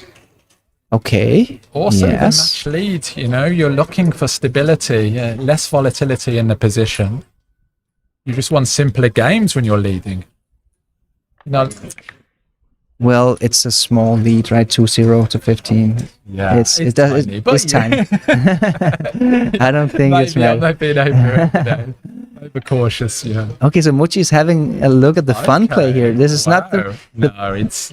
I mean, it's great to hit, but the problem is that he's giving up contact on that blot over here. He wants to be greedy. He wants to stay down here, so you get the contact next time. Contact zone, right? Which is why White hitting there, it's a bit of a liability in the position, right? Because now he has to cover it.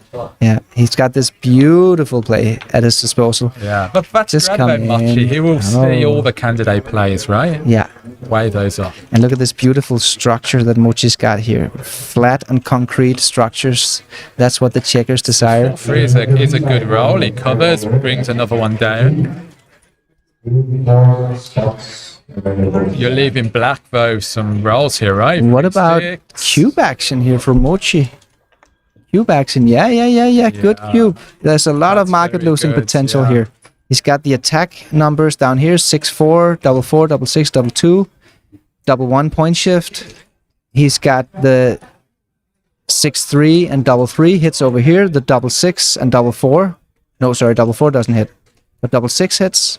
Well, so we've got a lot of numbers hit in a dance is any hit, a losing sequence. Even like a 4-1, you hit lose and you split your anger. It's a pretty good roll, And here you can just use, O'Hagan's law and just go through. Do you have 9 market losing sequences, right? It's a good way to think about the position. That's true. O'Hagan's law is good here. It's for newer players, right? You can just see how many rolls. Good take, Peter. For you and then the opponent. Yes. Right. The key for Peter here is that he's actually ahead in the race 5 pips. Wow, 6-4. That's a killer. Is a crusher, yeah, and now it's a big pass. Now it's a huge pass. So that's a great time to double, right? If you get a sequence which leads to a pass, is the sweet spot. You want to double before you lose your market. Yeah, and now White, over at Gammon's here because White still has a lot of checkers in the outfield to bring around. I think this is the play.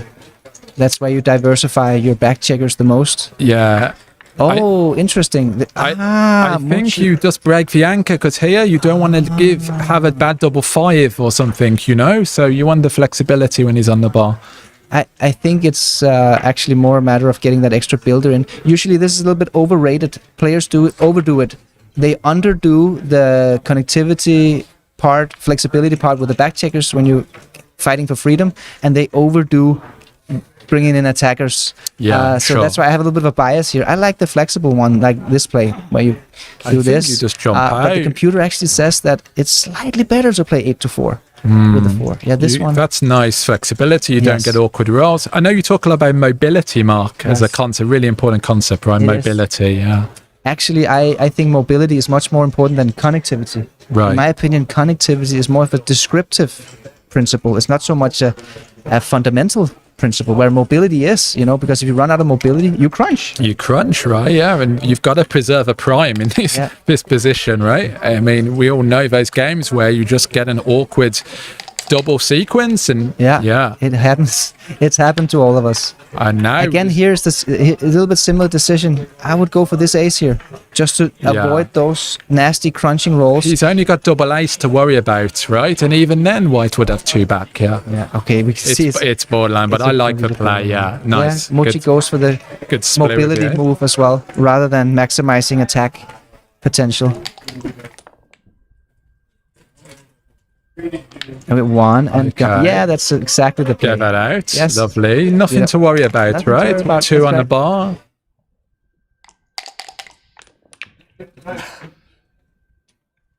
One. It was a good take. It's just that Mochi happened to roll one of the best Yes. numbers to follow. Yeah. That 6-4 was a destroyer. So here it doesn't really matter too much what Mochi's playing. Here you don't mind making the bar because the double still play. Oh yes, right? You of do. course. Double 3. 1, 2. Enjoyed it. 3. Why not just get the last one out of there as well? I mean, what do you think the gammons are here? The gammons are very big. It's probably like it's probably like 75%. Yeah. 80% maybe. Super high, right? Super high. Two in the bar. And I mean, the only thing is that he didn't close out this 1 point yet, so Peter still has a chance of making an ace point. But it's okay. There we go. Okay, now it's what is it? 80% or something? Yeah, right huge, right? Thanks, guys, in the chat. What we've got? A lot of gammons, Andreas. Yes, absolutely. Hi, Mark. Dan Rivera here with Mark Olsen.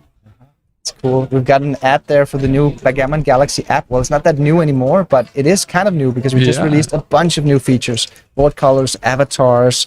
We changed the filtering mechanism for rating games and coin games. So if you haven't already downloaded it, go download the You've got Star membership on there now, Mark. Oh yeah, we got Star membership. So What's that? Well, that you get a deeper analysis. You get 4-ply or even XG Plus analysis. That's the Star Plus Amazing, yeah. So you've got the leading app now, right? The leading Backgammon app. Not yet. There are a couple of apps out there that has millions of users. Wow, Those are the ones we want to go out and compete against, but they don't have analysis. They don't have all this kind of cool stuff that we have. You know? The GM's playing on your site. That's a big, It's a big deal. You know, you can actually play against the top players in the world in Backgammon Galaxy. And you don't play against bots. We only play against human players. Yeah, that's good. Another thing these other apps are doing, they match you up against bots because they just think about turnover. They don't care about whether you have actually a real match going, right? So just having the analysis setting is huge, right? You've got to look at your match afterwards. If you really want to improve, you need to put that time in, you know? It is really the best way to improve. It's like for every hour you play, there needs to be an hour of that analysis, right? That's right. Well, I was that ambitious. I can't say that I'm that ambitious, but I would say probably 3-to-1 ratio play to analysis. 3-to-1, sure. Wow, look at he keeps dancing, Peter. Yeah, this is, I mean, gammons are just all over this, aren't they? But he keeps dancing. He has a chance. Gosh, I mean, a double from Mochi, and he gets a shot. No, it doesn't happen. Okay, well, who dances again? Then the backgammon is into the picture. Okay. There is a freak backgammon. There is a freak backgammon, two, you know.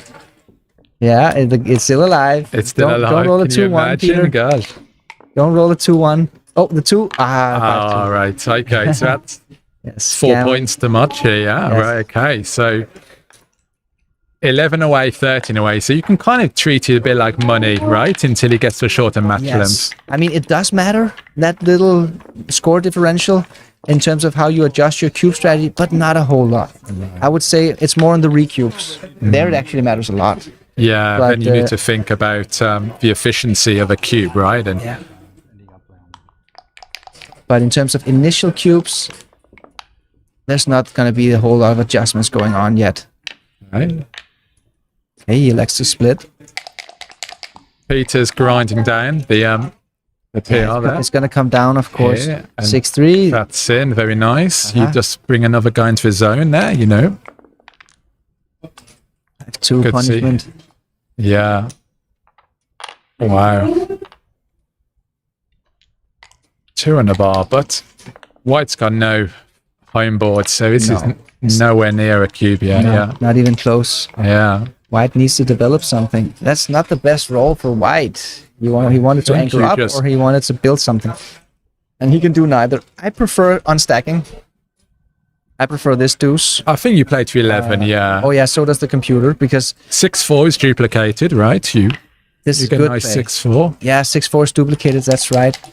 And you need to develop something. Oh, there it is, 6-4. We've got someone asking in the chat, how do you become a GM in backgammon?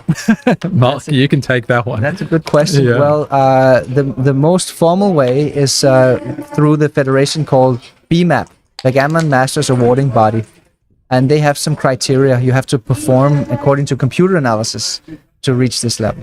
Another way is like there are other federations, like the Danish Backgammon Federations have their Grandmaster system. Backgammon Galaxy Online have their Grandmaster system. So I would say the most official one and the one we refer to is the BMAP, but backgammon is not like chess, you know, it has the randomness. So I guess right. BMAP is the best we've got at this point, but Yeah. usually when I say Grandmaster, I refer to their level of play. So for instance, Peter Jess Thompson, he's a Grandmaster in my book, but I don't think he has the BMAP certificate Yeah, actually, because but- he doesn't play too many of these events where they come and record his Right, matches but and all. even Will Snelling's, you know, like he hasn't got the stamp, right? Yeah, but of course, there's you know. no question, yeah. But So, he's a Grandmaster, you know, 100%. Yeah, but still, it's a great privilege to have, and I know, you know, there's a lot of UK players got GM status, so that's fantastic. Testament to their hard work, you know. Okay, 4-4. Wow. Yeah. Unstack.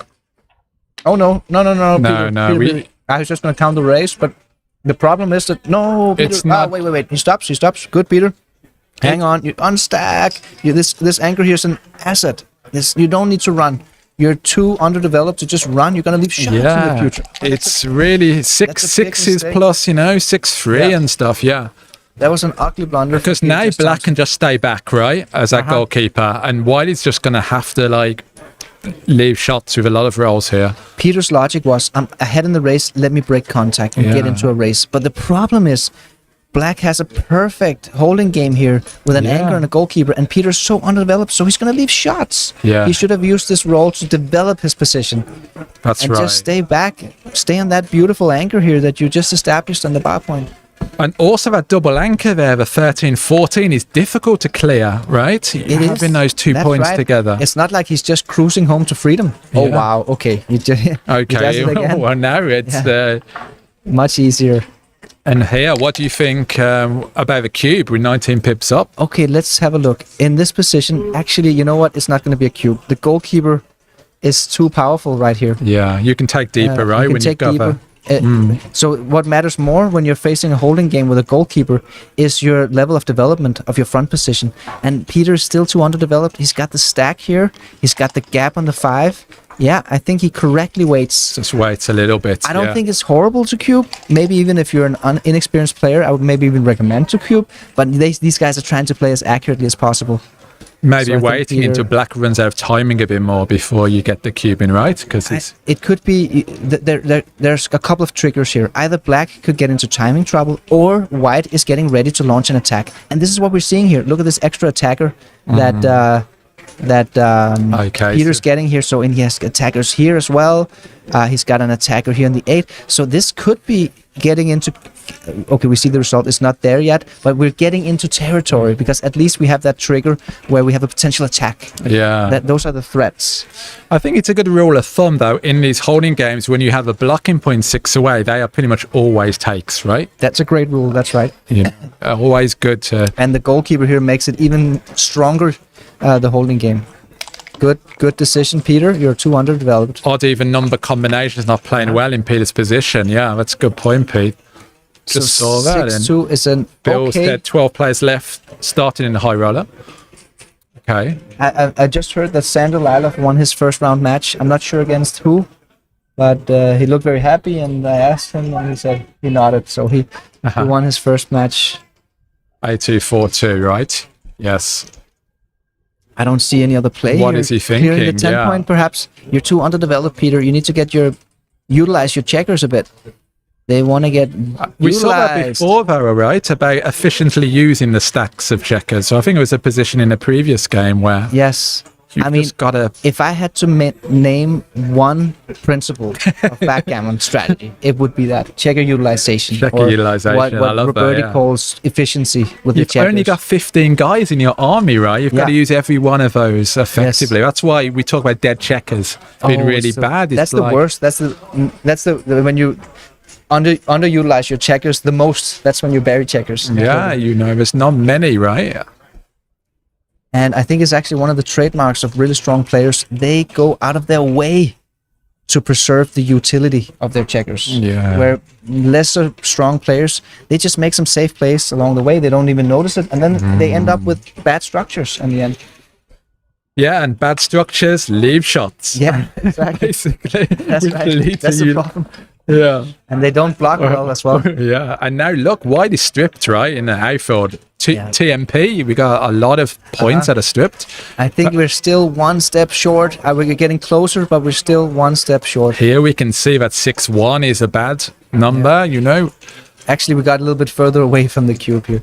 The strip point and the stacked 6 point is hurting Yeah, Peter. 6-1. Like he would have wished that one of these spare checkers, maybe one was on the 8 point and one was on the 4 point or something like that, so we had better flexibility. Yeah, like 5-1, 5-2, right? Or like a spare checker here and a spare checker here, for instance, rather than this big stack on the 6 So point. even though the race lead, it's quite a brittle position for white, right? You know, you can see that.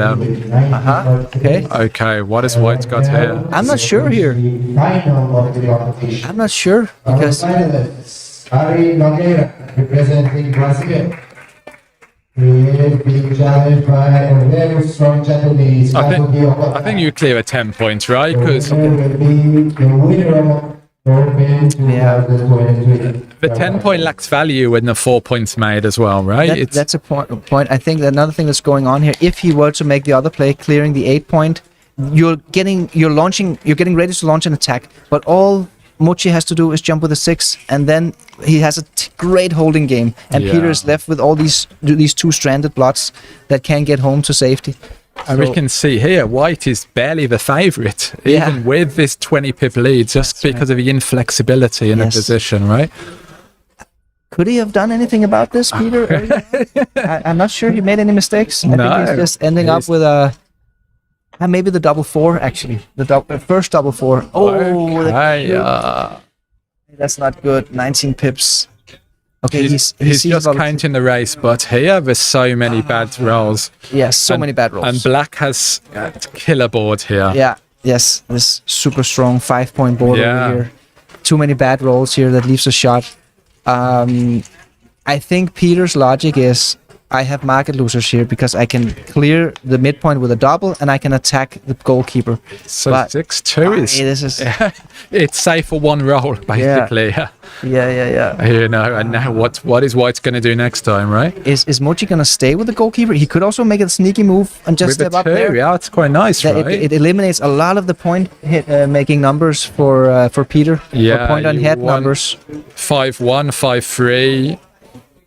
This is interesting. You don't give him a good eye. 5-1, 5-3 play awkwardly, right? After coming forward. Yes. Well, By- they don't play by- awkwardly. They play behind, but yeah. By then point. Yeah. Jumping up to the 22, you eliminate a lot of the bad numbers here. So I think that's what Mochi's considering. But here, A4, 5-3, yeah. So you just stay back, right? Yeah. That's apparently the idea for the computer says it's a clear play. You stay back. But I can tell you, for a human player, in this case Mochi, this is not an easy decision. Yeah, but look, if white rolls a 6-4, you're glad to stay back here, right? That's right. Because that might be the... well, you're still going to get a shot, right? you're going to get 2 But shots. you're going to get a yeah? double shot. You're right. Yeah. That's a swing number. You're Yeah. right. That's a huge swing number. You've just got to take time on shot counting, right? That's what the clock's for. And you the know? same with 6-2 as well. You're going to get a 6-2 double is, shot. yeah. Okay, now we're starting to see the position clearly. This is a tactical position. We're running through the numbers. So it's not so much strategy here. It's more about tactics. Do you think that's something, you know, maybe less experienced players do, Mark? They don't crunch those numbers on. Just because it's hard, you know? Yeah. It's not easy. You got to practice this stuff. But, I mean, Mochi's probably the best in the world at this, Yeah, he right? just easy, doesn't he? Yeah. Well, I mean, at crunching these numbers, so I expect him. Look at this. Yeah, he just. Yeah, nice. Okay, actually, it's not the very best play, but it's the right idea. He Oh, figured double out that five is that's probably the best roll for white, right? That's that's a killer. yeah, I think that's it. But Peter What's hasn't right? been It's a playing. good His, entry for black. Peter hasn't been playing his best so far. Oh, double three. Look Oh. at this. Oh, wow. There's a gammon lurking here. Yeah. Wow. Okay, so how do we play it? Peter really wants to win a gammon here, so he's trying to figure out, is there any way I can get a checker off here? But there isn't. I think you just, Yeah, yeah, there you don't isn't. want to give some bad sequences here. No. Double five. Oh, not no, bad. wow. Okay, so now black would prefer to maybe to dance, right? No. No, he wants Black to come in and save the save a gammon. G. This is Yeah. actually pretty big that he danced here. Wow. Okay, but he got the shot, so he Okay. was happy in the end to dance. Tasty But, gammons. What's that? Oh, that's a huge swing again because Wow. the gammon rate goes up tremendously with each of these dancing numbers. It's going to be a close match, this one, right? You can just feel it, yeah. Yeah, but I mean, Peter has to step up his game. So far, Mochi is playing perfectly. Oh, I mean, Yeah, almost. 2-2, And he's Peter made. has made some pretty severe blunders so far, but it's still early. for a It's long still match. early. And in a long match, you can make some whoppers, right? And still come over good PR, yeah. Yes. Talk from experience, yeah.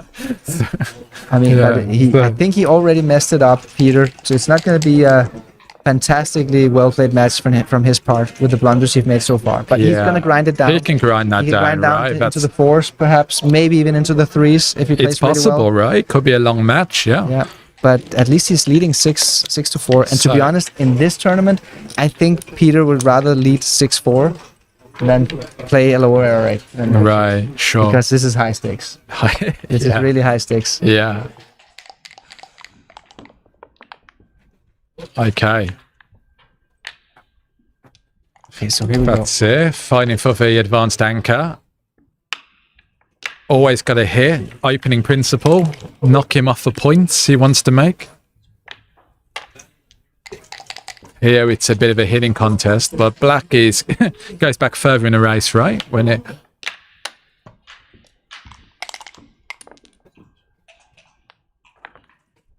duplicates the sixes. Yeah, that's no other It's play. good, you know. No need to go crazy Even here. ones, you know. Yeah, it's clear play, right? You is a don't want to clear hit deep on that point. No. And there's a nice 6-1 duplication. Yeah. That's what you need to cover the 5 point with. 6-2. Nice roll. Hit and cover. That's a great roll. Yeah, we make a 5 point. We've also got an embryonic 4 prime. Yeah, so Yeah, okay, nice use of term. You remember? That's my. I like it. I watch your good. channel, you know. Uh-huh. I know. I came up with that term. Yeah. It makes Oh, me there you happy to go. see. That's a 4 Now it's a prime. concrete position. Yeah, I know. Okay. So an embryonic position is when you are weak in the current moment, but you're about to get strong. That's why I use this And term. again, it's just looking ahead, right, on the rolls, Yes. so you can see it emerging, right? Oh wow, 3-2 is 3-2 is huge. massive now. The cubes Yes. are off. Yeah. Double 3 is also tremendous. This is gonna be. Double 3. What do you do here, though? Do you? You can- Yeah, Dan, you can't go too far forward, right? Because of the race. So you've got to. You're still down in Double the race. 5. Whoa, Wow. the freedom roll. But the key to with the double 3 was to block the 6s here. You're actually making a 5 prime. Obviously, he could have made the point there as well on his head, right? But it's Yeah. better to just get gone. I think because of the pip count he's that far ahead, he should just cruise into a doubling. Yeah, and position now with it's a little cube volatility. right after this. Oh yes, this is definitely a cube. cube. Notice that Mochi lost the midpoint up here, so Peter's gonna have an easy time on stacking and bringing his checkers home. I just think this is like a classic double take. Yeah, exactly. You can Game. take, yeah. Um, Here he has better contact with the blot on the 3 points, right? So Yeah. Yes, there's a little bit of extra contract, but it's also a vulnerability because Peter could attack that guy. I think it's an asset for Mochi right now, but I'm not. wow, completely it's sure. very close to a no double. Yeah. And again, it's because the contact in the position for black, right? And Yes, it's a borderline double. So good play by Peter. I would be so surprised if Mochi drop this cube because here it's interesting, we've right? got two men behind the anchor. We've got no spares on the 5 and 6 point. We've got a lot of men who needs to come home here in the outfield. Mochi has a good front position.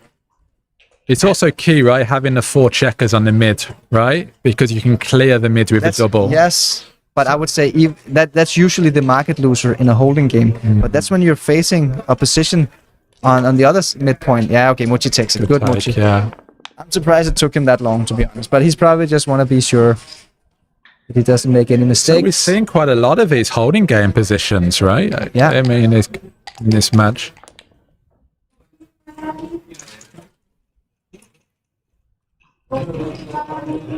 Okay.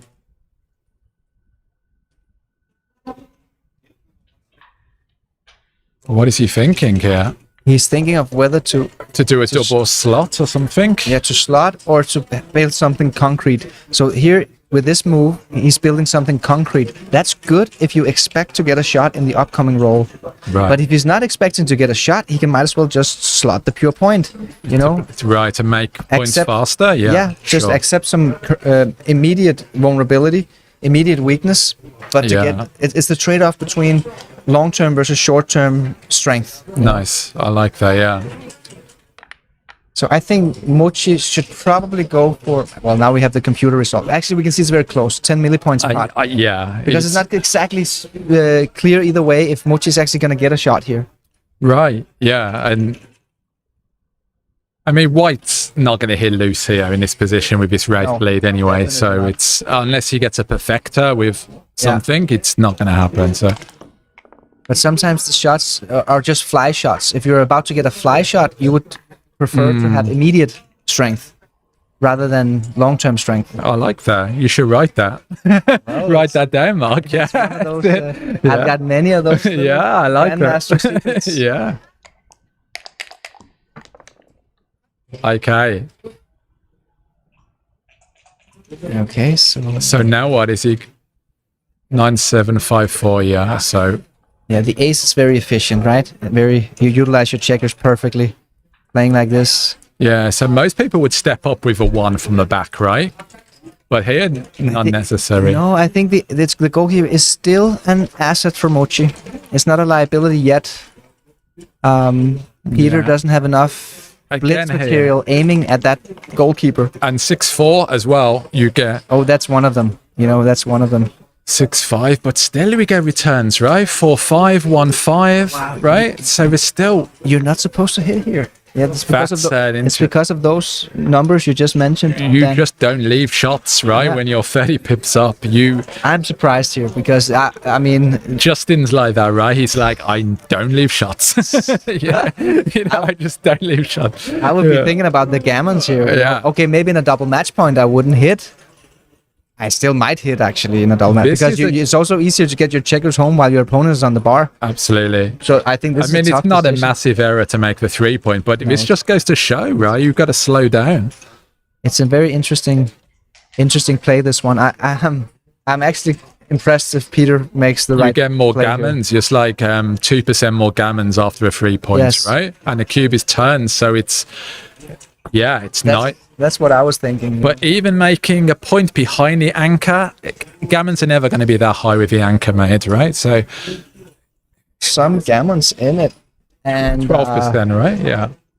This is not exactly pretty to play a third checker here on the 2-point. Yeah.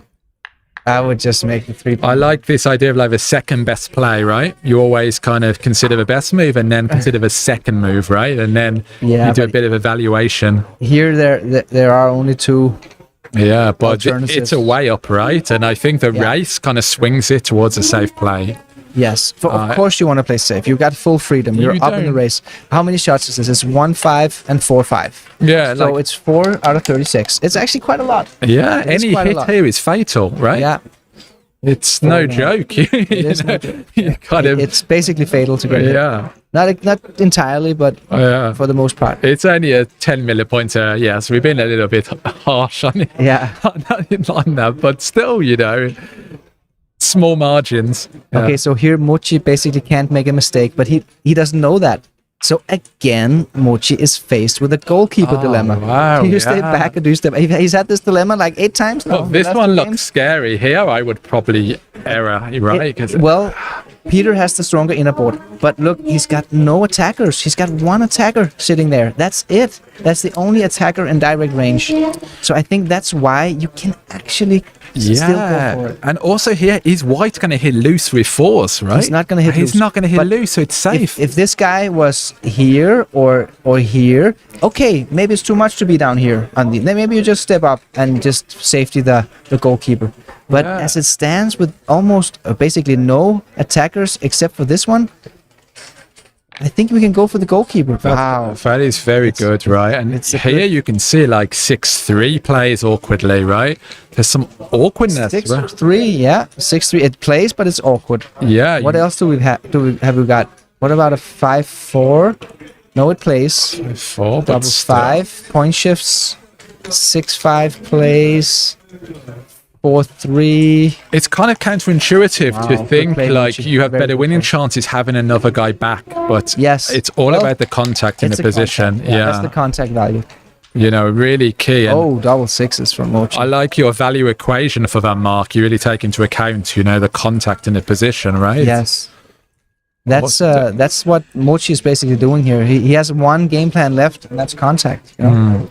But now, that's the dragon with the tail move. Look at this. We've got the dragon, and then we got the tail back here. I love that idea. I'm Mitchy Gray. It's great. Yeah, Yes. leave a tail. You know that I was actually the one who came up with this principle, but I need a name for it. Yeah. So that's why I involved Michi in the developing. It's a of this, great name, man. Like Nobody names backgammon patterns like Michi. when you can visualize it, it really helps, right? Yes. I mean, and even like the rack, that kind of grey Roberti term for the 6x4 it's just a great name, right? Yes. Yeah. And I why love these not? You know, expressions. like chess has all these great names for gambits, right? In backgammon, come on, let's make it more colourful. Yes, I agree completely because it's a game of pattern recognition. That's why we can remember these plays and we can identify them. Yeah. I had this discussion with Will Snellings, and he was just like, I don't need any names for anything. So he didn't need just He's a just great plays. guy, Will, yeah. He's, And he plays so fast as well, and so precise. yeah. Okay, what's happening here? What is that dice? Well, Six? he had double 6s. He now he's looking at just making 2 inner board points. I mean, this is obviously a big decision. Those big doubles always are. And we see the computer analysis. The best play is what we call the dragon with the tail move. Yeah, he still preserves the contact, right? Preserves that's the tail down here where he preserves the big contact, and he generates new contact out here in the outfield with these. That's it. That contact tension we've got there. You know, like he can't just make the bar row 6-1 because he leaves that direct shot afterwards. Yeah.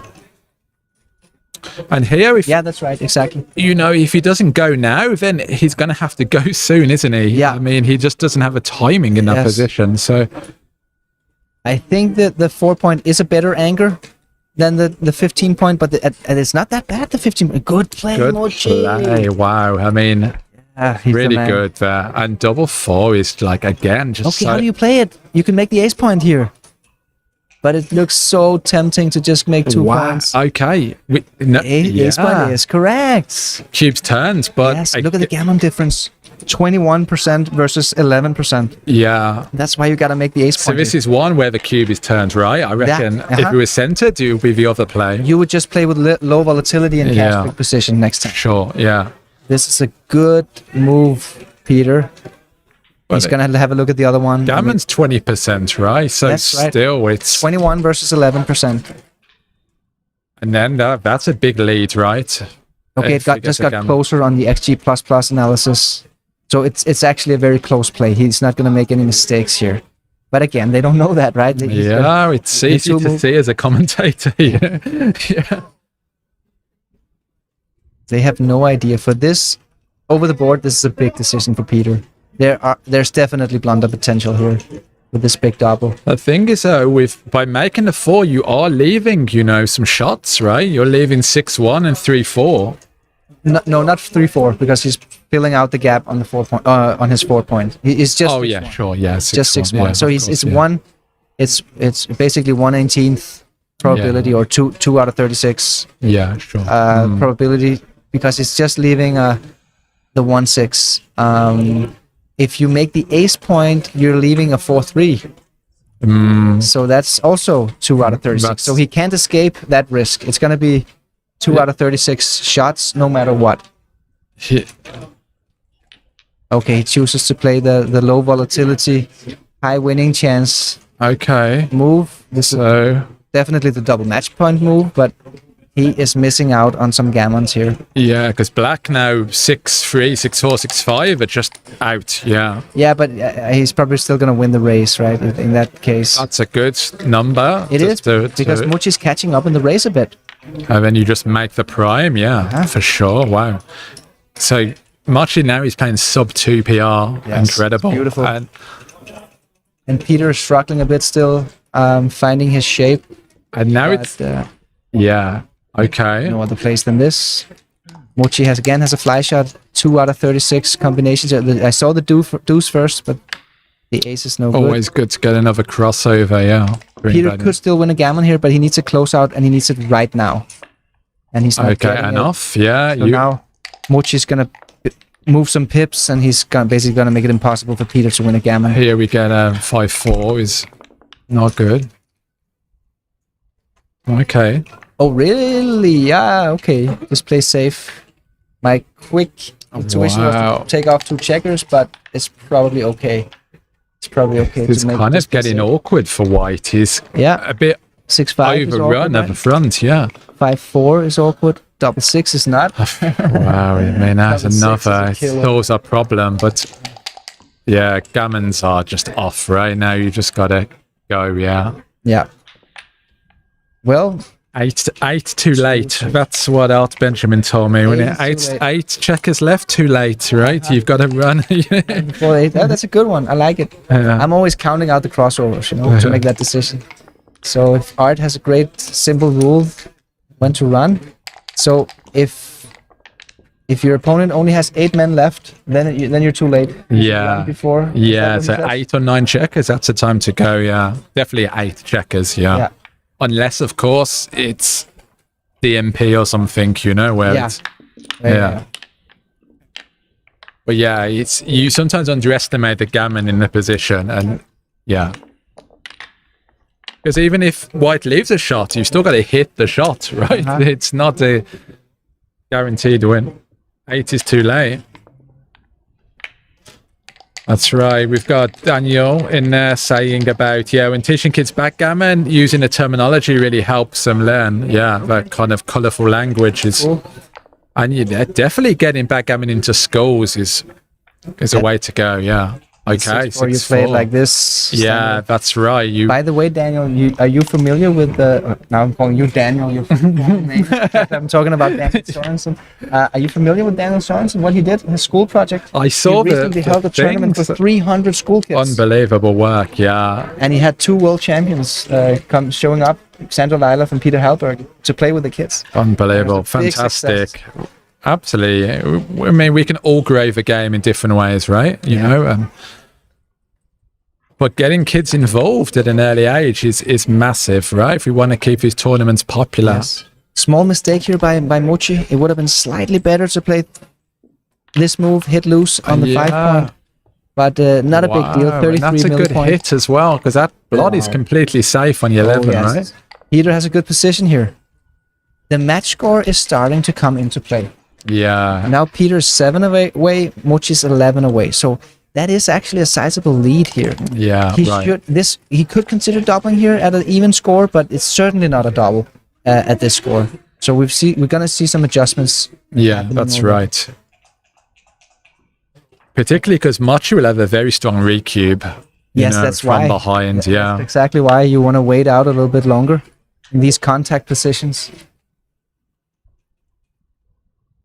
By the way, Dan, did you see that we get a little sneak peek into Mochi's notes down in the right corner? Oh, okay. Oh, yeah. What is it? He writes down the score. Is it the clock time? What is it that he's got going on here? Yeah, I'm not sure.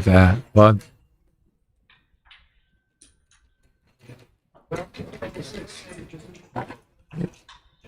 We'll get him on afterwards. We can ask him. 6-2. Okay. Okay, so Mochi, he's not too fond of stripping the midpoint too early here. He kind of want to keep that spare. So I think we're going to see him do something with the back checkers. Also, Split of a bar, right? I think so. I mean, this seems like a natural play to me. Yeah, right. White doesn't have a blitzing structure, priming structure. But he has these checkers, these spare checkers on the 5 and 6 that he wants to utilize, right? So it's actually quite nice to just go to the other side of the avalanche, but where to play the deuce? So yeah, minor split is better, and then you bring another one down. Aha, okay. Right. Okay. So the first thing I said was he wasn't too fond of stripping the midpoint. But I guess creating all this flexibility down here is not too bad either. If Mochi was more, or if Peter was more stacked here, Mochi would be more inclined. Wow, he finds the best play. That's very good, yeah. But Mochi's not too stacked, so I think that's why it's rather safe actually to just make the minor split. You can just think in terms of game plan, right? That black is priming, white is priming, so Yes. you split against the prime, right? That's right. Yeah. Oh wow, look at this. That's a hit. That's a great shot. Great shot. Now Peter needs to roll something. Okay, now what do you think about the cube? No, it's too early. It's too early. He's still got this guy. I think I don't know. With trailing, I'm sending it.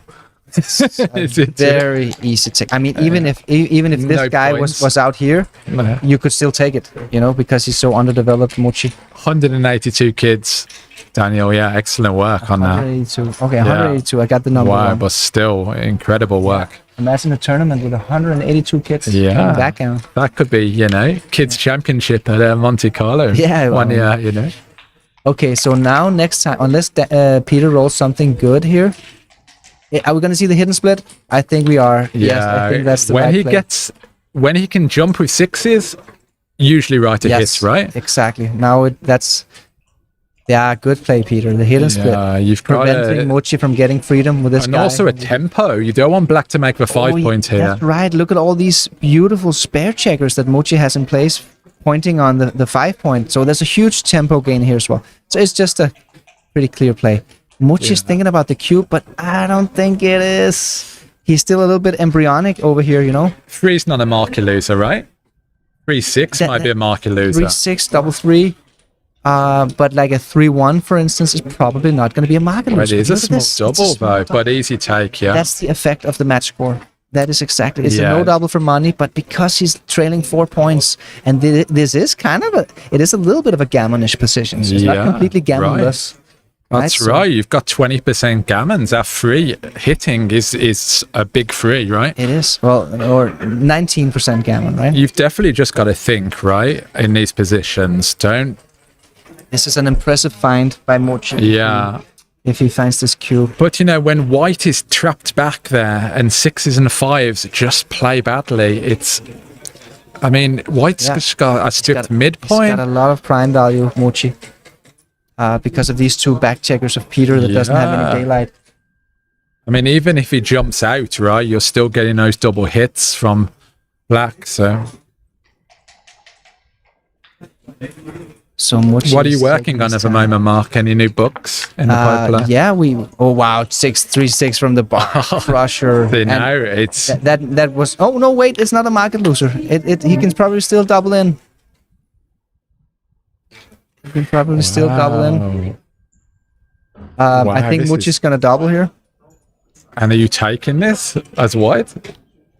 That's the question. Now that's it's like another little secret of mine that you have these things that happen in the game that are triggers, and in a priming game, the moment your enemy loses their midpoint, that's often a trigger to send the cube. Because you give up outfield and you get yourself into what I like to call the disconnected state. That's when you got checkers in deep and you got a front position, but you have no mid position. That's the disconnected state, and that's just so weak.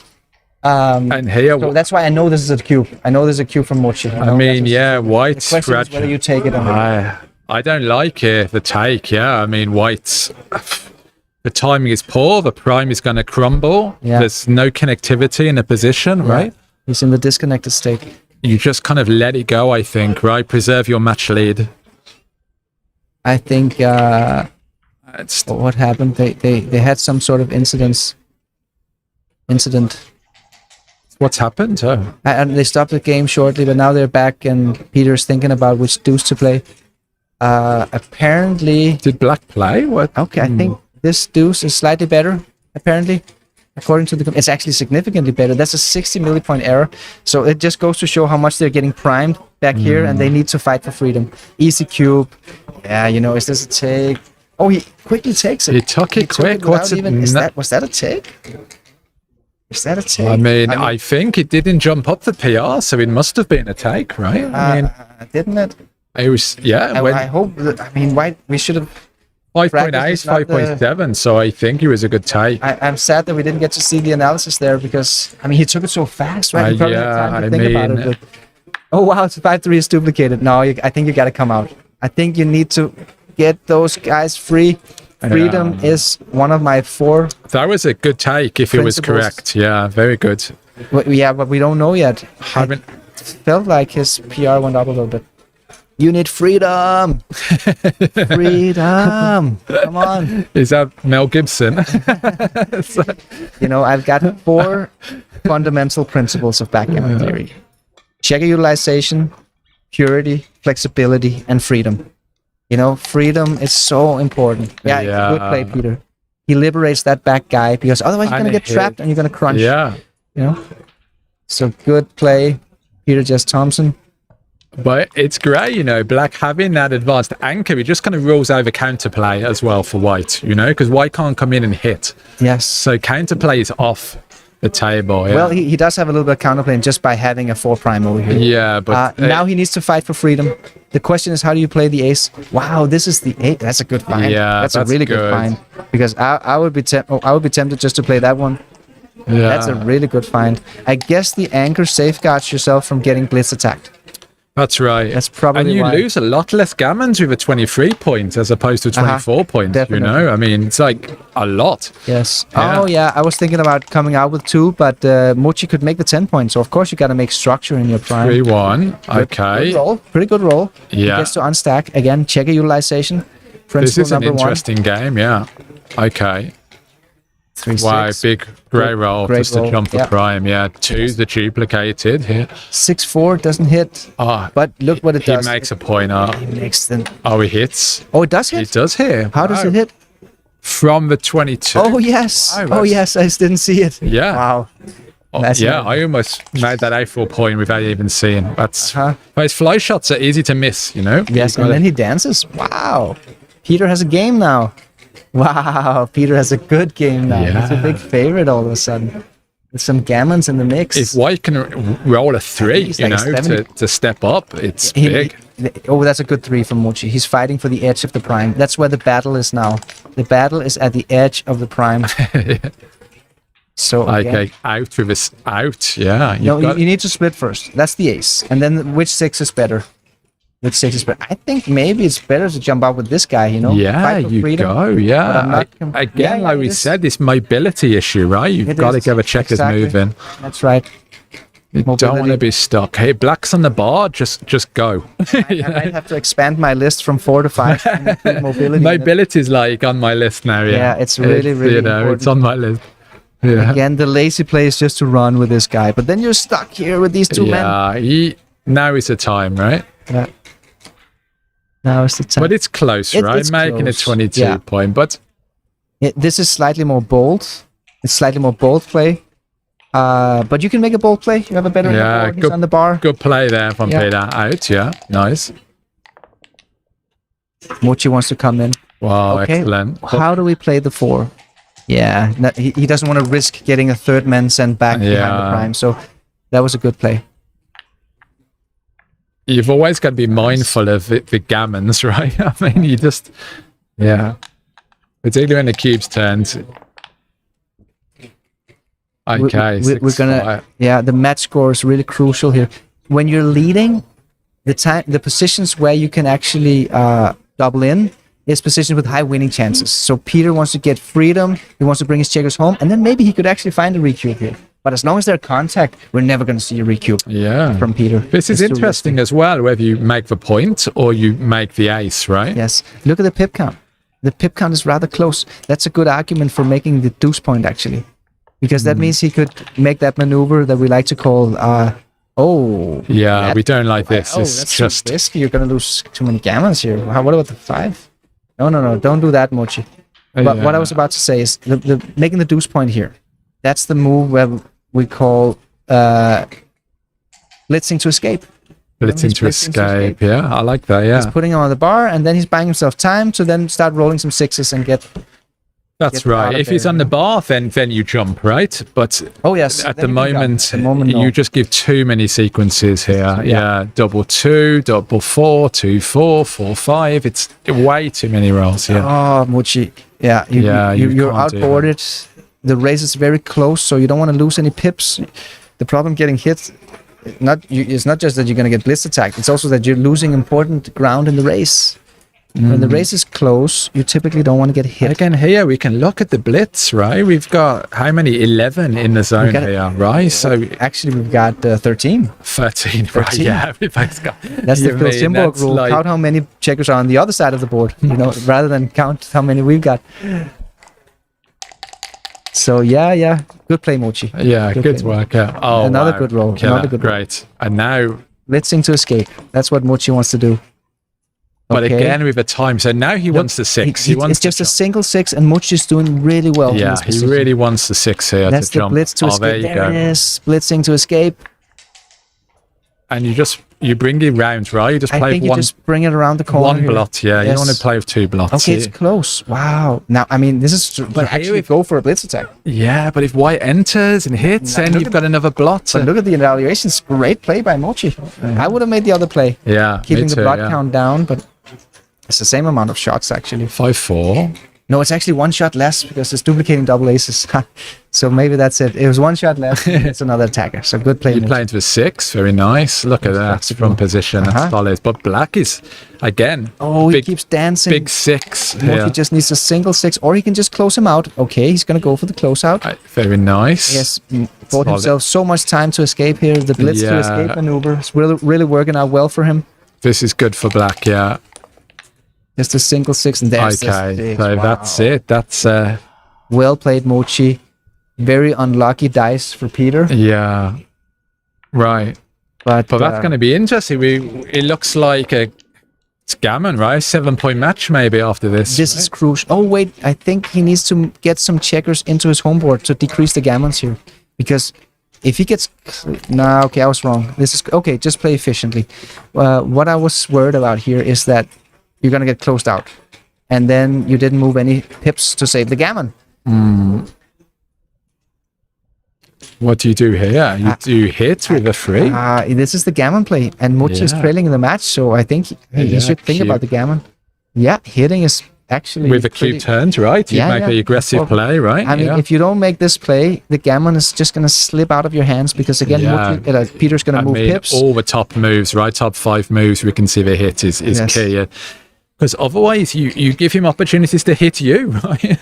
That's true. And it's actually 7 hits. 6 hits. That 7 here, it's 6 out of 36. Hitting here on the ace point is just is 11 out of 36. So it's not a big difference in terms of probabilities. Oh, oops. Oh. Uh-oh. Uh-oh. Gone haywire. Oh, Tara. How do I delete all these? Oh, it's happening, yeah.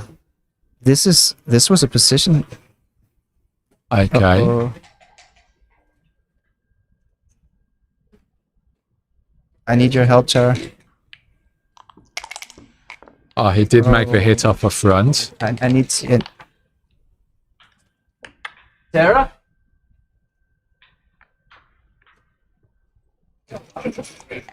Okay. You can do the play-by-play commentary then. How do I... I just did something accidentally. Thank you. And it still works? Yeah, good. Okay. Thanks a lot, Tara. So it worked, right? Yeah, Black hit, and it didn't just work to escape. It actually worked to maybe win a gammon. Yeah. So and this is basically the best bearing structure, right? With spare on a 6, 5, and a 4, right? Yeah. Optimal structure and great play here by Mochi. Doesn't leave any bad numbers here. Getting some compliments in the chat. Very nice. Thank you, Chris and Penny. Great to see. We got 517 watching now, Mark. Wow, that's It's good. amazing, yeah. Really good. That's very promising. you yeah, know, when we get to Sunday and we have 2-1. I saw it as a 5. Okay, so well, we got about 6-1, 5-1 now. He only. Yeah, that's it. Oh, 5-1. Oh, damn! I shouldn't have called it. When he's got 4 men off, so he can get the 5th man off. Is that worth leaving 2 extra shots? I think That's a close you call. rip and. That's a close call. So that extra man is, if he gets hit, getting the 5th man off is actually critical. It's worth perhaps 7 to 8% winning chances. And also, you're so he even, right? You get another guy off, you got 10 checkers. Yes. So 5 rolls. That's right. Yeah. You win more gammon this way. But you do give 2 out of 36, which is about 5.6%. So it's like 5.6% higher likelihood of getting hit. But if you do get hit, that 5th checker off is worth around 6%. So, But also here, you're leaving a lot of follow-ups. You know, yeah. It's just now, like a lot of shots are going to leave here. Small mistake by small computational mistake by Mochi here. Yeah. 6-5, another shot. And here we go. And yeah, this is critical for Peter. 4 and 9. Wow, the 4. And do you cover? I think so. You just cover, but I'm not completely sure. So it's usually around 5 checkers off, isn't it, Mark, where you can get the redouble, right? Yeah, but so Mochi got the 6th man off, which means even if Peter makes a closeout, it's not even a money double yet. Furthermore, Peter's leading in the match, 8-4. So we're not going to see a redouble here. I think we're going to see a redouble if Peter closes him out and he's got 3 men off. 3 men off, right? Yeah, sure. Yeah. And Mochi is still on the bar. Yeah, definitely. You got to think about match score, right, in these positions. Yeah. That's the deuce. Oh, now Peter might be fishing for more checkers. Oh, wow. This is probably that's the normal play, right? You roll your prime forward. Well, 2-5, 2-3. Yeah, okay, good. Yeah, even. Also notice the checker utilization. Checkers wants to make points. That's a great shot. 2-1 is great to clean Awesome that up. shot. Yeah. Wow. You can feel his heart beat a little faster there. So that's it's just. Really good shot. Now Peter should not be hitting loose. Yeah, he should not be hitting loose. It's too much to break the prime here to hit loose. Don't make that play. And the key here is to get, I mean, at least I would say, what I was thinking about this position is that you need outfield control. Yeah. But apparently the computer seems to like 8-5, which is a little bit surprising to me. I would just keep it there and just maximize outfield control. So maybe something like 16-13. So you have a guy here, you have a guy here, here, here. Yeah, and you've got this, I mean, you can make the 6 prime, you've got outfield control to return. You also have direct covers on the 8, right? I mean, you've got lots of covers, not just the direct, but also lots of indirect covers. Yeah, like I think it's nice when you think like 2 indirect is a direct, basically, right? It's a way to think about it here. It's interesting that 7-2 is actually not that far off. It's just a bit of an overplay, right? Hitting there. Look, it's just a 13 millipoint error.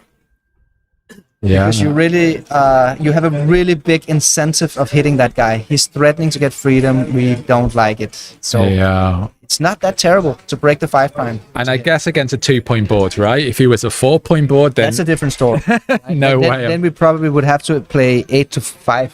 If we were facing a 4-point board. Yeah. You can take more liberties when the home board is weak, right? Of course, definitely. Yeah.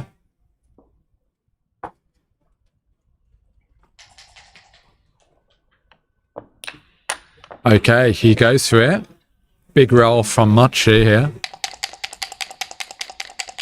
He goes for it. Yeah. Interesting. Very interesting. Oh, he hits. I mean, I kind of like the spirit of the play, Yeah. He shows he knows about how bad it is to give your opponent an opportunity for freedom. 4-3 is not good, though. That's not good. Are we going to see a banana split? I don't think we are. I don't think we are. I think this is probably the right way to go.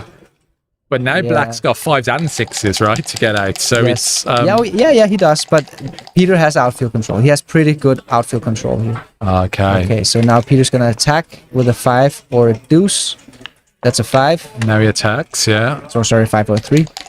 And look at Peter's PR. We're below 5 now for the first time in the match, basically since I don't know, first game. And I predict, 2-6. Wow. Big. And there's no direct Wow. And return white shots. has a lot Double of four. checkers to... Yeah. Okay, so how do we maximize outfield control here? That's the question. Wow. How do we maximize outfield control? You gotta spread out your checkers. 20 and 22 to 8. Look at the Yeah, right. computer Yeah, here. exactly. It wants to go here and it wants to go here. Okay, but I'm a little bit sad of losing this territory down here. These containment games, though, can be tricky, right? When you're trying to... But I guess it's okay to sacrifice a little bit of territory. Yeah, because this one is going to be 10 pips away. That's actually a very good position to be in. Like Black's got 9 rolls, doesn't clear that checker here. We've got 2-4, 3-1, 2-1, 5-1. The problem with this one is just ugly. You know, you're burying a checker. He's not supposed to go there. Good play, Peter. Good play, really, yeah. good play. Really nice, yeah. Really nice play. We understood that position. You keep the pressure on. You know, that's the thing in backgammon. You just keep. Okay, here we got the triple And here, like 27 plus shots, right? Yeah, and wow, he hits. big hit. Yeah, he plays the 4 first. He knows how to spread out his this checkers. is well played. He knows his type of game. Yeah. Again, notice the outfield control that Peter Thompson is doing. Is huge, right? Exactly. Yeah. He's gonna make it so hard for Mochi to liberate that back. But White really wants to make the bar here, right? He's aiming on the he does, but it's second priority. First priority is outfield control. Second priority is getting builders ready to then go for the bar point. Yeah. He just needs to maximize outfield control now. Now, double 5. Okay, that's. Okay. I mean, there's so many possible variations here. He's gonna spend some time on his time bank here. Oh, there's a hitting play. You hit, yeah. 21. Basically, just play this. I think you go through, right? I mean, but how do we maximize? Oh, okay. outfield Again, it's control? close, right? 21-11, 20-10. Oh yeah, you can play this, and then you can play this. I mean, it does look pretty good in terms of outfield control. Yeah, this play. it's just so hard for Black with that crunched position, right? It's when you lose your home board. Exactly. Because then you make that play, you make this play, and then Mochi rolls a 6-3 to hit, but you have a ton of return shots from the bar. White just comes in, right, with so many rolls, 32 rolls straight back in, yeah. Oh, this one blocks 6-3. It's okay, yeah. Okay. I mean, it's difficult, obviously. 1-3 is great. He gets to step up. 1-3, yeah, get some more escaping numbers. 4-1, and now 4-1 doesn't hit. Yeah, he could make a little outfield prime here. You could block double 5s. Yeah, you know this one. I mean, you just block double 5s, it right? It blocks double 5s, but it doesn't block double 6s. But that's a game winner anyway. Yeah. Well. So I think that is the move. Okay, the computer wants to do this, and then it wants to play this one. Okay, that's a good play, Peter. Yeah. That's a good play. So yeah, there's some diversification there, right? And you know, if you roll 6-5, you're not even that unhappy that you get hit. Black really needs something. Maybe Peter can get an easy decision now. Nope, no easy decisions for Peter. So how do we play this? I guess it's better to be split out here than to anchor up. 10-6 or 4-3. Yeah, you just maintain that contact, right? I don't get. Why would you play that? Why not play 10-5? Why wouldn't this move dominate? It doesn't make any sense to me. Why would you play this and that? Well, okay, he plays it like that. I mean, he's collecting a small error, but very difficult. Double 3, Mochi's not gonna, he can't jump, Mochi. Let's have an easy decision for Peter. Nope, no easy decisions. Wow, it's just so tough. He's exhausting his... It's like 10-5, 4-3. Wow, what's his? Yeah, I mean, whether you play 10-4 or 10-5, 4-3, it doesn't really. It's a small detail. Mostly just wants to jump. Peter preserved outfield control. Look, he still has a triple shot. Again, a triple shot is so strong, right? He can easily miss this triple shot. Okay, there we go. Again, he plays the deuce first. And then, but wait a minute, he played the deuce too fast, because at least you should have a look at this deuce. That's the efficient deuce. I'm not sure it was right, but he should look at it. 2-2. And then the last one. And then so no other shots coming. No shots. So look, Peter's now got down to a sub 5 on the PR, right? Yeah, He's grind that down and Mochi's playing like SGM level again here. Yeah, Mochi is just playing. It's super just, good, yeah. huh? Yeah. It's a Mochi show so far. 5-2 again. I think we need to slot with the deuce and play efficiently here. I think that's the play. Oh wow, nice play. I mean, when you're trying to prime, checker utilization is paramount. It's just such an important. You've just got nothing to worry about getting hit here, have you? It's actually. I mean, it's not fun to look at a 6-1. Yeah, 6-1, but a single one is. A single one is not too bad, right? It's not too bad. Oh, this is weird. Wow. Oh yeah, 6 prime, not too weird. It's playable. It was actually not that bad. Okay, so Peter's just gonna roll his prime. And this is a great board, right? Now you have the skin for this on the app as well, the Monte Carlo board, right? That's right. We can play on the Monte Carlo board on the Backgammon Galaxy app. Yeah, but it requires either quite a few winning experience points or a little bit of coin. You've got to kind of grind, right? You've got to grind to unlock that board. Yes. But that's what makes it special, you know? It's not everybody who has this board. What's your favorite board then, Mark, to play on? I like the Quantum board, which is a legendary board, and I like the Monte Carlo board as well. Yeah. Those are probably my 2 favorites. Okay. We also got some exotic boards like the Aurora board and the Pandora board. We might see Recube, you know, soon. Well, as we said, as we talked about, I think Peter needs to get at least 3 men off. He's playing this well, though. Keeping him on the 6. You know what? Could he double with 2 men off? And then the men off differential is 4. I mean, that's when you normally double. Maybe you double with 5 men less off in this situation. And here, maybe you could adjust a little, right? And this is a little bit awkward, actually. It's not a good pair-off distribution for Peter. I didn't. Galaxy app. Download the Galaxy app, guys. If you haven't already, go to App Store, search for Backgammon Galaxy, and download the app and start playing. That's it. And check out my channel, Backgammon is Beautiful, on YouTube. Very good. Lots of videos on there. Interviews with GMs. Well, Dan, it's my honest opinion. Your YouTube channel is literally one of the best Backgammon YouTube channels out there. You've done an excellent job. Thanks so much content, actually. You're up to like, what is 80, 100 videos? 80, yeah. It's a lot of ideas on there, yeah. And I like that you keep it short. You know, these short 10, and 15... snappy videos for newer players. Yeah, that's my niche. Wow. What happened? Double 4. Okay, he's fighting back. It's not over yet. How many men off does he have? He's got 8 men off versus 8 men off. I mean, he has a small chance here. 6, 7, 8, 9. He has a small chance. Not good. Okay, actually, it doesn't matter. He didn't lose a roll on that one. Here is okay. So that's a 2 roll versus 4. So Peter needs a double. He does get a double, but it's not good enough. It doesn't take off 4 men. Okay, wow. I mean, I think this was a masterclass performance by Mochi. Yeah. And how you blitz to escape and all that stuff. Great. And then I think we saw some great plays by Peter as well. Peter played that containment game really well. I mean, that's a great lesson in itself, right? Seeing how he distributed the checkers. Yes. Okay, we're going to take a break, apparently. Okay. The PR so far, 1.5 for Mochi, 4.4 for Peter. And we're 7 away, 9 away, right? Yes. Okay, see you soon, Mark. Good, let's take a short break and we'll be back in probably 5 minutes or so. Me and Dan are going to go stretch our legs as well. Double them in or out? You redouble them in or out? No redouble. No redouble because Mochi's caught up in the race, won the race. Oh, what? Why do you must roll a 5? R-O-V-I-R-A. Yeah. It's like so anticlimactic. He started to play well now, Peter. But now he's starting to get into it. He had a tough game here, but he made lots of good decisions. I guess it's going to end up in 3.4. I'm also playing less than a 2.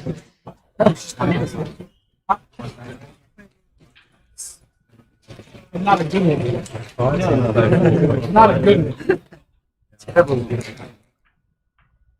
All right, well, I'll come back in a bit. Yes.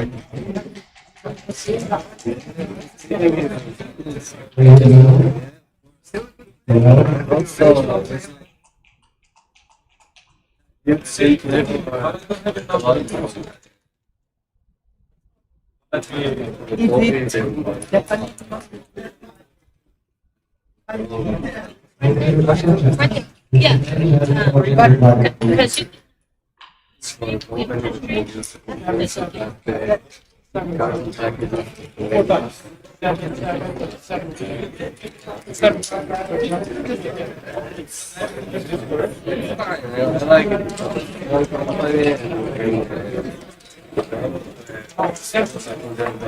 Oh, 7-7. All right.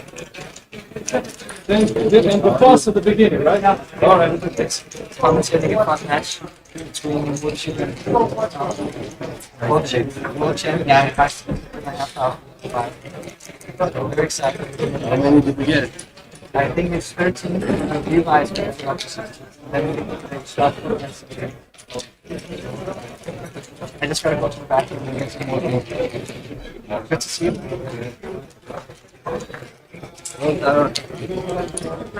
Hey, how are you? Oh, it's okay. That's not the thing, by the way.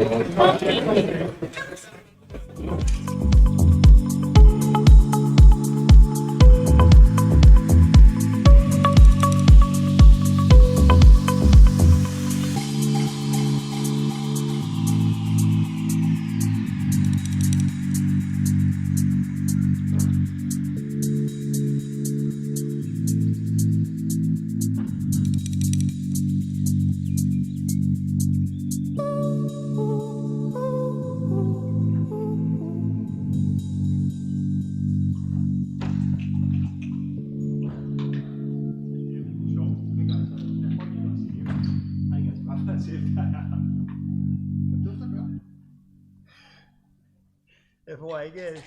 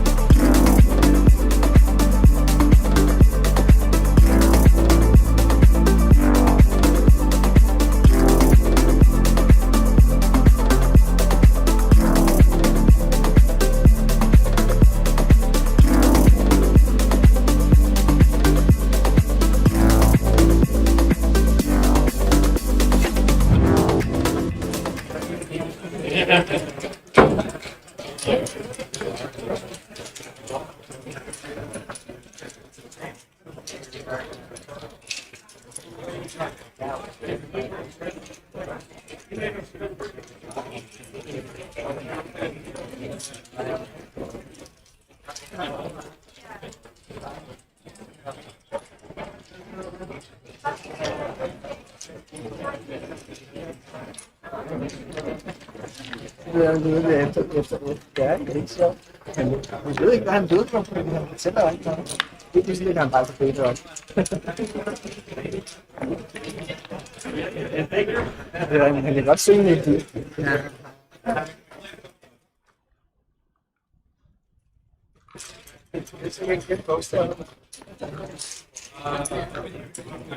Ready? They're starting.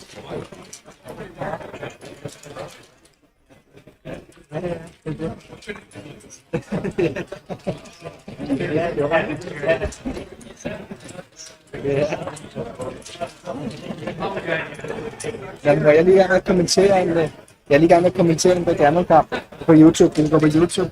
Den starter igen nu her. Så vi snakkes. Okay, det er godt. Hej, mor. Hej.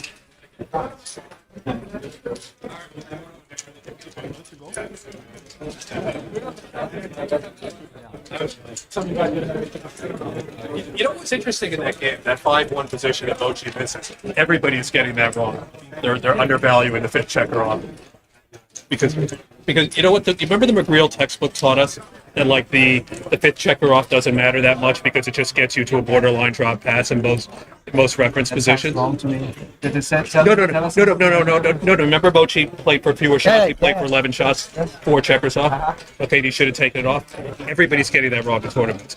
Okay, I got that exact position came up in my chouette. I lost a bet on it. I just watched Michi make that mistake against me last night. Oh, the match has started then. Everybody's getting that wrong. I got it right. You got it right. Everybody else is getting it wrong. Yeah, I think we're back. We're back, guys. Yeah, we're back. The match is back on. Okay, here goes. So 9 away, 7 away. Now it's getting more interesting in terms of cubing. Yeah, what are we? We are 9 away, 7 away. Yes. Yeah. So Peter is still in the lead, and it matters. Double, is that double 4? Yeah. Double 4. That's a good shot from Mochi. Currently, Peter's winning the anchor war. He's got the. You jump out, duplicate the 4s, right? 24-16. Yeah. Oh yeah, that's a clever way of playing that one. You can duplicate 4s here. Okay, good play, Mochi. Yeah. And again, it's like looking like another holding game's coming up, right? Yes, but with a little bit of attacking chances for Peter, because Mochi still has an open position over here. He's got no anchor. But Peter rolls an awkward roll. So the question is whether we're going to see a slot or not. It's very close. It's very close. I mean, I would be tempted to go for the slotting play. 8-2 just looks bad, right? You strip the 8 and you kind of dump the checker, right? Yeah. I mean, if we had a completely even race, I wouldn't mind 8-2 so much, you know. The ones aren't really duplicated though as well, right? The ones are there's a little bit on the bar, maybe. Oh, Matt's joined the chat. We got MCG in the house. Yeah. Hey, what's up? The problem, I think, for Peter was that he was behind in the race. That's why he wanted to go for a priming move. If you're ahead in the race, you just play 8-2 and don't get hit. You know, because you have your racing that's chance. Right. Yeah. But you're a little bit behind as Peter. That's what made the decision so close. But it's easy to misread the race, right? Sometimes, and you just do. I mean, for these at this level, these players, they're very good. I mean, I don't think they're gonna misread the pip count. Probably not a single time during the entire match. To be honest. Okay, that's a great. They could, of course, but I don't think. That's a great hitting play, and here. Wow. Yeah, with a dance, you cubing, yeah? Oh, yes. Yeah, Oh, right. yes. But what about 6-2? Is that a cube? No, the race is still in Mochi's favor with 6 pips. So I don't think it's a cube yet for Peter. But he's also leading in the match score. Yeah, I think that's a good decision not to double. We didn't get to see it. 4-2. Oh, wow. You switch, right? You blitz. Let's see. Is he 11 in the zone? 11 in the zone. That's a lot of material. I mean, but isn't he still behind in the race? I think that's the problem here. 8-4, 6-4. You're still behind in the race, so you want to play pure. if you're up 8 pips or more or something like that, it's so easy just to point shift, go for the blitz attack. But here, you kind of want to play pure still. Yeah, okay, then Mochi enters with a 4. Black Then what enters do you with a do? You 4, know, what then do you're you still do? stuck down here. You didn't really. You want a pure position here. Right. Yeah. So leading. it's difficult. You know, I can see why he's tempted of making this play. It's a temptation. But look how well he's priming him. That's with the right. other Yeah. And here, you know, black is running out of 6s. How do you play 6s as black here? You That's a good point. lose a mid or not clearing the 8 full? You have to clear. You have to play it from the 9 point. But that's a. I mean, he doesn't want to do that, right? That's crunching. The 9 point is valuable. That's a great point, Dan. You're giving Mochi bad 6s with this move. So well played, Peter. And 4-1. Okay, you make a point. Yeah, looks clear. Simple. Yeah. Peter is having a look here. There are some market losers here, you know. You can roll a deuce, you hit loose, Mochi dances, and then you lost your market, you know. So it's not. Well, this is a difficult. double here. Yeah, right? yeah. You have a market losers. Because this is like what we saw before with 6-4, right? Here you've got 6-2, double 2. I mean, and the race is rather close. So or even a single 6 or 2 and a dance. you could use the point system here. Good double from Peter. You could use the point system from Masterclass Chapter 3. Peter has got blitz value, blitz advantage, and he's got a prime advantage. Here you take the race is close, but he's got 2 or 3 points. Double 2. Wow, double 2. That's a Is that payback for the 6-4 earlier from Mochi? It Do you is. remember that game? It's the payback. and the beautiful thing about this roll is that he freezes up Mochi's checkers in the outfield, which means that he could win a gammon here. Yeah, when here a gammon, then we would get some very interesting 3-away cubes, right? Wow, Peter can actually win a gammon here. He's got 39% gammon percentages if he makes the best play, which is this one. I mean, oh yeah, he could also come up. Again, this is his mobility, right? You know what this play is called, Dan? Double falcon, right? The double falcon. We know the that's double right. falcon, yeah. Like another Michi term. Yeah, it's super close. Yeah. Both moves make sense. You just know? go, right? Yeah. He's got 11 entries, and is he going to hit you loose, right, with a 5-point board? Well, you know, it's I a mean, difficult decision. He might, because he might be forced to it. Like imagine Mochi rolls 4-1 from the bar, or 1-3. You know, I think he is going to hit loose actually. It's then uncomfortable. It's uncomfortable. It's very uncomfortable. 1-6. I like that you force those difficult decisions for your opponent. You know, you keep the pressure on when you play. I mean, okay, Mochi doesn't want to look at Mochi. He knows it's ugly to put that checker there, but he doesn't want to get hit because then he might lose a gammon. He needs to move pips. Get those checkers into your home board so you don't lose a gammon. Every pip matters before you get closed out. and look, Peter's just getting better and better as the match continues, right? I mean, Really if you grinding it discard down. those game 1 syndrome blunders from Peter, he's actually played world class. Yeah, totally. Yeah, very few blunders across both players. Yeah. Oh, 3-1. 3-1 Wow. is strong. Yes. Now he could go fishing for more checkers, because he's not in a risk of getting counter primed. Yeah, it's now with a double slot. You hit loose with sixes or preserve this, a yeah. wow, that is a great It is a number. great roll. Right. You preserve a prime and hit off a front, and now you want black to hit you back. Right? Yeah, you don't want to cover it. I don't think you.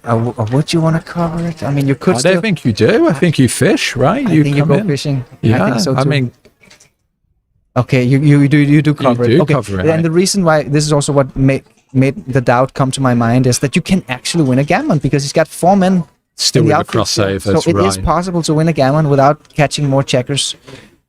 4 men left. Yeah, right. That's the thing here. I mean, if Mochi had, let's say, 2 men left, and Then that's you it, go then you can go fishing. You know, that's the only way you can win That's a a gammon. good point. Yeah, with those crossovers, He's a key, winning right? 21% gammons. Good play, Peter. Very good play, Peter. Very, very good play, actually.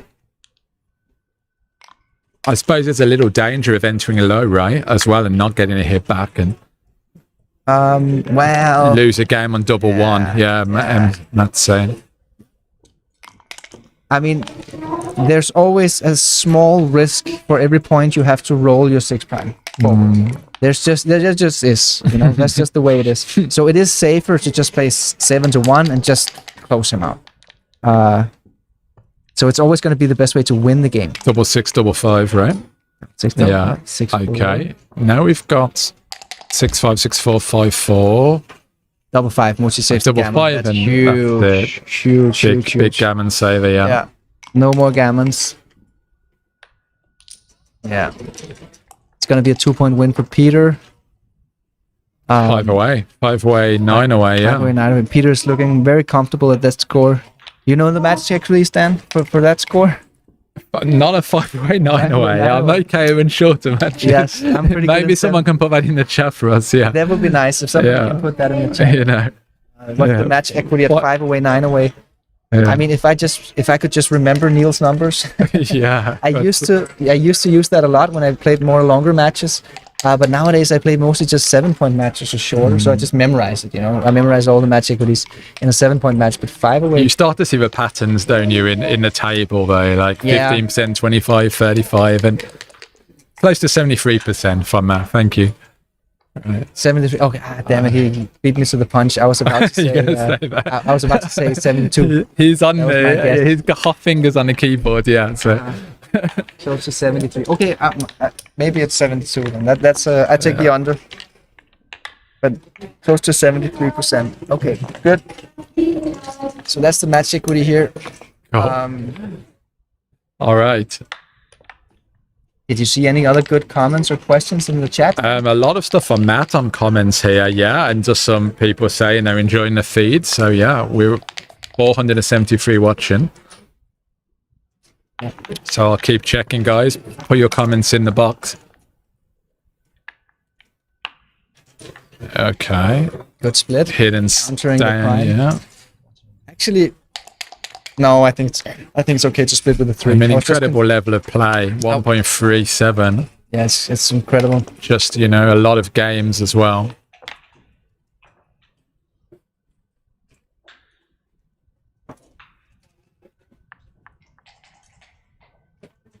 It's basically every time Mochi had a decision, he came up with the right answer.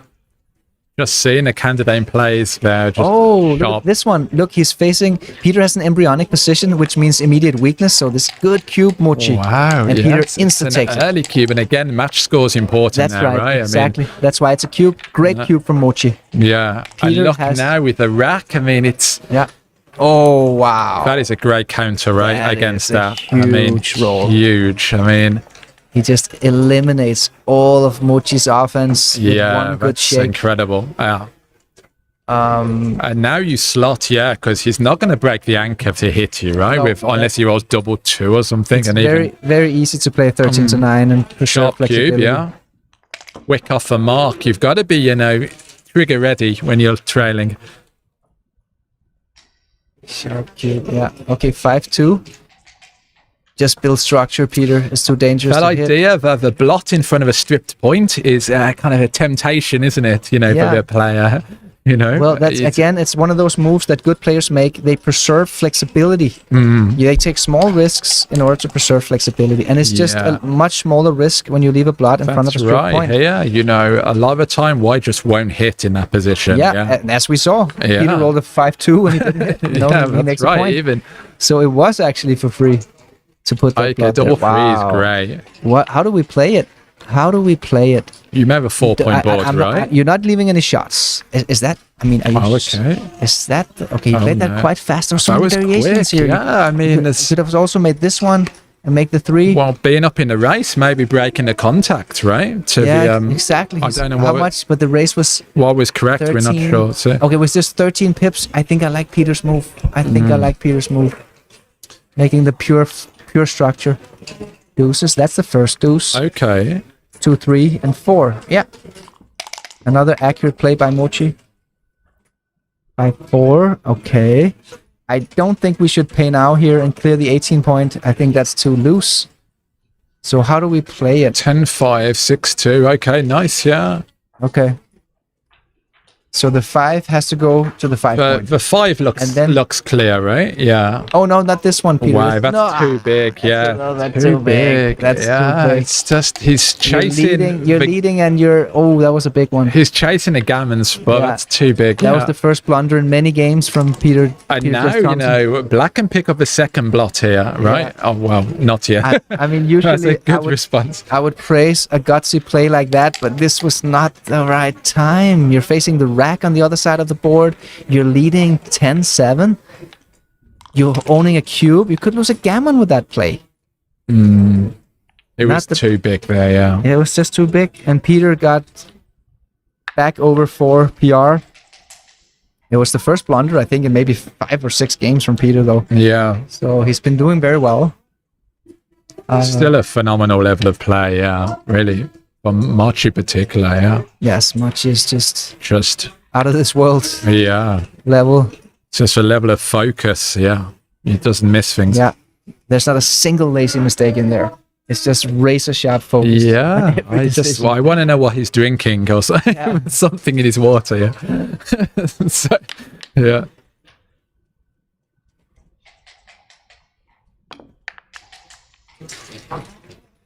Okay, 13-10, 13-9. Right. What is he thinking about here? I mean, he's going to leave a direct shot no matter what, right? So, I don't know what he's thinking about. Is he thinking about 13-10, 6-2? Good play, Peter. That was good. 6-2 just looks, the last spare on a 6. You don't want to. That's a big hit from Mochi. And the 3, I think you just safety the 3 and minimize shot. Yeah, that's right, yeah. Even though he wants to win a gammon, he really wants to win a gammon. Actually, right? Being able to. It's not even that far behind attacking. I mean, in money game, I think it's a big mistake to attack on the ace point, but at this score, it's not too big. Wow, 2-3. Oh, I think we attack. You attacked, right? With so. with a 4-point board, I think so. Wow, it's close. Again, it's close. It's because of the match score. It's close because of the match score. If Peter attacks, he could realistically lose a gammon. But if you just anchor up, you basically know it's highly unlikely that you lose a gammon. So, yeah, that's a good play. Good play, Peter. Here you don't have a direct cover. You've got the 7s, right? But you don't have a direct cover. That's a bit annoying. Wow, Mochi. 3 and 4. This one, Mochi might... You do a double hit? He might double hit here. Or you just run? Okay, he's 39. Minimize shots. Yeah, but double hit is against a 4-point board. It's too volatile. You don't want to. It's too volatile. Get gammoned here. It's so much. I mean, we've talked about this before, Dan. You use the inner board strength relationship. Yeah. Wow, Mochi makes this play. Okay, that's a mistake from Mochi, but it's a bold and gutsy play. And his error rate is still 1.39, so nothing dramatic. Well, that's and now the blitz is coming. Oh, wow. Now the blitz is coming. So we might see like, okay, he anchors up, which is big there, yeah. Mochi's gonna... 6-3, wow. He's succeeded. So we might see a 5-point match on our hands, right? We might. Yeah. Oh, wow. Great for flexibility there with a stooped points. That was a really good roll by Peter Jess Thompson. Huge difference in terms of how many gammons you lose. He's still in trouble. Yeah, he's not Everwoods yet, yeah. Exactly. I mean, he has a fighting chance here, and he's probably not going to lose a gammon. Okay. Is that it's the only way to not leave a shot. 4-3, yeah, let's... 4-3. You just keep going, right? You can't play 5-2. 5-2 is really ugly. It does minimize shots, but how many less shots is it actually? I don't... Yeah. It's... this is a mathematical question, right? It's tactical. Okay, so he chooses the inferior one. I don't blame him, you know. He doesn't want to get hit. But now, here's the trouble. Now he's in trouble. Look at this. He could have played safe with this move if he had played to the any hit here is critical, right? That's right. Peter really critical. 5-2, yeah, is just there. Yes. 3-1. Oh, they stopped the clock. Okay. Oh, that was a mistake by the transcriber. Okay. Oh, we're on the camera. Oh, yeah. Cool. There was a transcriber mistake here. He must have... Oh, it goes way back. We have to go back a couple of moves here. He came out with 4-3.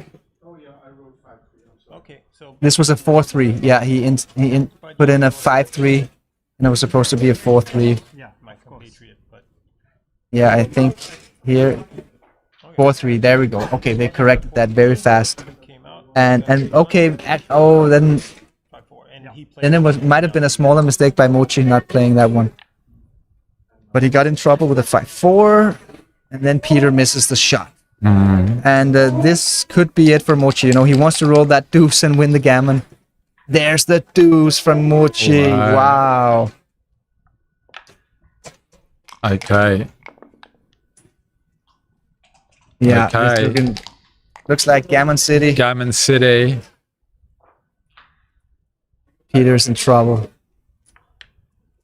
That's the 3. That's the 2. Bring him in. Yeah, Peter is in big trouble here. 5-4 from Mochi. Okay. For the next point game. What's the gammon right here? It must be sky high. 60%.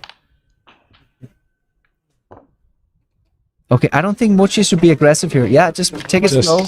Yeah, right. Yeah, 6-5 is a terror though, right? Yes. Oh yeah, but I mean, it would be bad either way. There you go. Okay. 6-4. That the 6-5 danger is out of the way. Yeah. Double 1. Mochi just wants to clear from the rear against the ace point game. We call it an ace point game when the enemy is just sitting there waiting to hit a shot. And typically what you want to do is just play safe and clear from the rear and avoid giving yourself any bad numbers. You want to, have some good threes, right, as well. Yeah. You can work over danger numbers. I think Wolsey did some stuff on danger rolls when you're bearing in. Okay. Okay. Looking good for Mochi. So far, his bear off has been flawless, both in terms of dice and movements. 3-2. Okay. 2 men up. Okay. Yeah, a little bit stripped, but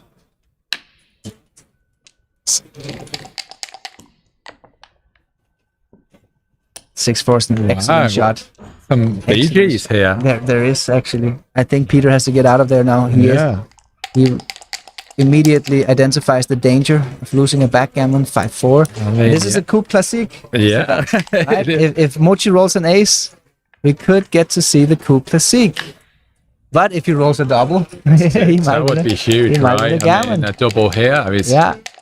Mochi doesn't want to roll an ace and leave a double shot here. Okay, good. Okay, wow. So Mochi, I mean, even if he gets hit, he has like 96%, 94%. Okay, wow, he got off the he got off the gammon. He didn't hit, but he got off the gammon. So now 5-way, right? 5-point match. Very exciting. And, take point lower in 5-point matches, right?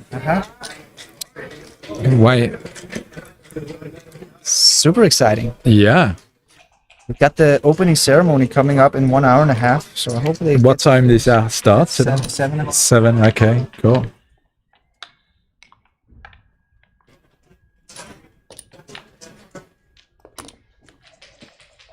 This is huge, right? 5-way. It really is. Now it's really cubes really come into play here. Yeah.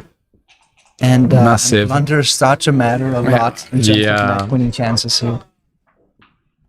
But here, because the take point is lower, you can wait longer to cube, right? You can cube a bit later. Oh, no. It depends. If it's a gammonless position, the take point is actually deeper. So it means you have to... you can wait a bit later. Yeah, you're right. It's harder to lose your market in a gammonless position because you don't want your opponent to get to 4-away, or you don't want... It's not so much risk to let him get 2 points instead of having 1 point. But if it's gammon full, then it's a higher take. Yeah, drop more in blitzes, take more in races, as Daniel says. Yeah, that's it. Absolutely. That's it. Drop more in blitzes, take more in races. That's exactly right. Yeah. Okay, so Mochi is about to make a mistake here. No, he corrects himself. That's the play.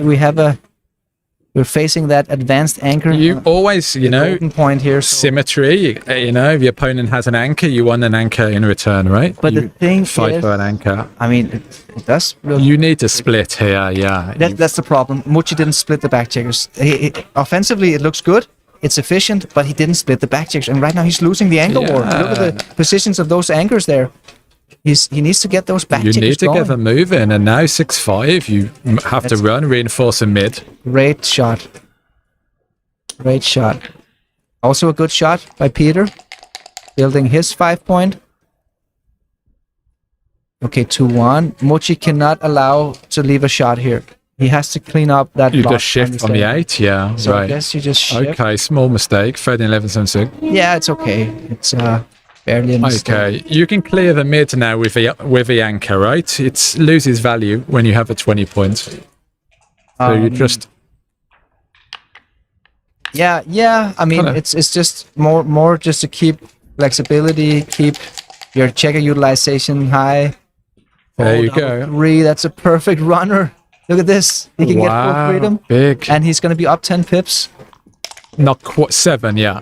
Oh, 7 pips. Yeah. But great roll by Mochi. Now Mochi has the upper hand in this position, playing the one man. And again, we've seen like another holding game, but again, not even close to the Yes, cube with and a race, yeah. Holding games are similar to races, very little gammon, if any. So, Well, white has great contact with a 6 point held. The 11 point is, that's yeah, exactly. My point was just that we're not going to see any cube anytime soon. No, from no, Mochi. no He needs way, to get yeah. a big racing Yeah, advantage I before mean, you need. he doubles, because it's even easier for Peter to take at this score than That's a gammon's right, position. yeah.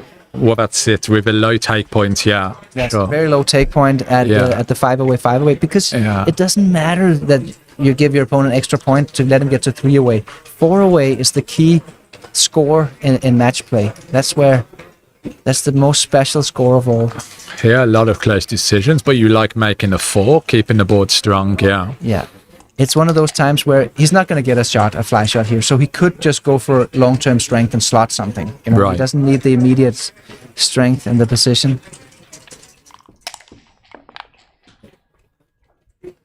Or 2.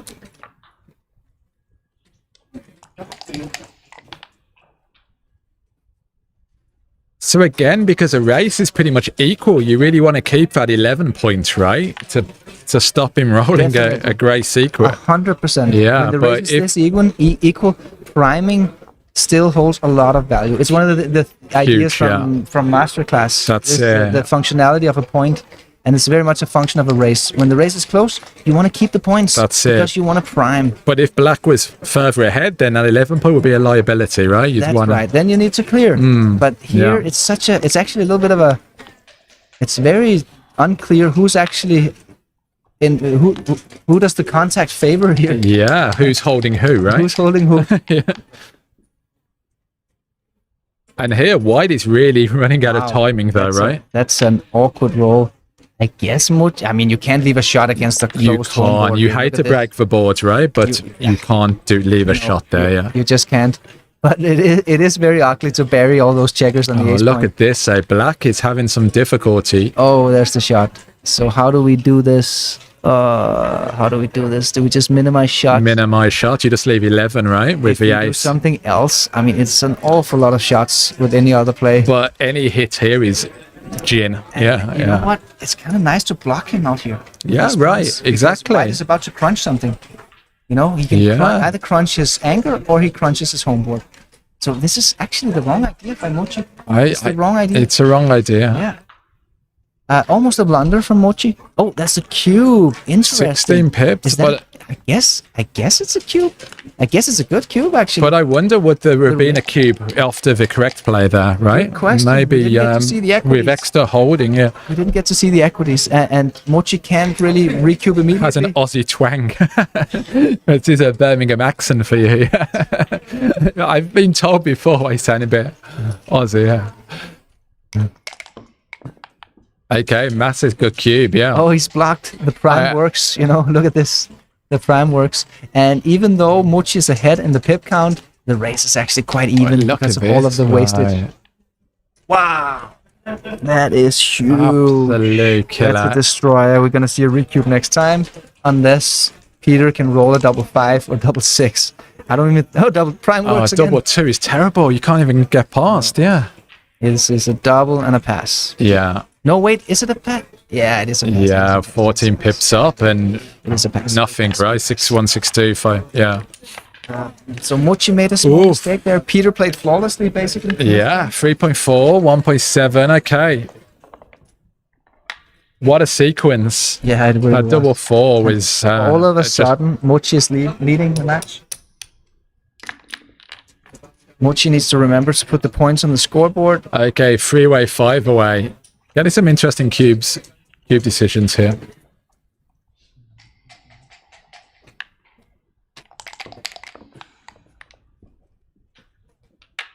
Right. Nice. Solid. Double three.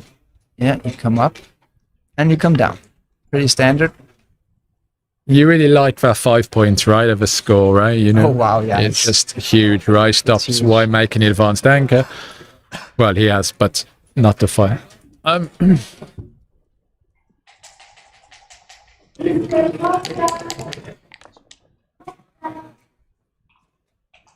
5-3. So Peter can be more aggressive, right, here with the Definitely. cube. Oh, yes. And again, the take point is still low of a 3-way, 5-way, of a 5. Wow, look at this one. Yeah. Maybe he shouldn't go for attack here because the cube is in the middle. 21-11. Why would you increase volatility here? Why not Correct. just cruise into a certain cube? Yeah, And that's what it. we're seeing. Yeah, That's what we're seeing. If the cube had been turned, okay, we might consider It might doing be- something. that's we might right, consider yeah. blitzing, but to be honest, it's difficult to blitz here because you have such good availability, both running and making the 5 You're points. just stabilizing, right? Do you make the point here, or do you keep the contact? I think he needs to make the point Yeah. to just not lose a gammon. And Yeah. isn't this a cube? I think 16, but again, he's got a lot of points to clear, right? you know what? This is gammonless, and it's very easy for Mochi to take this cube. So maybe Yeah. Peter is right in not doubling it. Yeah. I think he's right, actually. Now the race just got more close, so it's And then definitely we not a slot. double. Can double after making a 5 point. Yeah, that's often critical, right? The 5 point can really swing kind of cube decisions. White Yeah. still has I like this play. And Mochi is double six is blocked. double Very important, but six, Mochi God. is still a great roll for Mochi. you need to because keep the mid here, right? You need that kind of Well, connectivity here. you would prefer to, but maybe Yeah. you can't because you can't. Maybe you have to let it go. But it seems that there is a play. Okay, you can keep it. You don't have to break the mid. Yeah, that's a way to preserve flexibility. Yeah. I think if black was on a 20 point, then the mid can go more easily. But He had some playable numbers. is that a double checkers. 5? Wow. Wow, it's a double 5. Okay. Okay, that is solid. So now We depending on the race, but Peter might have a cube next time. But Mochi just rolled double 6. yeah, we're right in the kind of What's the what is pip this, count gonna 6 be pips? after It's this? still too close, right? We need No, but I think It's that's not 6. before, that's before the move. So I think it's going to be up 14 after the move. I think it's going to be up 14. yeah, so we're right in the window here. 4. Wow, Mochi has to Oh hit. my But this is an God. action roll. Why? This is an Big. action roll. You have to, right? What? Play to win. But if Peter had a stronger home board, he might even be able to double from the bar. But not this. 3-6. I guess you just get the hell out of You there. just right? jump. Yeah, you've got to go, right? I You're think gonna. so. You I can't think, stay there. It's It's very dangerous to stay here on the 3 point. Just jump. Yeah. Drag it to the other side of the avalanche. It's actually a clear play. It's a clear play. the good avalanche like that. Yeah. play. Yeah, you know, he's got an avalanche that's about to fall on your know, yeah. face here. Yeah. You got to it's get to good. the other side of it. Okay. 6-1. Mochi misses. Peter's feeling good about himself right now. The race. He really doesn't. 7-1-5-4. Yeah. You. Okay. Interesting. You just kept that guy there and just made the board. Okay, now he has a decision. Are we gonna attack, which will leave a shot, or is he just gonna play it safe? Wait for a better moment. Yeah. That's a really, really tough decision. That's a tough here. one. Yeah. And if you hit, how do you hit? I guess this is the best hitter. Yeah, you just leave 12 shots. You It's make very. Oh no. But you know, getting. good. Oh, he didn't hit. He didn't yeah, hit it's a that. blunder. It's a blunder. But I mean, It was a tough decision. I Yeah. wish he would have spent more time on it. you know? Right, he's got- He's got 3.5 minutes left. Not too much. They have to play fast. But that was a really tough decision. That was a really tough decision. And Peter just made a blunder. What if we got 4-3? Right. It makes a. Yeah. Sure. Solid 6. But now Peter's hoping for a better way to attack, and he doesn't really Again, get it. though, he can attack, but now it's super risky, right? Yeah, I mean, are we gonna play 6? We're gonna bury a checker with 6-2 now. It's close over hit, right? Even against. It's very close. I mean, it's obviously hitting is the best way to win the game, but you could lose a gammon when you Much's blot as well in board is a liability there, right? Yeah, not so What's much because he's got the 6 prime done. You know, it's incredibly strong. He doesn't have too much you time. don't want black to escape here, though, right? That's So the the thing. hit is strong. The hit Yeah. is strong. It's definitely the best way to win the game. You leave 13 shots out of 36 by hitting. And you leave as many to escape, pretty much, right? No, I did this again. I mean, we haven't counted, but black escapes with maybe as many rolls. So here we go. I solved it.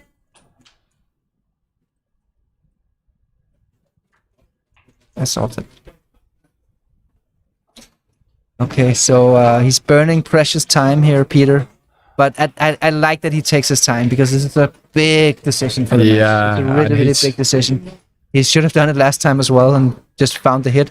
Okay, he's looking at the hit. I don't mind it, Peter. It's a gutsy play. I don't mind it at all.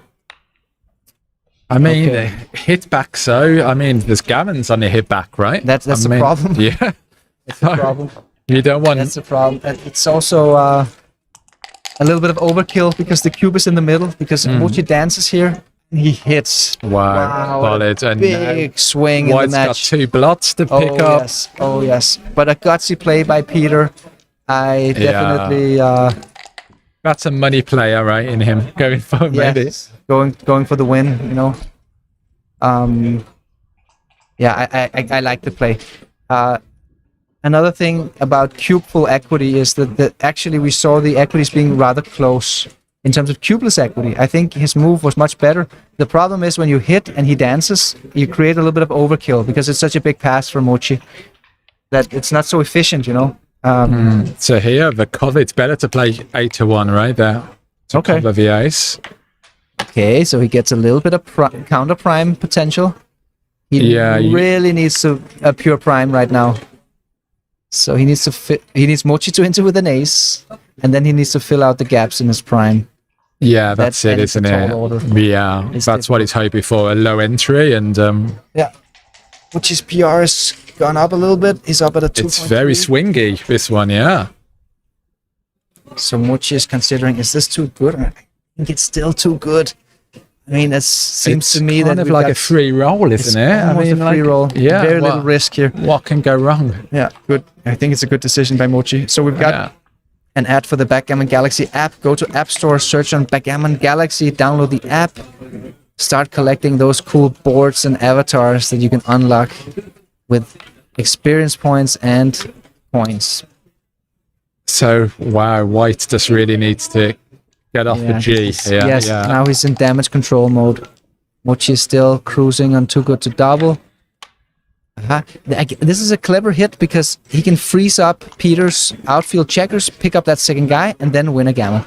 Yeah, don't. Or I don't think Peter should. Yeah, I think this is the play, right? Good. Just gammon save. Yeah, right. Yeah, exactly. Save the gammon.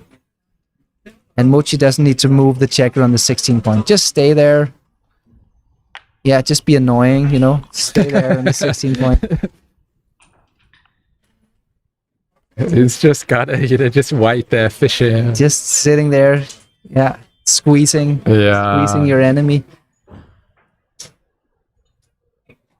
Wow, the hit is correct. I mean, he does have a counter priming chance here, you know. If Mochi rolls an ace and Peter makes the 7 or the 4 point, he does have a counter priming potential. Right. Yeah, it's a good play. Yeah, very nice, actually. Nice play.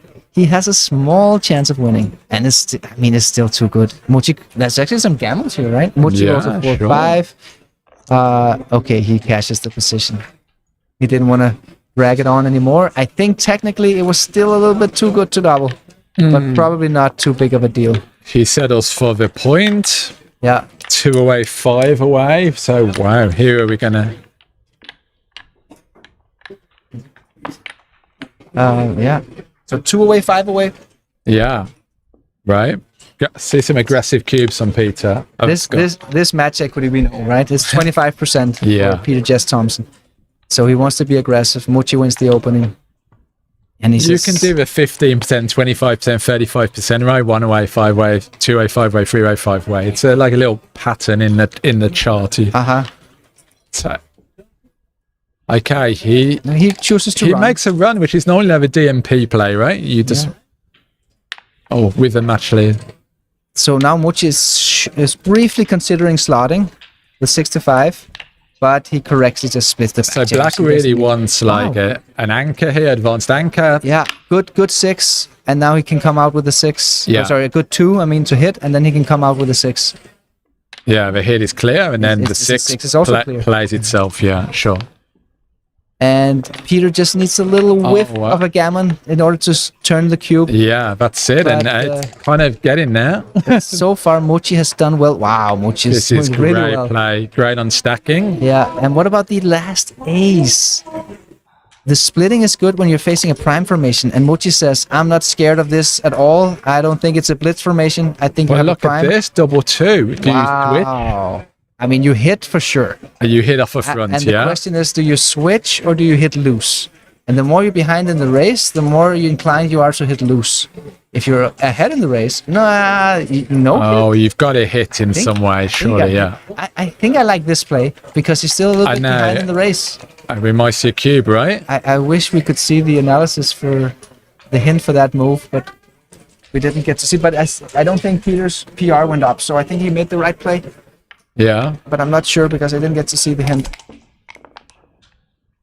Okay, Mochi or Peter rolls a 3-1. That's not a good roll. Step up with both, yeah. This is nice. You Yes. get hit and then you can anchor higher, right? I think it's the only one, the only play.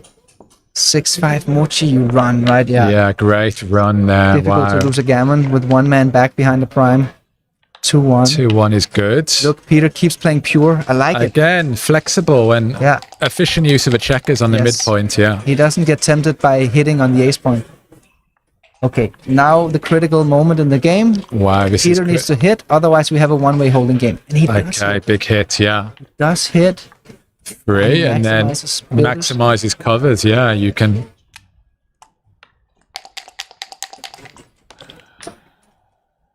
Great Oh, shot from like, Mochi. Any dance there was It a was big cube, yeah. That would have been a cube, yes. Yeah. Mochi takes none of it.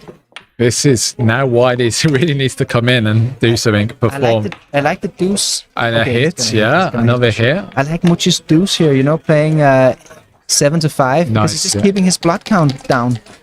He doesn't introduce any unlucky sequences. 2-4, What else could he do? Yeah, but I'm just thinking he should slow down a bit, you know, because it's getting volatile. And But look at their time bank, you know, they don't have too much time left. yeah, I don't see any other play than this, Peter. I like. Oh, Peter, it was a mistake. Oh, it was a mistake. Oh, he could have made the 8-point. He could have made the 8-point. That's why his yeah. PR just went up. It was probably a blunder. yes. And you could have had more contact down here. Peter might be getting into time The trouble. time pressure is on. That's Yes. right. You can see it. Even the dice shaking is getting more kind of rigorous. Yes. Yeah. But like I said earlier, Peter's kind of famous for his quick dice shaking. You know, he just quick, bam, rolls the dice. But look at this, 2 on the bar. 2 on the bar. I mean, he's could got the safety of the anchor, but still, it's This could be it. not looking good. Mochi is winning a gammon here. If he rolls a 6, he can. Wow, there's the 6. Mochi is in gammon territory here. Yeah. Obviously, he's going to hit with a 6, and then he, I for mean, whatever reason, drags it out. you don't want to give a good double 4, right? So you keep that. Well, you get an extra builder. It's just one number, but I don't think I would have. I don't think I would have done it. I'm not sure. I don't know. This looks a little bit like the position where Sander rolled the backhand double 4 double last year. 6. That's it. 6. That's the best. Game over. The best roll. This is it. I in mean, the this is position. just Wow. wow. Mochi. Playing like a world champ. Peter was all the way down to 3.2 just a couple of moves ago. Yeah, and Peter was leading this match for the first par, wasn't he? You know, so yeah. He got his PR down, and now it went up again with the last couple of Been a mistakes. Okay, Mochi's not leaving double 4. That seems clever. I think you just take it home, don't you? No, 6-1. I mean, you just want to play flexible here. Yeah, this one, and then 11-5. I don't really see much else. I like though. It's meticulous, right? Yeah, You know, of slowing course. down and Of course. 3-1. Okay. That's the 3. What about the ace? Okay, yeah. Why not? right. Why complicate this things is, here? Mochi looks like he's gonna win a gammon. I think we play 5-3 here. I Yeah. think that's the play. Yeah, I think that is the play. Just gives you more future flexibility. At least it seems to me that that's the case. That's not the best. That's not the best. Yeah. So now we have a little bit of awkwardness going on over here. 6-2. Yeah. Few bad rolls, 6-2, and some high doubles. Yeah, that's it. Yeah. Total of 5 bad numbers, but he doesn't get it. Okay. Also, Get Now we're back to just 2 bad numbers, namely 6-2. That's 2 out of 36 dice combinations. Double aces. He's gonna clear from Nice. the rear, and he's gonna take off a checker. Yeah, right. easy peasy. This doesn't look good for Peter. This does not look good, and really very. Such a high stakes match, right? Yeah, I Big mean, swing. like, gosh. 16-player tournament, so it's just 4 matches to win 80K. So who's left in this after? How many players after? We didn't get briefed Yeah. by the tournament staff. Well, look at this now. Oh, wow, there's and the match. Yeah, match to just Mochi. Well done, Mochi, and great match, guys. It was a cool match, a very cool match. Very enjoyable. Thank you, Mark. Yeah, well, no, I'm the thankful one, Dan. Thanks so much for joining us here. Yeah, great. And Anytime. once again, subscribe to Dan's YouTube channel. Backgammon is beautiful. Yeah. And if you want to come on as a guest, then just hit me up, you know. Come on in for an interview or a chat. Good. Cool, Mark. Great work. Good stuff. So I guess the opening ceremony is soon. It's gonna be at 7 o'clock. Yeah. I think we're gonna shut down the stream now. Cool. Sounds good. We'll be back. Oh, there's the camera. We'll be back in, around 10 o'clock, I think, after the opening ceremony and dinner.